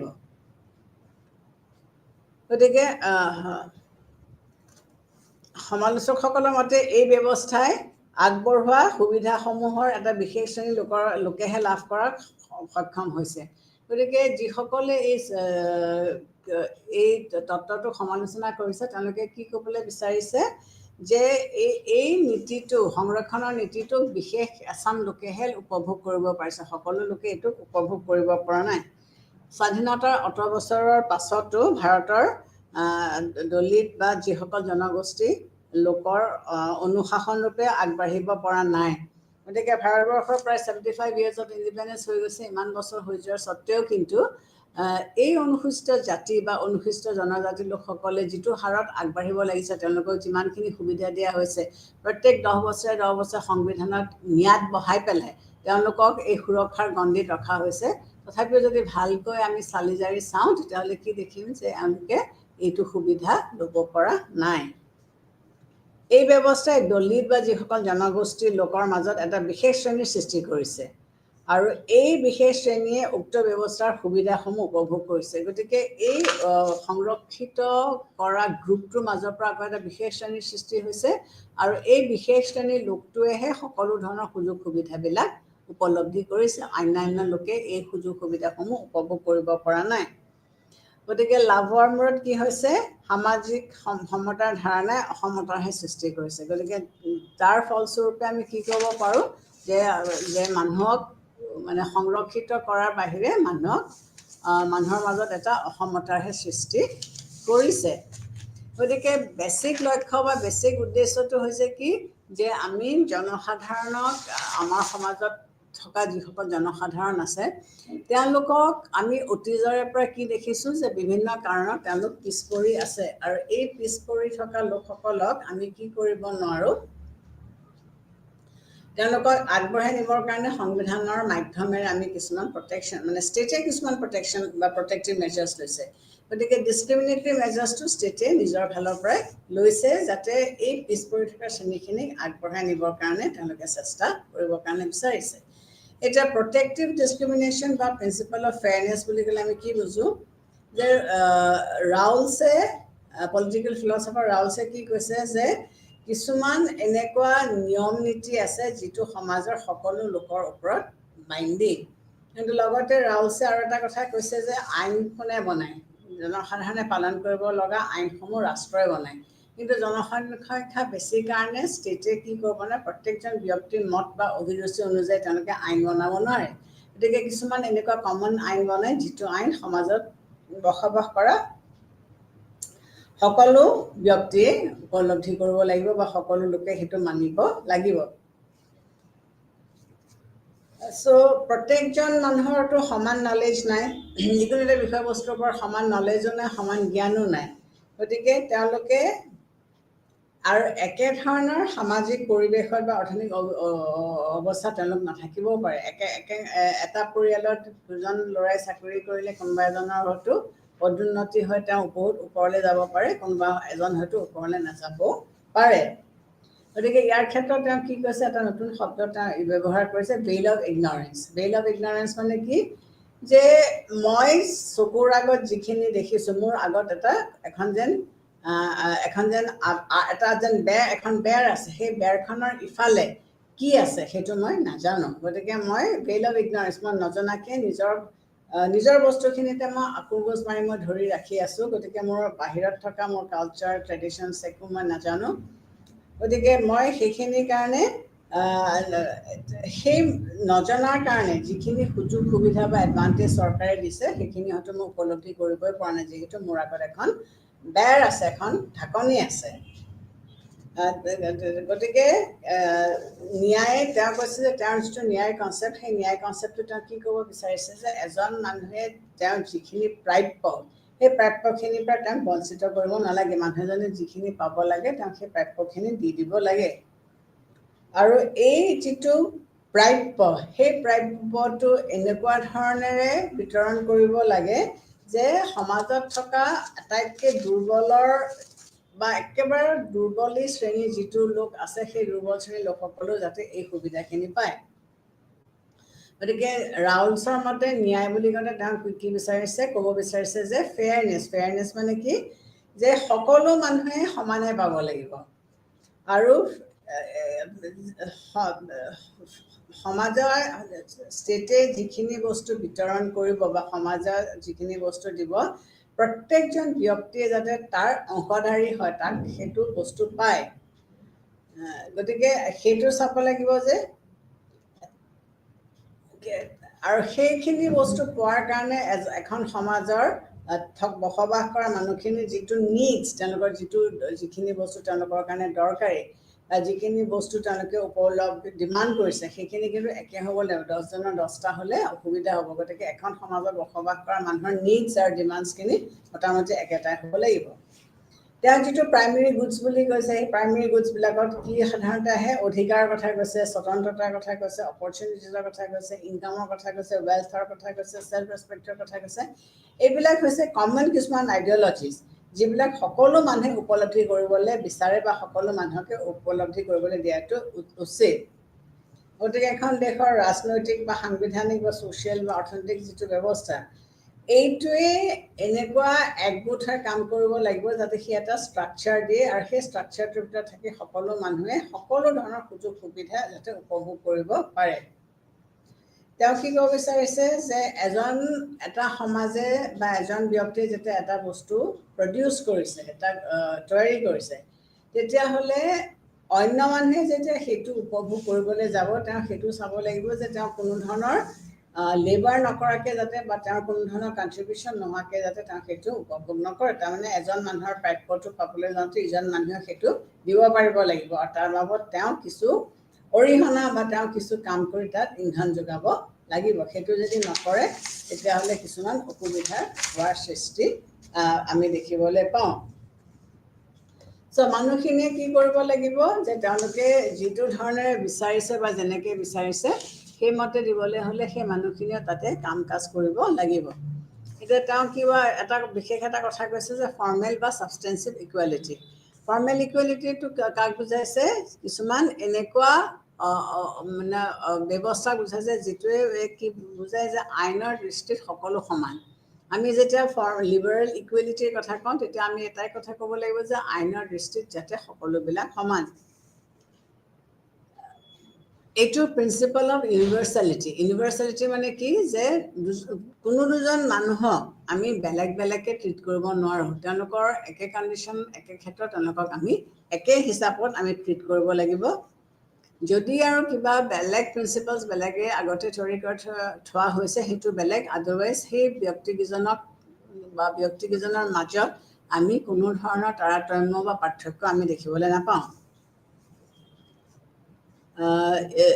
লুকাছৰ মতে কি কৈছে যে সৰ্বজনীয় এটা আইনৰ সৃষ্টি কিহৰ কাৰণে হৈছে যে প্ৰত্যেকখন ষ্টেটতে মানুহ বেলেগ বেলেগ আৰু চবৰে নিডছ অভিৰুচি মতামত বেলেগ বেলেগ তেনেকৈতো আইন ৰচনা কৰিব পৰা নাই গতিকে এটা ইউনিভাৰ্চেল আইন সৰ্বব্যাপী আইন বা সৰ্বজনীন আইন ব্যৱস্থা কৰা হৈছে যিটোৱে সকলো মানুহৰ ক্ষেত্ৰত প্ৰযোজ্য হয় আৰু সকলোৱে সেই আইনটো মানি চলিব লাগিব আৰু সেই আইনখিনি মানি চলাৰ বিনিময়ত তেওঁলোকে হয়তো বিশেষ কিছুমান সা সুবিধা পাব পাৰে আৰু এটা হৈছে প্ৰচিডিউৰেল জাষ্টিচ যিটোৱে মানে অকল প্ৰচিডিউৰখিনিয়ে ফ'ল' কৰে যে এইটো প্ৰিন্সিপাল লে ডাউন কৰা হৈছে এনে ক্ষেত্ৰত এইকেইটা আইন বলবৎ কৰা হ'ব বা এইকেইটা প্ৰিন্সিপাল বলবৎ কৰা হ'ব ইয়াত 4টা ছাবষ্টেঞ্চিভ যিটো ন্যায় সেই ছাবষ্টেঞ্চিভ ন্যায়টোৰ ক্ষেত্ৰত 4টা কথা কৈছে এটা হৈছে ইকুৱালিটি অফ ৰিজাল্টছ মানে কি কৈছে ইকুৱেল ট্ৰিটমেণ্ট মানে নুবুজায় যে আল্টিমেট ৰিজাল্টটো কিন্তু ইকুৱেলিটিয়ে হ'ব যে মই এটা বস্তু ইউনিভাৰ্চেলি এপ্লাই কৰিবলৈ বিচাৰিছোঁ কিন্তু সেই ইউনিভাৰ্চেলি এপ্লাই কৰিবলৈ যাওঁতে এইটো নুবুজায় যে সকলো মানুহে ইয়াৰ আল্টিমেট ৰিজাল্টটো যে সকলোৱে একেধৰণে উপভোগ কৰিব সেইটো ইয়াত নুবুজায় ষ্টাৰ্টিং পইণ্ট অফ ইকুৱেলিটি কোন ইকুৱেলিটিটো বা সমতাটো কোনটো পইণ্টত ষ্টাৰ্ট হ'ব গতিকে সঁচি সমতাটো একচুৱেলি আনএচিভেবল সঁচাকৈ ইকুৱেলিটি ইন অল ষ্ট্ৰাটা এইটো ইম্পচিবল কাৰণ ইণ্ডিভিজুৱেলছ বা ব্যক্তিয়ে কি কৰে তেওঁলোকৰ ৰেচটো ষ্টাৰ্টিং পইণ্টটো ডিফাৰেণ্ট হয় সকলো মানুহে একেটা পইণ্টৰ পৰাই আগবাঢ়ি নাযায় চবৰে ষ্টাৰ্টিং পইণ্টটো বেলেগ বেলেগ হয় আৰু সেইকাৰণে ইকুৱেল অপৰচুনিটিজ এপ্ৰ'চেছ টু বেলেগ হ'ব যিহেতু মানুহৰ ষ্টাৰ্টিং পইণ্টটো একে নহয় গতিকে এণ্ডিং পইণ্টটো একে নহ'ব গতিকে ইয়াৰ মাজত কিছুমান ডিফাৰেঞ্চিয়েশ্যনছ থাকিব ৰাইট বেছ ইকুৱেলিটি ৰাইট বেছ ইকুৱেলিটিটোৱে কি কৰিছে ইকুৱেলিটিটোক এটা ছাবষ্টেঞ্চিভ বা অক্সিলেৰী এড অন বুলি ভাবিছে যে ছাবষ্টেঞ্চিভ ৰাইটছৰ এইটো এটা এড অন ইয়াত এড কৰা হৈছে ভেলু ড্ৰিভেন এপ্ৰ'চ ভেলু ড্ৰিভেন এপ্ৰ'চ মানে কি এমফেচাইজেছ ডিগনিটি autonomy আৰু worth of all individuals apart from the participation in society যে ব্যক্তিসকলে সমাজত অংশগ্ৰহণ কৰাৰ উপৰিও সামাজিক অংশগ্ৰহণৰ উপৰিও তেওঁলোকৰ কি হৈছে তেওঁলোকৰ যিটো মৰ্যাদা তেওঁলোকৰ যিটো স্বতন্ত্ৰতা সেইটোৰ ওপৰত সকলো ব্যক্তিকে গুৰুত্ব দিব লাগিব কাৰণ সকলো ব্যক্তিৰে কি হৈছে নিজস্ব এটা মান সন্মান তেওঁলোকৰ আছে গতিকে আমি লিগেল ইকুৱেলিটি বা ইকুৱেলিটি অফ অপৰচুনিটি এইবিলাকৰ মাধ্যমেৰে আমি কি দেখিবলৈ পাইছোঁ যে ভাৰতবৰ্ষত আমি কিছুমান সমতা এচিভ কৰিবলৈ পাৰিছোঁ বা আমি কিছু দূৰলৈকে আমি ইৰাডিকেট মানে অসমতা নাইকিয়া কৰিবৰ কাৰণে আমি চেষ্টা কৰিছোঁ বা সমাজত যিবিলাক ছ'চিয়েল ইনইকুৱেলিটিজ আছে এই ছ'চিয়েল ইনইকুৱেলিটিজবিলাক আমি লাহে লাহে নাইকিয়া কৰিবৰ কাৰণে চেষ্টা কৰিছোঁ চেষ্টা চলি আছে ঠিকেই কিন্তু এতিয়াও আমি সেইটোত সম্পূৰ্ণৰূপে উপনীত হ'ব পৰা নাই আমাৰ যিসকল উচ্চত মানে আপাৰ ক্লাছ যিবিলাক আছে সেই আপাৰ ক্লাছৰ মই মতালি বা যিটোক আমি হেজিমনি বুলি কওঁ এতিয়াও আছে কিয়নো এই আপাৰ কাষ্টৰ বা আপাৰ ষ্টেটাৰ মানুহখিনিয়ে ষ্টেটে যিবিলাক সুযোগ সুবিধা দিছে সেইবিলাক পিছপৰা শ্ৰেণীৰ লোকতকৈ তেওঁলোকে এতিয়াও বেছিকৈ পাই আছে কিহৰ কাৰণে পাই আছে এই যে এই পিছপৰা শ্ৰেণীৰ লোকসকল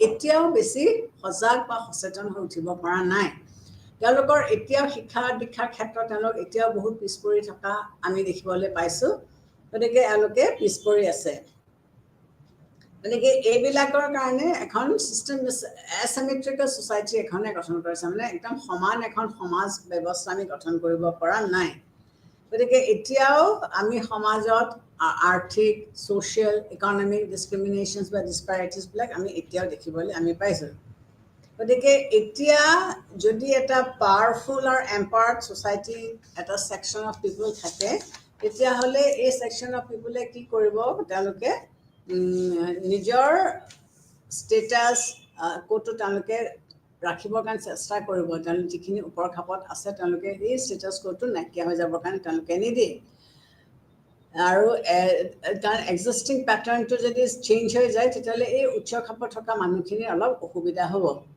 আৰু যিসকল পিছপৰা শ্ৰেণী বা যিসকল ডিপ্ৰাইভড মাৰ্জিনেলাইজ ছেকশ্যন তেওঁলোকে কি কৰিব তেওঁলোকৰ গোটেই ছিষ্টেমটোৰ প্ৰতি তেওঁলোকে পৰিৱৰ্তন আনিবৰ কাৰণে চেষ্টা কৰিব বিপ্লৱী পৰিৱৰ্তন তেওঁলোকে আনিবৰ কাৰণে চেষ্টা কৰিব কাৰণ আগৰ ছিষ্টেমটো চলি থকাৰ বিনিময়ত তেওঁলোকে কিন্তু যিখিনি পাবলগীয়া সুযোগ সুবিধা সেইখিনি তেওঁলোকে পোৱা নাই গতিকে এই ড্ৰাষ্টিক চেঞ্জৰ মাধ্যমেৰে তেওঁলোকে তেওঁলোকৰ যিটো মানে পৰিৱেশত তেওঁলোক আছে সেই পৰিৱেশটো তেওঁলোকে নাইকিয়া কৰিবৰ কাৰণে চেষ্টা কৰি পেলাই তেওঁলোকে এটা নতুন সামাজিক বা অৰ্থনৈতিক পৰিৱেশ সৃষ্টি কৰিবৰ কাৰণে তেওঁলোকে বিচাৰিছে গতিকে দুইটা গ্ৰুপে যিটো পিছপৰা গ্ৰুপ যিটো বঞ্চিত হৈছে আৰু যিটো গ্ৰুপে পাই আছে আৰু সেই পাই থকাখিনি এৰি দিব খোজা নাই তেওঁলোকে কি কৰিব ষ্টেটৰ ওপৰত প্ৰেছাৰ দিব আৰু এই প্ৰেছাৰৰ বিনিময়ত কি হ'ব আল্টিমেটলি ষ্টেট মেচিনাৰীৰ ওপৰত এটা সাংঘাতিক প্ৰেছাৰ পৰিব ষ্টেট মেচিনাৰীটোৱে যিটো ধৰণে কাম কৰিবলগীয়া হয় বা কৰিব লাগে তেওঁলোকে নোৱাৰা হৈ পৰে এইটোৱে কি কৰে এটা প্ৰশ্ন আমাৰ মনলৈ আনি দিছে যে এনেকুৱা এটা পৰিৱেশত আমি কিটো আটাইতকৈ গুৰুত্ব দিব লাগে প্ৰায়ৰিটাইজ আমি কিহৰ ওপৰত কৰিব লাগে লিবাৰ্টিৰ ওপৰত কৰিব লাগে নে আমি ন্যায়ৰ ওপৰত কৰিব লাগে স্বতন্ত্ৰতাৰ ওপৰত কৰিব লাগে নে আমি জাষ্টিছৰ ওপৰত কৰিব লাগে গতিকে মষ্ট কেচেছ বা মষ্ট হেৰিত আমি কি দেখিবলৈ পাইছোঁ যে যিটো ষ্ট্ৰংগাৰ গ্ৰুপ সেই ষ্ট্ৰংগাৰ গ্ৰুপটোৱে লিবাৰ্টি আৰু জাষ্টিছ তাহাঁতৰ কাৰণে এটা সেইটো মানে তেওঁলোকে লিবাৰ্টি বিচাৰে আৰু জাষ্টিছটো খালি এটা মাৰ্জিনেলাইজ ছেকশ্যনেহে বিচাৰে, কাৰণ তেওঁলোকে জানে যে যিসকল উচ্চ খাপৰ লোক আছে তেওঁলোকে অলৰেডি এই বস্তুখিনি আগৰ যিটো ষ্টেটাছ সেইটো তেওঁলোকে চেঞ্জ হ'বলৈ নিদিয়ে। গতিকে এই প্ৰটেক্টিভ ডিছক্ৰিমিনেশ্যন এইটো সৃষ্টি বা এইটো মানে আপলিফ্ট কৰিবৰ কাৰণে কেতিয়া চেষ্টা কৰা হৈছিলে যে এই যে যিসকল শ্ৰেণীৰ কথা ক'লোঁ যে পিছপৰি আছে, এই পিছপৰি থকা শ্ৰেণীসকলক আপলিফ্ট কৰিবৰ কাৰণে, ওপৰলৈ উঠাবৰ কাৰণে এই প্ৰটেক্টিভ ডিছক্ৰিমিনেটৰী ছিষ্টেমটো ব্যৱস্থা কৰা হৈছিলে। আৰু ইয়াৰ পলিচিটো হৈছে কি যে ই ডিছক্ৰিমিনেশ্যনটো বা ডিফাৰেঞ্চিয়েল ট্ৰিটমেণ্টটো তেওঁলোকে যিটো পাষ্টত হৈ আছিলে সেইটো তেওঁলোকে বিৰোধিতা কৰে। যে যিসকল মানুহ এতিয়াও ডিপ্ৰাইভ, এই ডিপ্ৰাইভ ছেকশ্যন অফ পিপুলে তেওঁলোকে কি নিবিচাৰে যে তেওঁলোকৰ ওপৰত এই আগৰ যিটো ডিপ্ৰাইভেশ্যন চলি আহিছিলে সেই ডিপ্ৰাইভেশ্যনটো যাতে চলি নাথাকে। গতিকে তেওঁলোকে এটা নতুন পলিটিকেল থিয়ৰী তেওঁলোকে উলিয়াব, যিসকল মানুহ ডিপ্ৰাইভড হৈছে তেওঁলোকে এটা নতুন পলিটিকেল ছিষ্টেমৰ কথা কৈছে বা নতুন পলিটিকেল আইডিঅলজিৰ কথা কৈছে যে ইগেলিটেৰিয়ানছ এণ্ড পজিটিভ লিবাৰেলছ তেওঁলোকে কি কৈছে আৰু ইন ছাপৰ্ট অফ ছাচ ডিছক্ৰিমিনেশ্যন, তেওঁলোকে সেই ডিছক্ৰিমিনেশ্যনটো নাইকিয়া কৰি পেলাই তেওঁলোকে এখন ইগেলিটেৰিয়ান, তাৰমানে গোটেই সমাজখন যাতে সমতাৰ ওপৰত ভিত্তি কৰি চলে তাৰ ওপৰত তেওঁলোকে কৈছে। তেওঁলোকে এনেকুৱা এখন ছ'চাইটিৰ কথা কৈছে যে ছ'চাইটিখনত ন্যায় থাকিব, ছ'চাইটিখনত থকা সকলো মানুহে সুযোগ সুবিধা কিছুমান পাব। গতিকে সকলো মানুহক এটা সুৰক্ষণৰ মানে এটা চাৰিসীমাৰ ভিতৰত ৰাখি পেলাই এই গোটেই ব্যৱস্থাখিনি কৰিব লাগিব। গতিকে ভাৰতবৰ্ষৰ নিচিনা এখন দেশৰ যদি আমি অৰ্থনৈতিক আৰু সামাজিক দিশটো আমি পৰ্যবেক্ষণ কৰি চাওঁ তেতিয়াহ'লে এফাৰ্মেটিভ একশ্যনটো এতিয়াও এটা মানে ব্যৱস্থা বুলি আমি ক'ব পাৰিম য'ত আমি ছ'চিয়েল ন্যায় আমি দিব পাৰিম। আৰু এই ছ'চিয়েল জাষ্টিছ আমি দিবলৈ যাওঁতে আমি ডেমক্ৰেচিৰ কথা আমি ভাবিব পাৰিম। কনচেপ্ট অফ ইকুৱেলিটি আৰু কনচেপ্ট অফ জাষ্টিছ এই দুটা এটাৰ বিৰোধী নহয়। জাষ্টিছ আৰু ইকুৱেলিটিৰ পৰম্পৰা মানে ইটোৱে সিটোক অপ'জ নকৰে। খালি কথাটো তেওঁলোকে কৈছে যে প্ৰভাইডিং প্ৰিফাৰেঞ্চিয়েল ট্ৰিটমেণ্ট, যাক আমি ডিছক্ৰিমিনেট কৰিছোঁ সেই ডিছক্ৰিমিনেট কৰা মানুহখিনিক আমি কি কৰিব লাগিব, তেওঁলোকক আমি প্ৰটেকশ্যন দিব লাগিব, তেওঁলোকক আমি ন্যায় দিব লাগিব যাতে তেওঁলোকক এই প্ৰটেকশ্যনৰ মাধ্যমেৰে আমি তেওঁলোকক আগবঢ়াই আমি নিব পাৰোঁ। এখন সমাজ আমি ভাৰতবৰ্ষৰ ক্ষেত্ৰতে কওঁ বা আমি আনকি বেলেগ ইউৰোপীয়ান বা আমেৰিকান কমিউনিটিজ বা দেশবিলাকৰ ক্ষেত্ৰতো যদি আমি চাওঁ তেতিয়া আমি কি দেখিম যে সদায় এখন সমাজত ধনী দুখীয়া সদায় থাকে। আৰু এই ধনী দুখীয়াখিনিৰ সমাজত সদায় ধনীখিনিয়ে সদায় সমাজৰ সকলোখিনি সুযোগ সুবিধা উপভোগ কৰিব পাৰে আৰু যিসকল দুখীয়া শ্ৰেণীৰ লোক তেওঁলোকে সুযোগ সুবিধাসমূহ উপভোগ কৰিব নোৱাৰে। তো এখন সমাজত সমতাও থাকিব আৰু যিসকল মানে ষ্ট্ৰং পিপল সেইখিনিয়েতো সকলো সুবিধা পায় আৰু যিসকল দুৰ্বল শ্ৰেণীৰ লোক আছে তেওঁলোকে সকলোখিনি সুযোগ সুবিধা নোপোৱাকৈ থাকিব পাৰে। গতিকে সমাজত যিসকল পিছপৰা শ্ৰেণীৰ লোক আছে, যিসকল মানে পিছৰ সুবিধা সুযোগখিনি তেওঁলোকে পাব পৰা নাই, তেওঁলোকৰ ব্যৱস্থাটো সদায়ে চব ষ্টেটে ব্যৱস্থাটো ল'ব লাগিব। গতিকে আমাৰ সংবিধানেও আমাৰ ডাইৰেক্টিভ প্ৰিন্সিপালছসমূহৰ মাধ্যমেৰে হওক বা আমাৰ যিবিলাক অধিকাৰ ৰাইটছ সেই চেপ্টাৰটোৰ মাধ্যমেৰে হওক আমি নাগৰিকসকলক আমাৰ চিটিজেনছসকলক আমি কিছুমান সুৰক্ষা দিয়াৰ ব্যৱস্থা কৰিছোঁ।